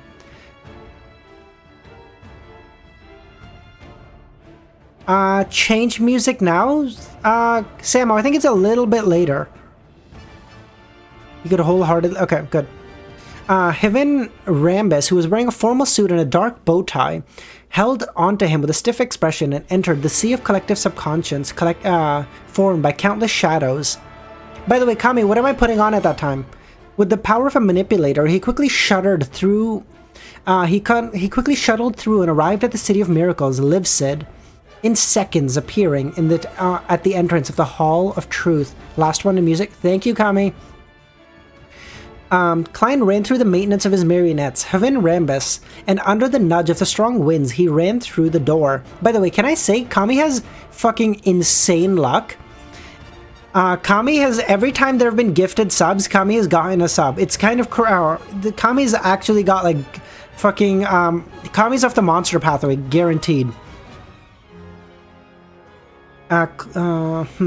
Klein then ran through the door. As he passed by the colorful murals, his inner voice resounded in the hall. The chances of summoning 008 here should be high. Using it to draw or write at the end of the mural or the left side can affect the real world. There were a lot of gifted, this is also true, but you also got it last time, Kami. Although it's arrangements, I can still make Zaratul make a mistake, allowing me to escape safely. No, it's still easier to let Amon's avatar join the battle and implicate Zaratul. That should be even easier.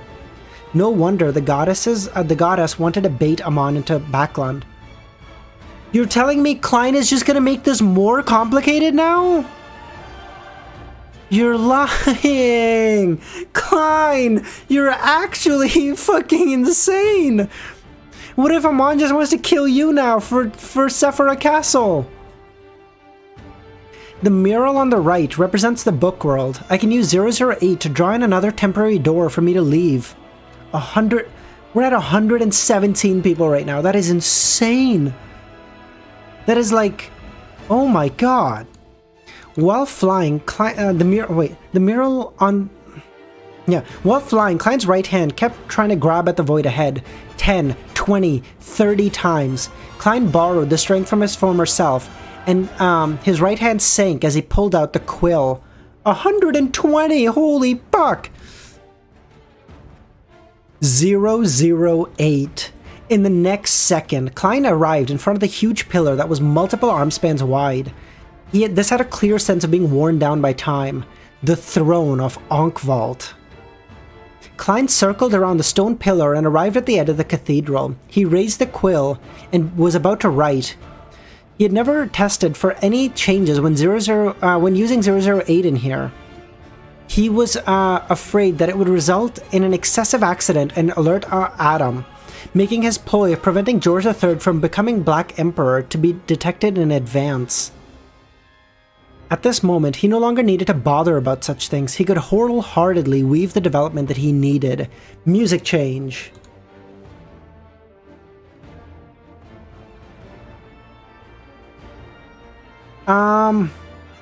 Oh, okay, made an assist? Okay, cool. Or made an abyss assist, what the fuck?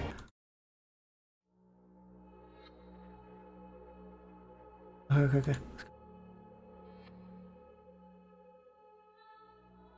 Suddenly, 008, which was about to write, disappeared. It disappeared before the time limit. What's happening? Klein then realized that his words in the Hall of Truth hadn't been projected. There was silence around him.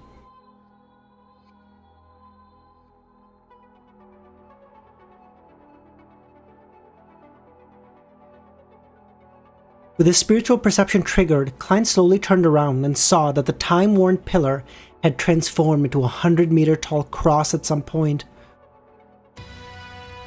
Adam! In front of the cross was a huge, blurry figure standing there, shouldering everything on its back. Inside the Hall of Truth there were rows of black, high-back pews, but only one supplicant. The supplicant had his eyes closed as he sat in the middle of the first pew. He wore a simple white robe and had a pale gold beard that covered half his face. Adam. Twilight Hermit Orders. Chair. King of the Angels. Adam. Klein didn't even know when he had arrived. Oh god, it's so good, he's so cool! At this moment, Adam looked up, revealing a clear, limpid eye that resembled a child. He slowly stood up and talked calmly. George III's death causes Lone to suffer a heavy blow.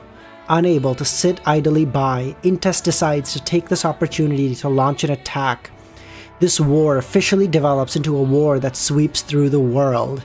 Can you accept such an outcome? He's so cool! He's so cool! Oh my god! He's so cool! Oh my god! He's so cool! Yes, Pusha, yes, Moon, I remember. He's so cool! Oh my god. Adam, the aura farmer of the century, of the millennia. Can you accept such a... Are you not entertained? We've been streaming for 4 hours. Holy shit. Holy shit. Oh my god. Although there was no concept of temperature in the Hall of Truth, Klein still felt a chill down his spine when he heard that. He felt a wave of heat. He wanted to defend himself, but when he opened his eyes, he didn't know what to say.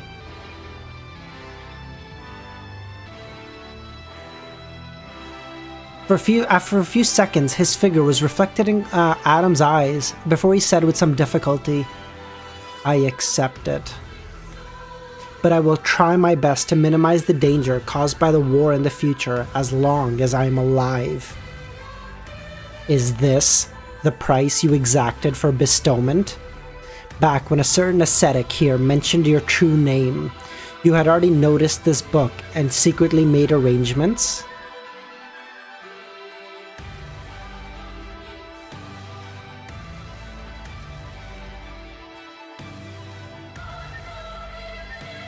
What?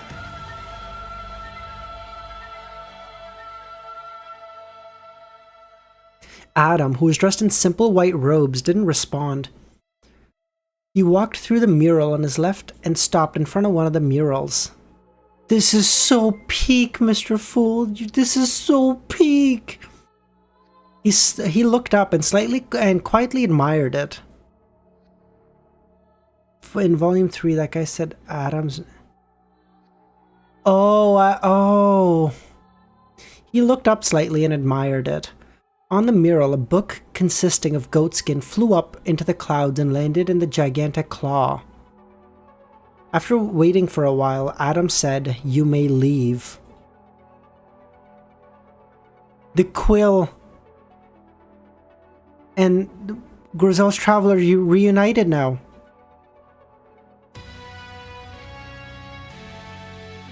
He immediately felt that he had been rejected by the Hall of Truth, the sea of collective subconscious.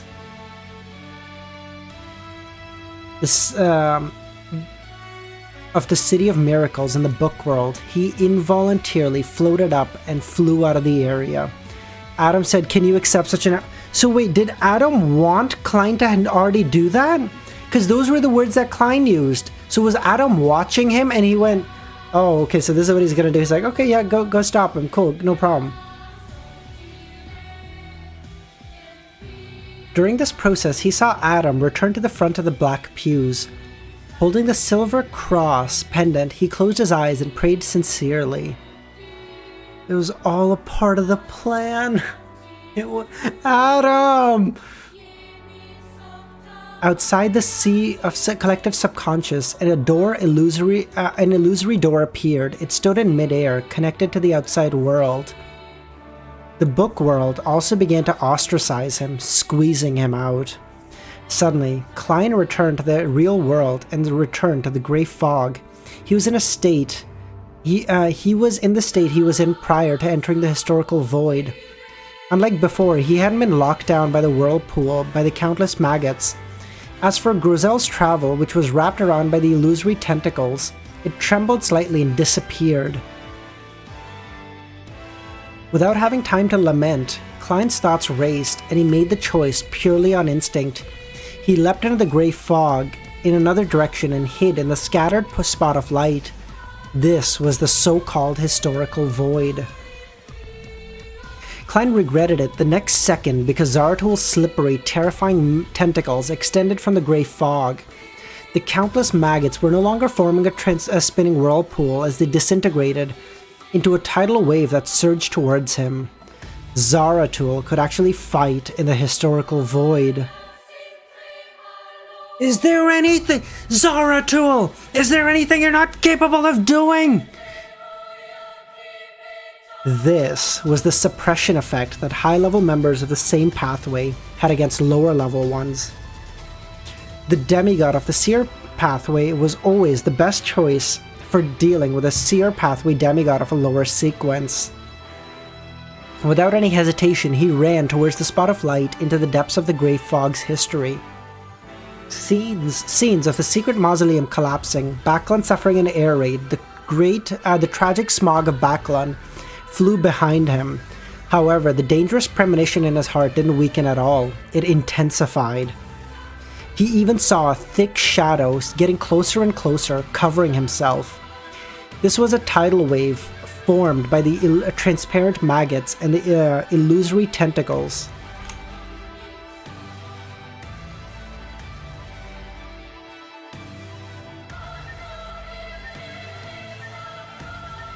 Klein ran as fast as he could, constantly chanting the honorific name of the goddess in Jotun in his mind, hoping to be saved. He's like, Amon, I did what you wanted, please.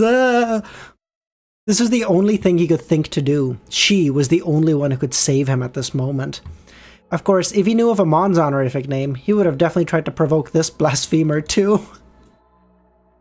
He's like, bro, anybody, I don't care. Just any high-level existence, get your ass over here. Only by messing things up further would he have a chance of surviving. What do you expect that final? I don't know, something about the price of going after what you want, or the price of war or something is what I'm expecting, Moon. Roselle's declaration as Emperor, the modification of the steam engine, the Battle of the Violated Oath, the White Rose War, the 20-Year War flashed past one by one.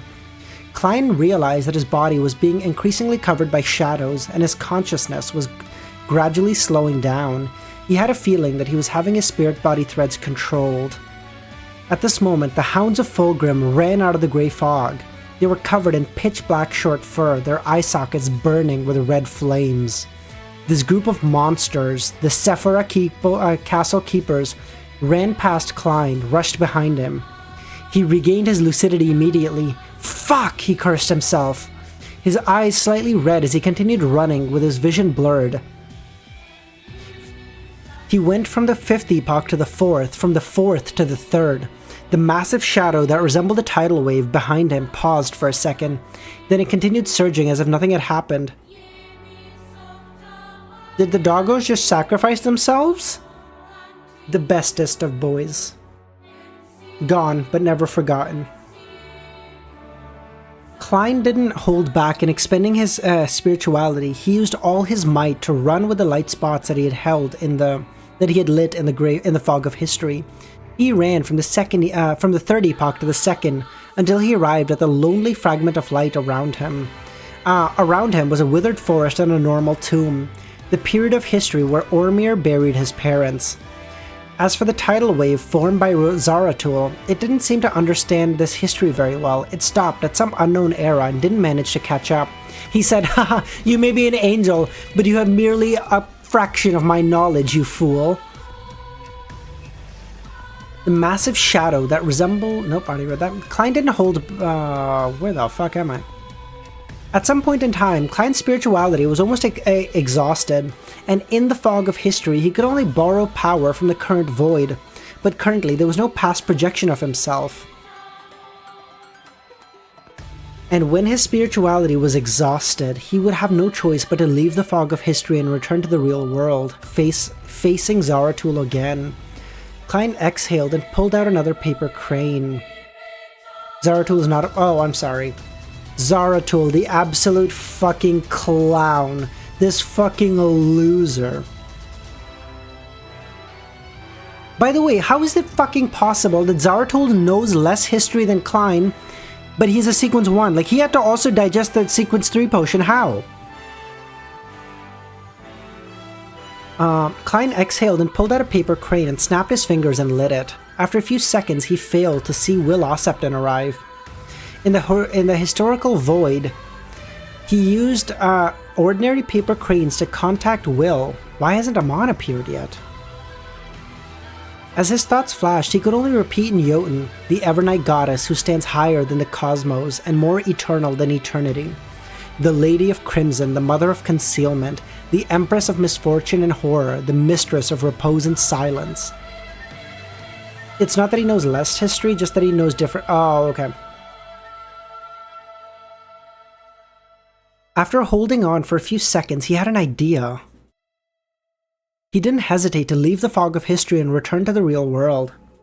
Just as his figure suddenly appeared, his spirit body threads floated into midair and was grabbed by a slippery, transparent tentacle. Around him, another figure appeared. Ariana! Oh, let's go! The goddess coming in! Bro, can the goddess be more clutch? The goddess is batting 1,000. Oh my god. Based on Klein's abilities, the angel-level historical projection he had summoned must have disappeared. Therefore, the person who arrived was undoubtedly the real body. The Evernight Cloister's matron glanced at Klein and instantly vanished under Zaratul's tentacle. Klein entered a concealed world belonging to Ariana. This bitch has her own pocket dimension? She just has like her own like, hey, like, you know, when like other angels get like really yappity, I just like to go to my own world, like just to, you know, calm myself down. Like, what the fuck? The Evernight Cloister's matron glanced at Klein, and they instantly vanished. Nope, I already read that. Klein had entered a concealed world belonging to Ariana. It was nighttime, and it was a monastery with many ancient buildings erected. There was a huge and holy crimson moon hanging high in the sky. Dr. Z, I don't mean it pejoratively, I just mean it... You know what, I apologize.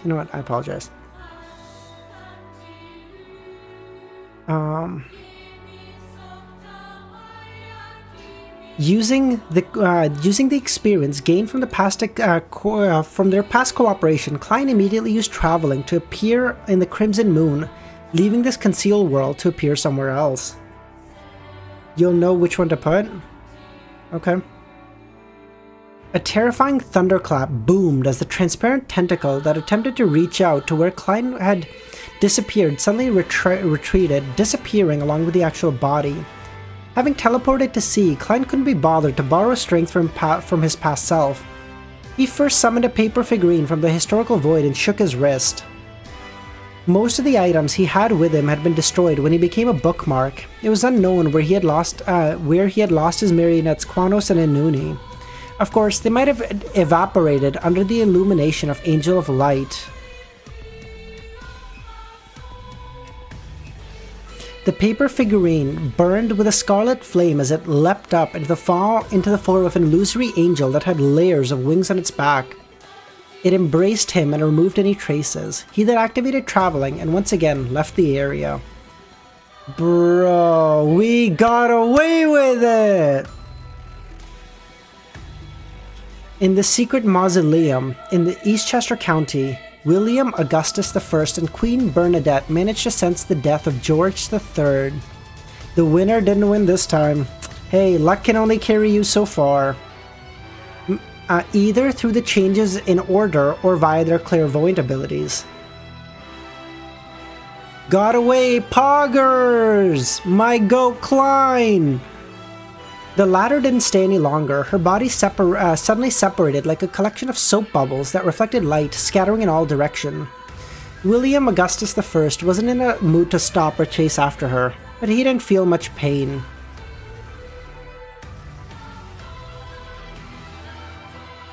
This motherfucker probably had like his son or grandson die and he went like, shit happens, you know, don't worry about it, whatever. After making a huge detour, Klein, who used Angel's Embrace 3 times to remove any traces, finally returned to Backlund secretly. It was probably the safest place. Why is Backlund the safest place? He didn't return to the apartment he previously rented. He found a hotel in the Backlund Bridge area and got a room. Of course, he didn't forget to change his appearance, height, and temperament. The more ordinary and common his appearance, the less attention he would garner. After entering the room, Klein endured the mental fatigue and physical injuries he received. He began to chant the name of the sea god Kalvatua. He planned to go above the grey fog. He wanted to use his spirit vision and Angel's Embrace to eliminate any latent dangers.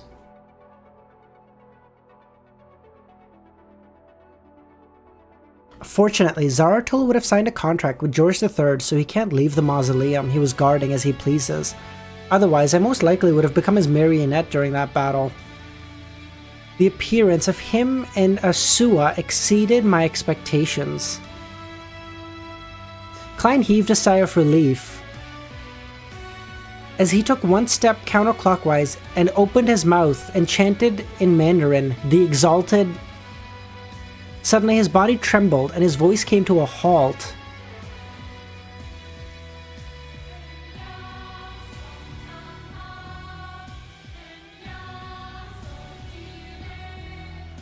Who the fuck? What? Music change, music change, music change.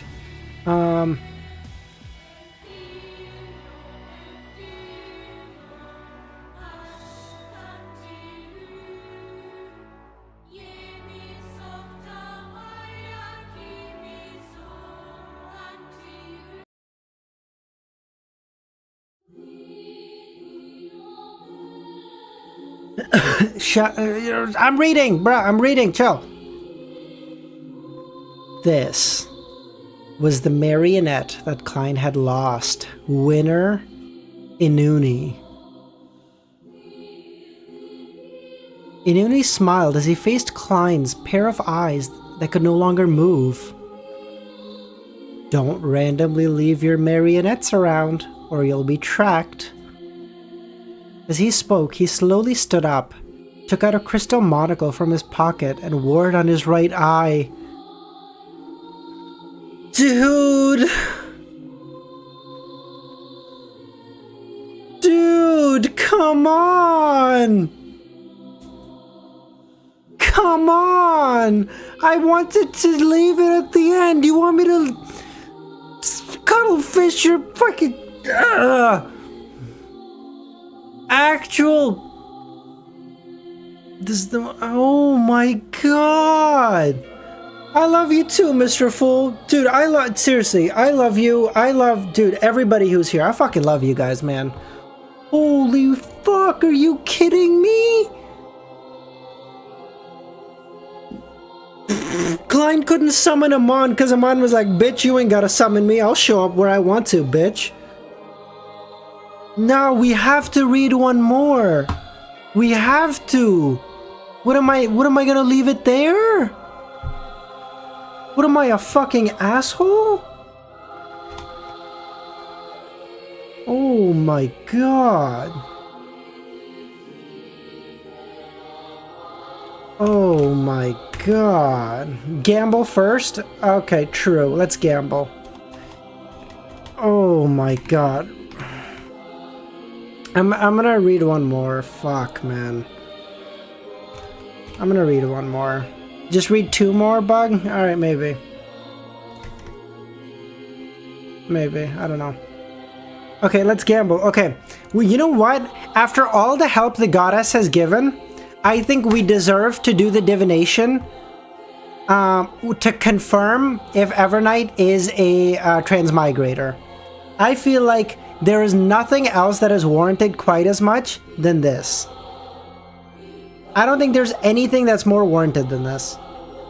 I feel like with the sheer amount of help that she gave, it's unbelievable for us to go with anything else. Weekly discussion? No, divination. Bro, are you guys still trying to rob me? What the fuck is wrong with you guys? Dr. Z, thank you so much for coming. If someone needs to leave, I totally get it. Oh my god, dude. Oh my god. You're kidding. What the fuck? What the actual fuck, dude? Read two more? Okay, we can do two more. Fuck up. You guys are so fuck. Okay.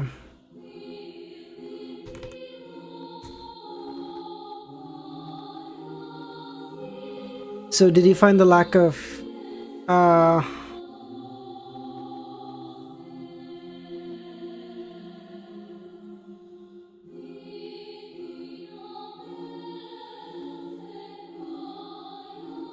Okay.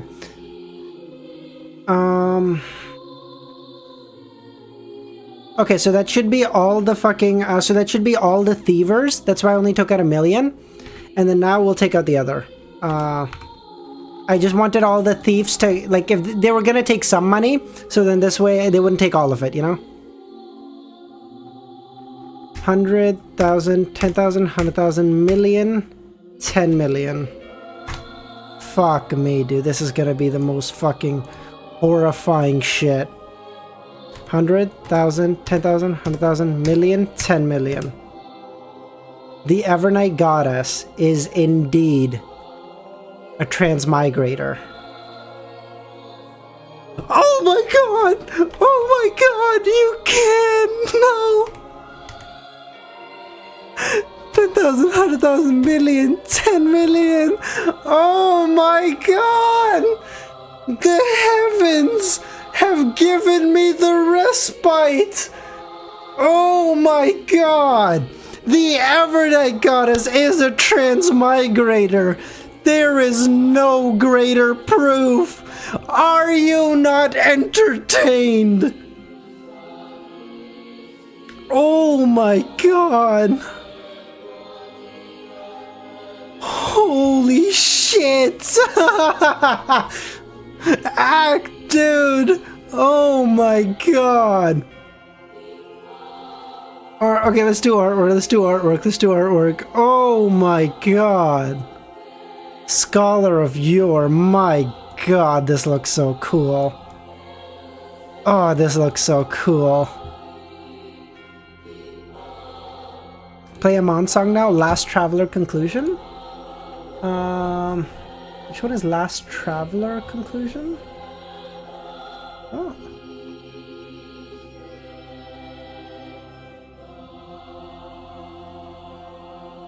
Oh, I see.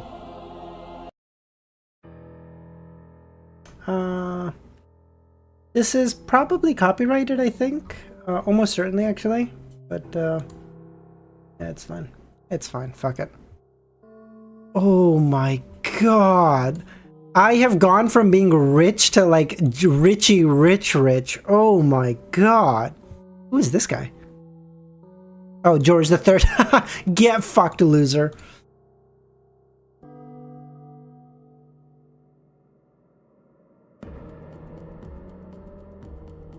The battle. Oh my god. What a fucking... You know what this guy reminds me of?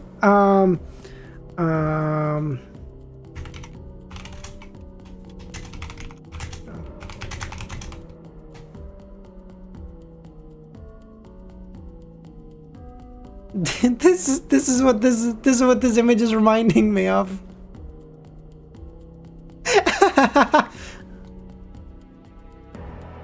Oh my god, that's so good. Alright, good night, Zaza. Everything since the start of the fight has already been copyrighted. Oh, well, fuck me. I guess it doesn't even matter. My god, this looks beautiful, though. This guy. What a fucking loser. Get shit on. Everything else looks, this looks amazing, though. Trissy Cheek. Goodbye and good riddance, Trissy. My god. At least you died for something worthwhile. 11:48, not late. That was a peak stream, man. That was amazing. That was a good night. Good night, Tushar. Thanks for popping by. If you guys are new here, consider joining our Discord. We have beautiful art like this. This was so cinema, bro. Oh my god. Good night, Mr. Fool. How would you rate the ending? Dude, that's gotta be a 10. I can't... Dude, the Amon stuff... Like, up until the end, when Klein got home, I was like, okay, that's like a good ending. That was like a really hype, really fun. I was thinking like a 9. And then the Amon, and I shit myself. And I was like, you're kidding! That Amon shit caught me so off guard. This is beautiful. Like her cracking because she's like dying. Holy fuck, that's beautiful. That Amon shit was so good. What the fuck is this pink bullshit? What is this beard? Okay, actually, you know what, there's like 100 of you. Let's just do like a decent poll. Let's just do a poll. Okay, let's just do a poll, as to whether I should read or not. Read first 2 chapters.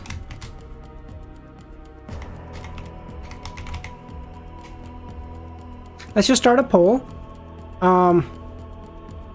We'll just imagine the whole volume. I can't. We are a democracy. Even though the username doesn't like to think so, we are a democracy here. And that's not even... I thought it was gonna be so close. I thought it was gonna be... It's a fucking blowout. It's a... You're kidding. Boom. My god. Oh my goats. The hounds. Oh my god. No. It's fine. It's... I don't know. It's a democracy. If you guys say yes, then we go yes, baby. Alright, I'll let it sit for another second, but it's basically already guaranteed. Doggos, don't randomly leave here. Oh my god, this terrifying... I love how Klein is like, ah shit, I really fucked up now.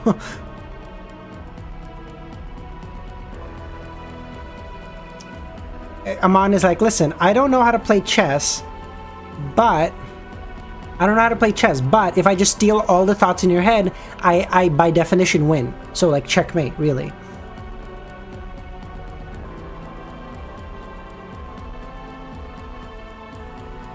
Make a poll whether to finish. Nah, yeah, Hope. I'm not making you guys vote on shit I can't do. Okay, that's called crony capitalism. We don't do that. Oh my god. You know. Oh my god. Am I crazy? I feel like Ramiro or like Milos, have I used this art before? I feel like I've used this art before. 70% actually. That's so funny. You know why? Because I remember looking at this art. I think I've used this. And you know what I thought? Because I used this like way back in probably like my volume 1 video or maybe 2. Like way back before I had any concept of what spirits of like worms of spirits were. I thought these were bubbles. That's so funny. That's I just remember looking at this. I was like, wait. I was like, oh, that's a mindfuck because I thought these were bubbles.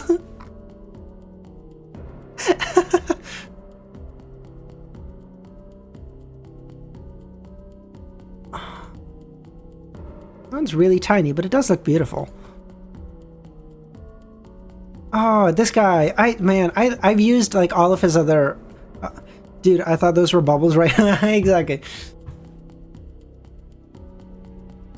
Yeah, exactly. I just thought it was like a cool artistic choice or something. Figurines. This is Seer. Oh, these are so cute. Magician.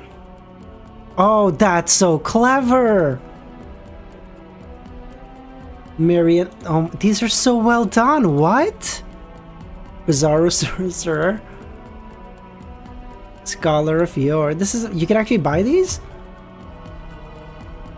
I might have to cop the... I don't know where I would actually keep them, but like, I might have to cop them. Bro, I'm gonna have like a whole Lord of the Mysteries fucking thing. Oh.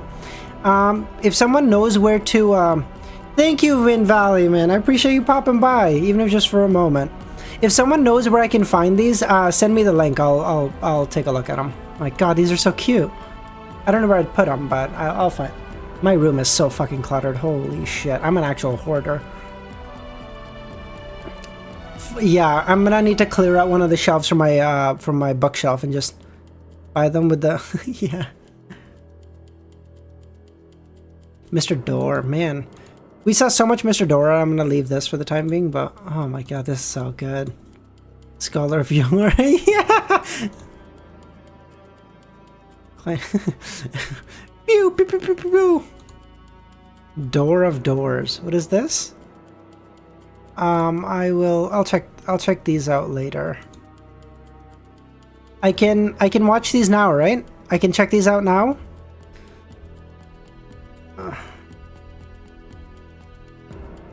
What is the OF percent? No, Samo, I'm not giving you that answer. Nope, nope, nope, nope, nope. We're done. We're done. No more gifted members. Okay, we're done. We're done. Okay, thank you. Okay, I've already seen this. Okay.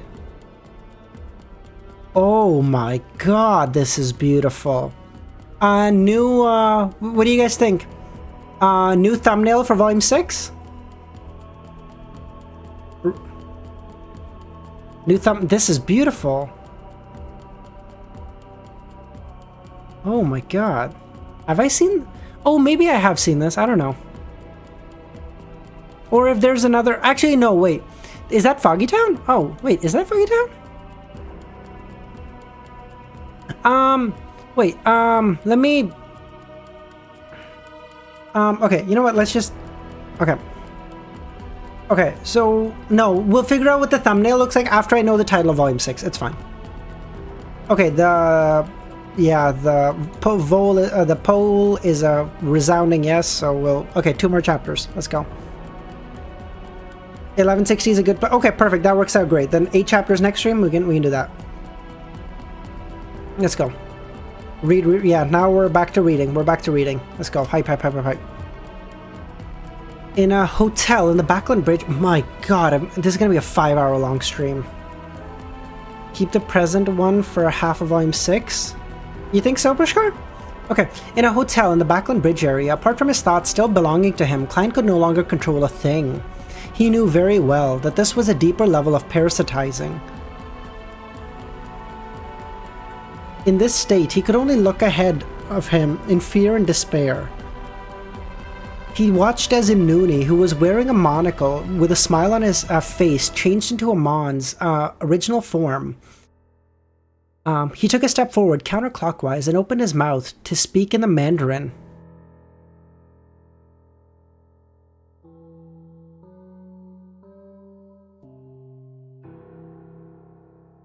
The immortal Lord of heaven and earth for blessing. Did he just steal my thoughts or my ability to speak Mandarin? No, it has to be the former. Otherwise, he wouldn't be able to grasp this ritual. Klein felt an unprecedented sense of anxiety. As though sensing his emotions, the monocled man turned to him and smiled, took another step counterclockwise and continued. The Sky Lord of heaven and earth for blessing. Following that, this blasphemer carried on the ritual with great familiarity. With each step he took, and every incantation, Klein's heart sank deeper into an abyss. The celestial worthy of heaven and earth for blessing. When Amon took the final step and recited the final incantation, a boundless grey fog appeared. There was no need to listen carefully, as he understood what it meant with his spiritual perception. After advancing to Scholar of Yore, he had obtained basic control of Sefirah Castle, no matter who it was, even if they had the correct ritual and the incantation needed to obtain his permission to enter the grey fog. Reject him, Klein's instantly delighted. You think it's going to be that simple in front of Amon? However, just as he had this thought, he had forgotten it.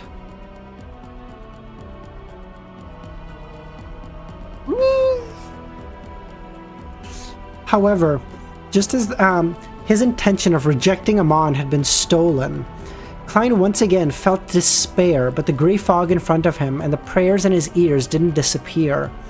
Klein was taken aback as he knew what was going on. I understand. I have to head above the grey fog and control the Sefirah Castle to give him permission to enter. There's no default option. The thought was like a straw which Klein was grabbing at with no hesitation. It prevented him from sinking into the abyss. Although he still didn't know how to make use of this matter, his intuition told him that a slim possibility, and his only hope, could be hidden in this detail. At this moment, Amon stopped and the attempt and cast his gaze at Klein. Clearly, he had failed. Honorable Mr. Fool, your idea of saving yourself is very interesting. Insert Napoleon, there's nothing we can do. Amon had used the standard loan language, but every word seemed to be able to stir the powers of nature, creating an explosion of one after another in his mind. How is he so sure that I'm the fool and not a blessed? How am I certain? He pointed at the round stool table opposite him and said, "Sit down, don't stand on ceremony." The moment he finished that sentence, Klein couldn't help but stride forward and sit his ass down. Amon looked forward and grabbed Klein's black silk top hat. He put on the hat and said, "Do you think that I wasn't aware that the ritual would be unsuccessful? It hasn't been long since the Sefirah Castle produced an anomaly, so how could I forget? I just wanted to see your reaction, but you subconsciously felt despair and rejected me. That was interesting. If you weren't the one called a fool, why would you have such a thought? Dear Mr. Fool, am I right?" Oh, they're like in a... Oh, they're both at like an impasse. Klein can't do anything to the fool. Klein can't do anything to Amon. And Amon can't do anything to Klein because he wants Sefirah Castle. And Klein would only be able to give it to him above the Grey Fog, but above the Grey Fog his influence breaks. Oh, so it's like a game of... Oh, so they're both just like... They're both at an impasse. I fell for his scam. Only then did Klein realize Amon wasn't disappointed at all. He calmly said, "Kill me." I can speak now? Klein tried to control his body, but it was impossible.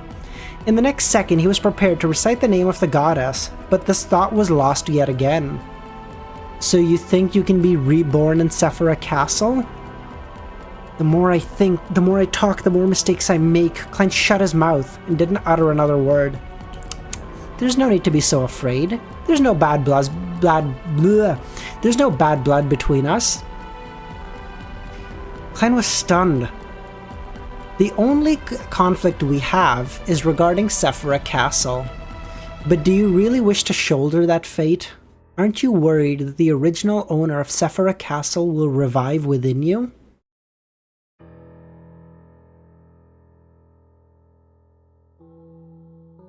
Oh my god, this is such an old theory of mine! Oh my god!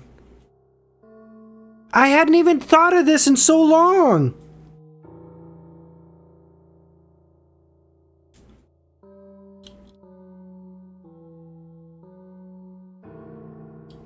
Fuck.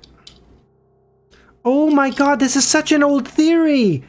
The OGs know! Oh my god!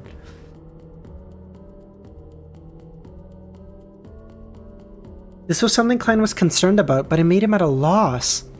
Amon pinched the crystal monocle, but didn't urge him to answer. If you give me Sefirah Castle, all the problems will be resolved. That way, whether the original owner of the Sefirah Castle comes back to life, or the fate can be shouldered, the one who needs to worry is me, not you.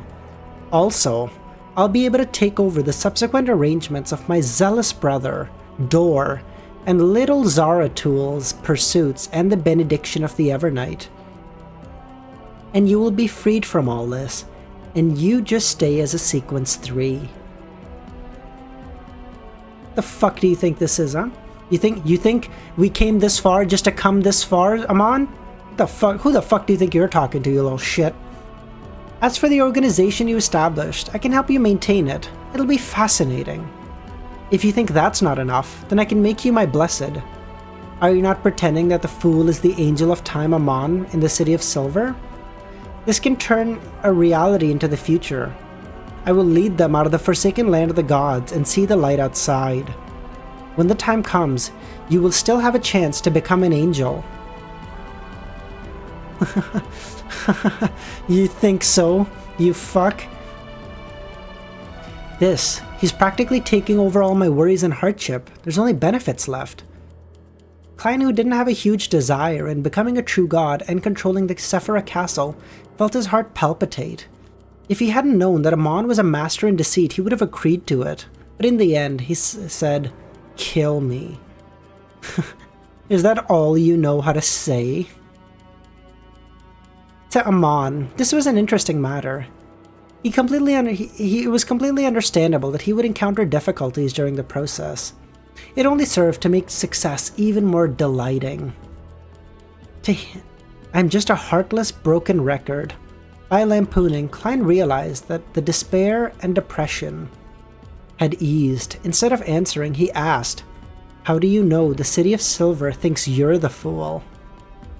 He didn't dare to say that the City of Silver still suspects that the fool was a god that Amon believed in, afraid that he would provoke him. Of course, if Amon was the type of person who would lose his intelligence after being provoked, he definitely would have tried to do so.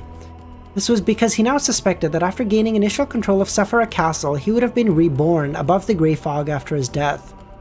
Unfortunately, Amon wasn't a king of angels from the storm pathway, but a god of trickery, one that gave even true deities a headaches in the Fourth Epoch.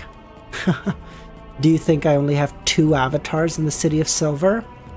Since you, the fool, the Hanged Man have intertwined, I'm happy to watch by the sidelines. The City of Silver still has another Amon's avatar? Who? This is... Previously, the members of the Giant King's court team weren't parasitized. This is something that can be confirmed. As his mind tensed up, Klein felt it was only natural. This was because Leonard had told him that once Amon that seeing one Amon meant there were a bunch of Amons lurking around. Without much thought, Klein tried hard to come up with an attempt to escape. You didn't rob me of my destiny because you can't handle it right now? Yes. That's why I want to make a deal with you, peacefully. The microbes. But since you rejected my offer, I can only bring you to see my real body, to a sufficiently safe place. There, I will take over your destiny. When that happens, your ending will not be as good as the one I described.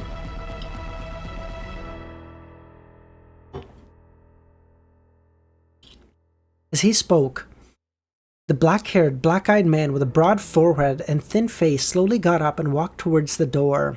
With that, Klein stood up and followed behind like a puppet. He then reached out and said, "What's the 4th line of that Scholar of Yore honorific name?" In mysticism, every existence's corresponding name wasn't that strict, as long as one used the correct format and the correct descriptions to narrow down the scope to prevent ambiguity. They could point towards the corresponding existence. This was also why quite a number of heretics who knew nothing of mysticism had randomly come up with honorific names. Of course, if the name wasn't given by the hidden existence, there was no way to enjoy receiving an automatic response. Previously, Amon had used the understanding of the Scholar of Yore and Gehrman and the powers of the Sequence 7 cryptologist to restore the full honorific name that could point to Gehrman. He didn't attempt to pray and use the automatic response to establish a connection, because his godhood intuition told him there was a problem with the 4th sentence. The 4th line of Klein's honorific name flashed across his mind, but he had no intention of telling Amon. At that moment, Amon opened his mouth and read out his thoughts. Oh my god, what a bitch. Protector of backland magic and drama performers. This so-called Angel of Time fell silent. Then smiled, very happily. To be honest, this is all fascinating. Are you really not considering becoming my blessed? Kill me. Klein opened up his mouth and spoke. 1152. Error. Okay. What's the error?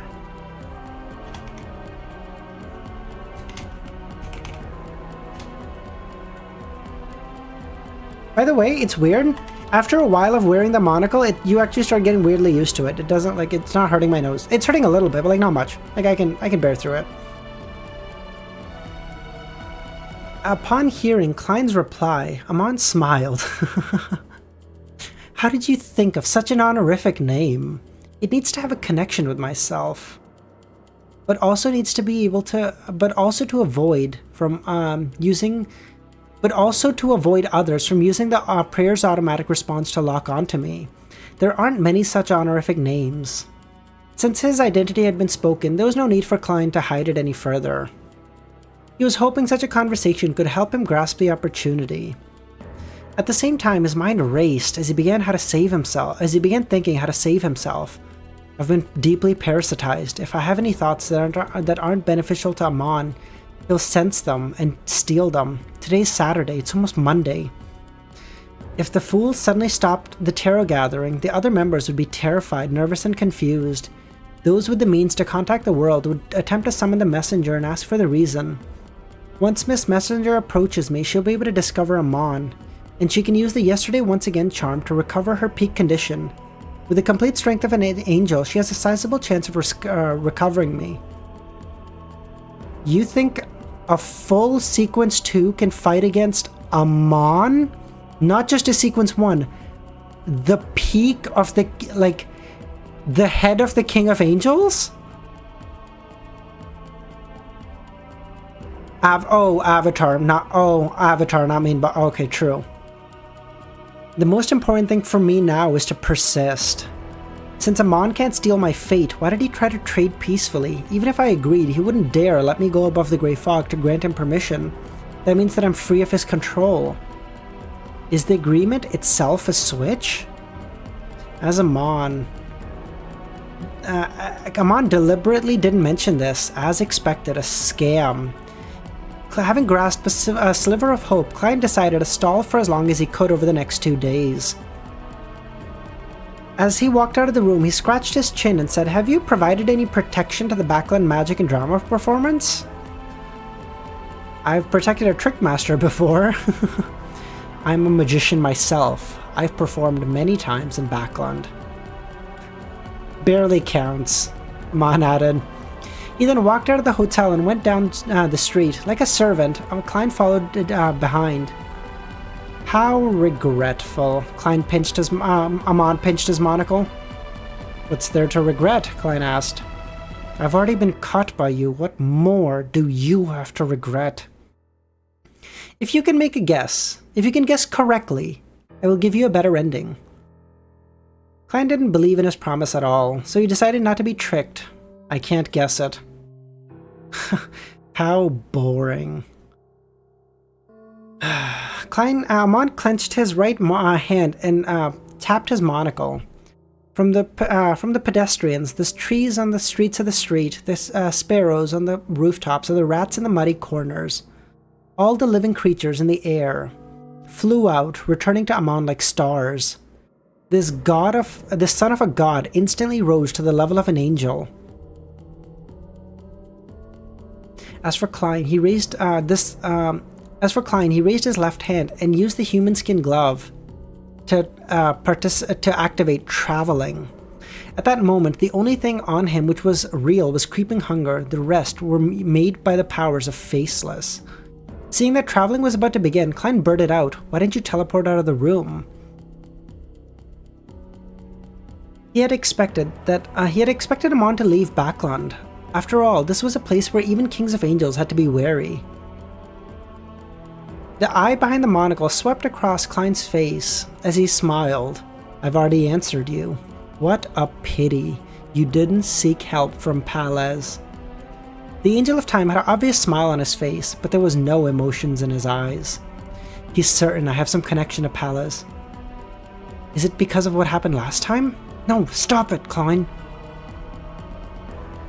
Amon glanced at the panicking passerbys on the street with an impassive manner before looking up at the grey sky and saying, "I can only wait for the next opportunity. The most important thing now is to bring you to that place."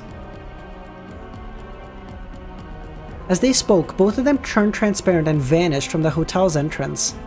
After passing through the countless indescribable spirit world creatures and overlapping layers of saturated colors, Klein and Amon's appeared above the sea. My god, I see above and my mind goes to above the Grey Fog immediately. Beneath their feet was a huge fissure. The blue seawater had been cut off as they plummeted down into the bottomless darkness like a waterfall. Wasn't this the place that they ran past as soon as they entered the Forsaken Land of the Gods? That like a girl who was of the sailor pathway swam deep down, but she was like, "Damn, like I don't know what the fuck's in there. Like I can't go there." This was the entrance to the ruins of the battlefield of the gods. With a thought, Klein asked, "You're taking me to the Forsaken Land of the Gods?" "That's right. When we get there, even your messenger won't be able to sense you through the contract."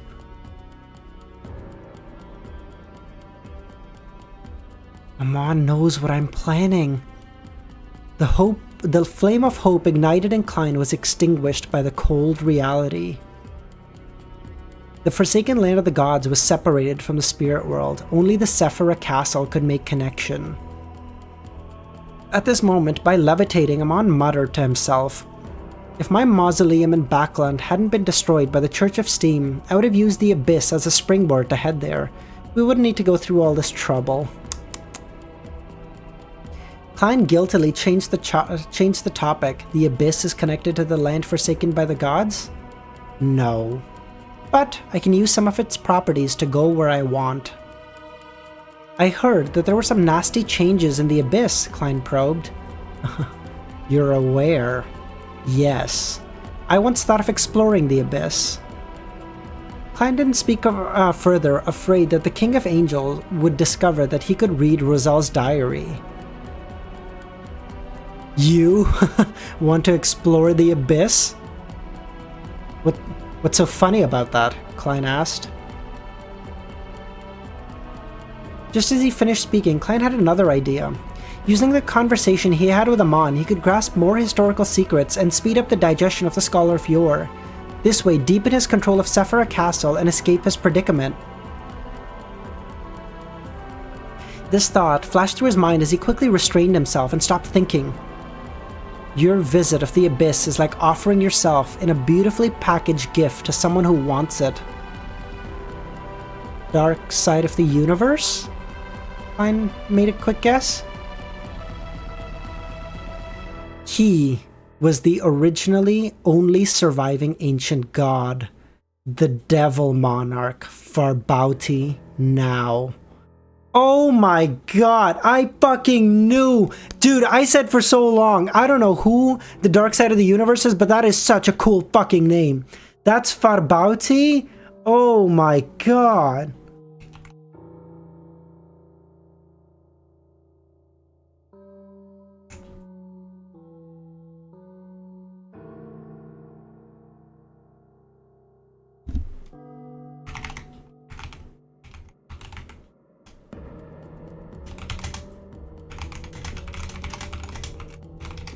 Oh my god.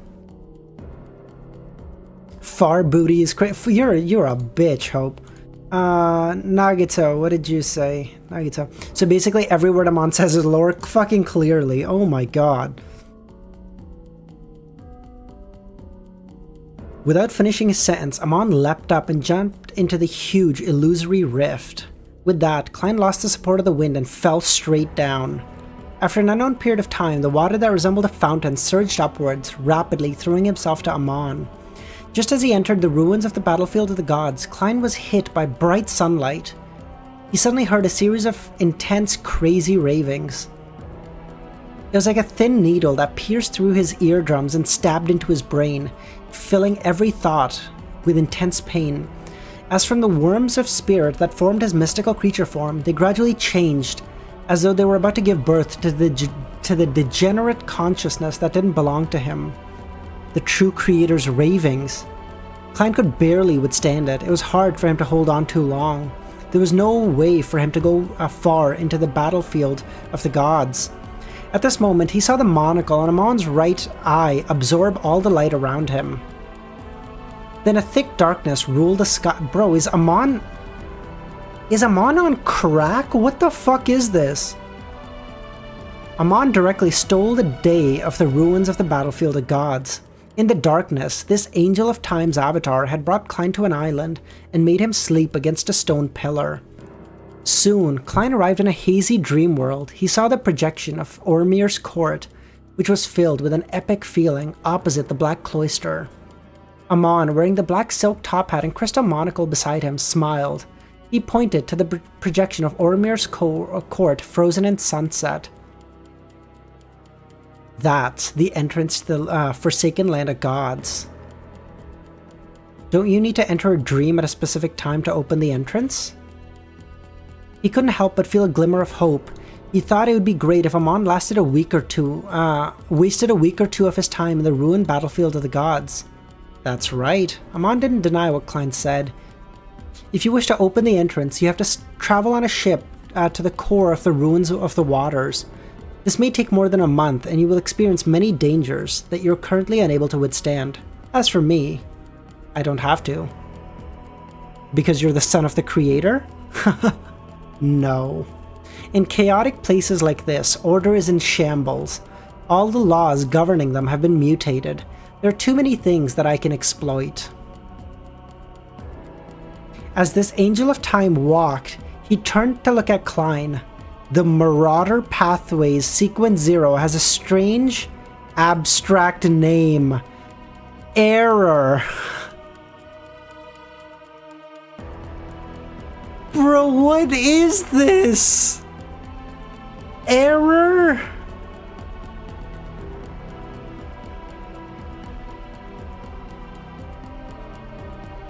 It's a concept, as I predicted. Pushkar, wait, take those. Bro, we can't stop winning today. We can't stop winning. Oh my god, someone call the cops. I am fucking cheating. So I am missing 2 sequences in that entire group of pathway. I'm missing the sequence 0 of the door pathway. Oh my god, is it a fucking door? That it might be. No.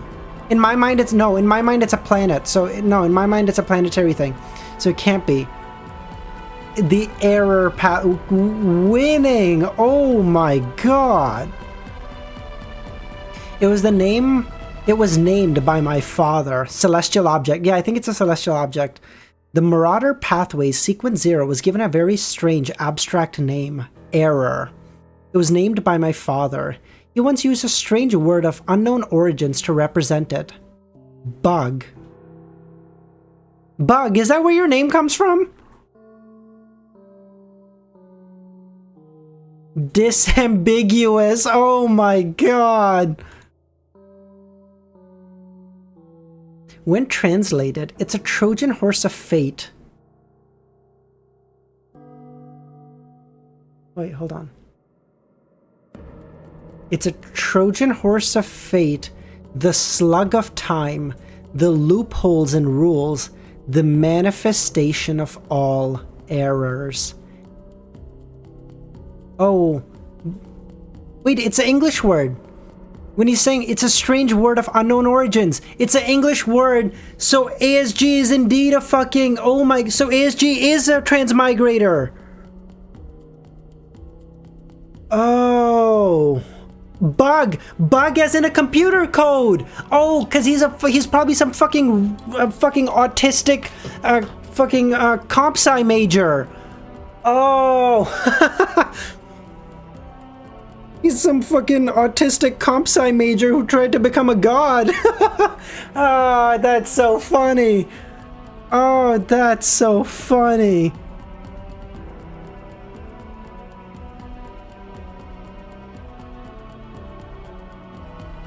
Oh.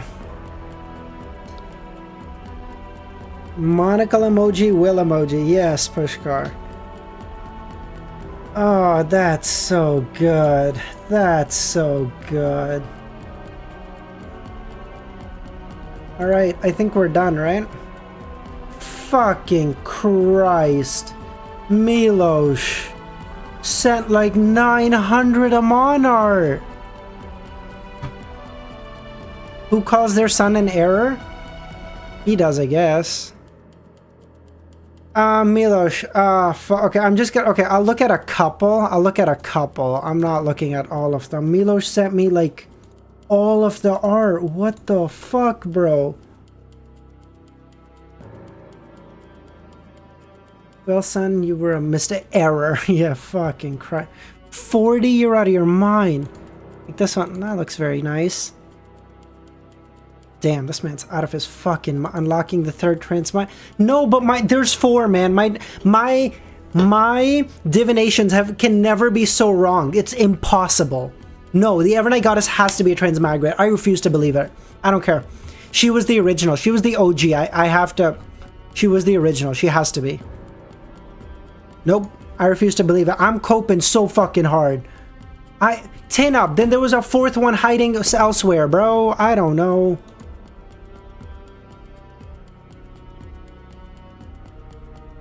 Damn, he does look so cool. Okay, no, you know what? What I will do, Milos, I'll skim through them right now, and then I'll go through all of them. I'll go through all of them next stream. Dude, I've been streaming for 5 hours. Come on. No, no, there's no fucking chance my theory is so wrong. I just refuse to believe it. No chance. Oh my god, this is them transmigrating! I've used this art before too, way back when. Oh my god. No, Luvion, if you have them, send them all. If you have them, send them all, fuck it. Or send as many as you can, fuck it. Like, don't, like, go out of your way to, you know, but, like... No, yes, I've seen this, but I've used this before too. I thought it was so... I didn't know who Amon was at the time. I just never thought about it. I just thought it was cool.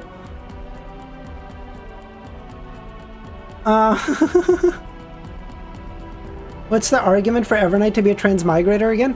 When's next stream? Tomorrow nighttime.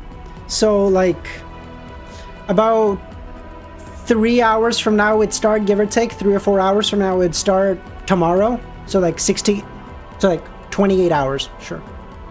I have the beginning bit, but I didn't get very far. Yeah, no worries. Whatever you get, Luvian, just send them in. I appreciate you, man. Man, this man looks so terrifying.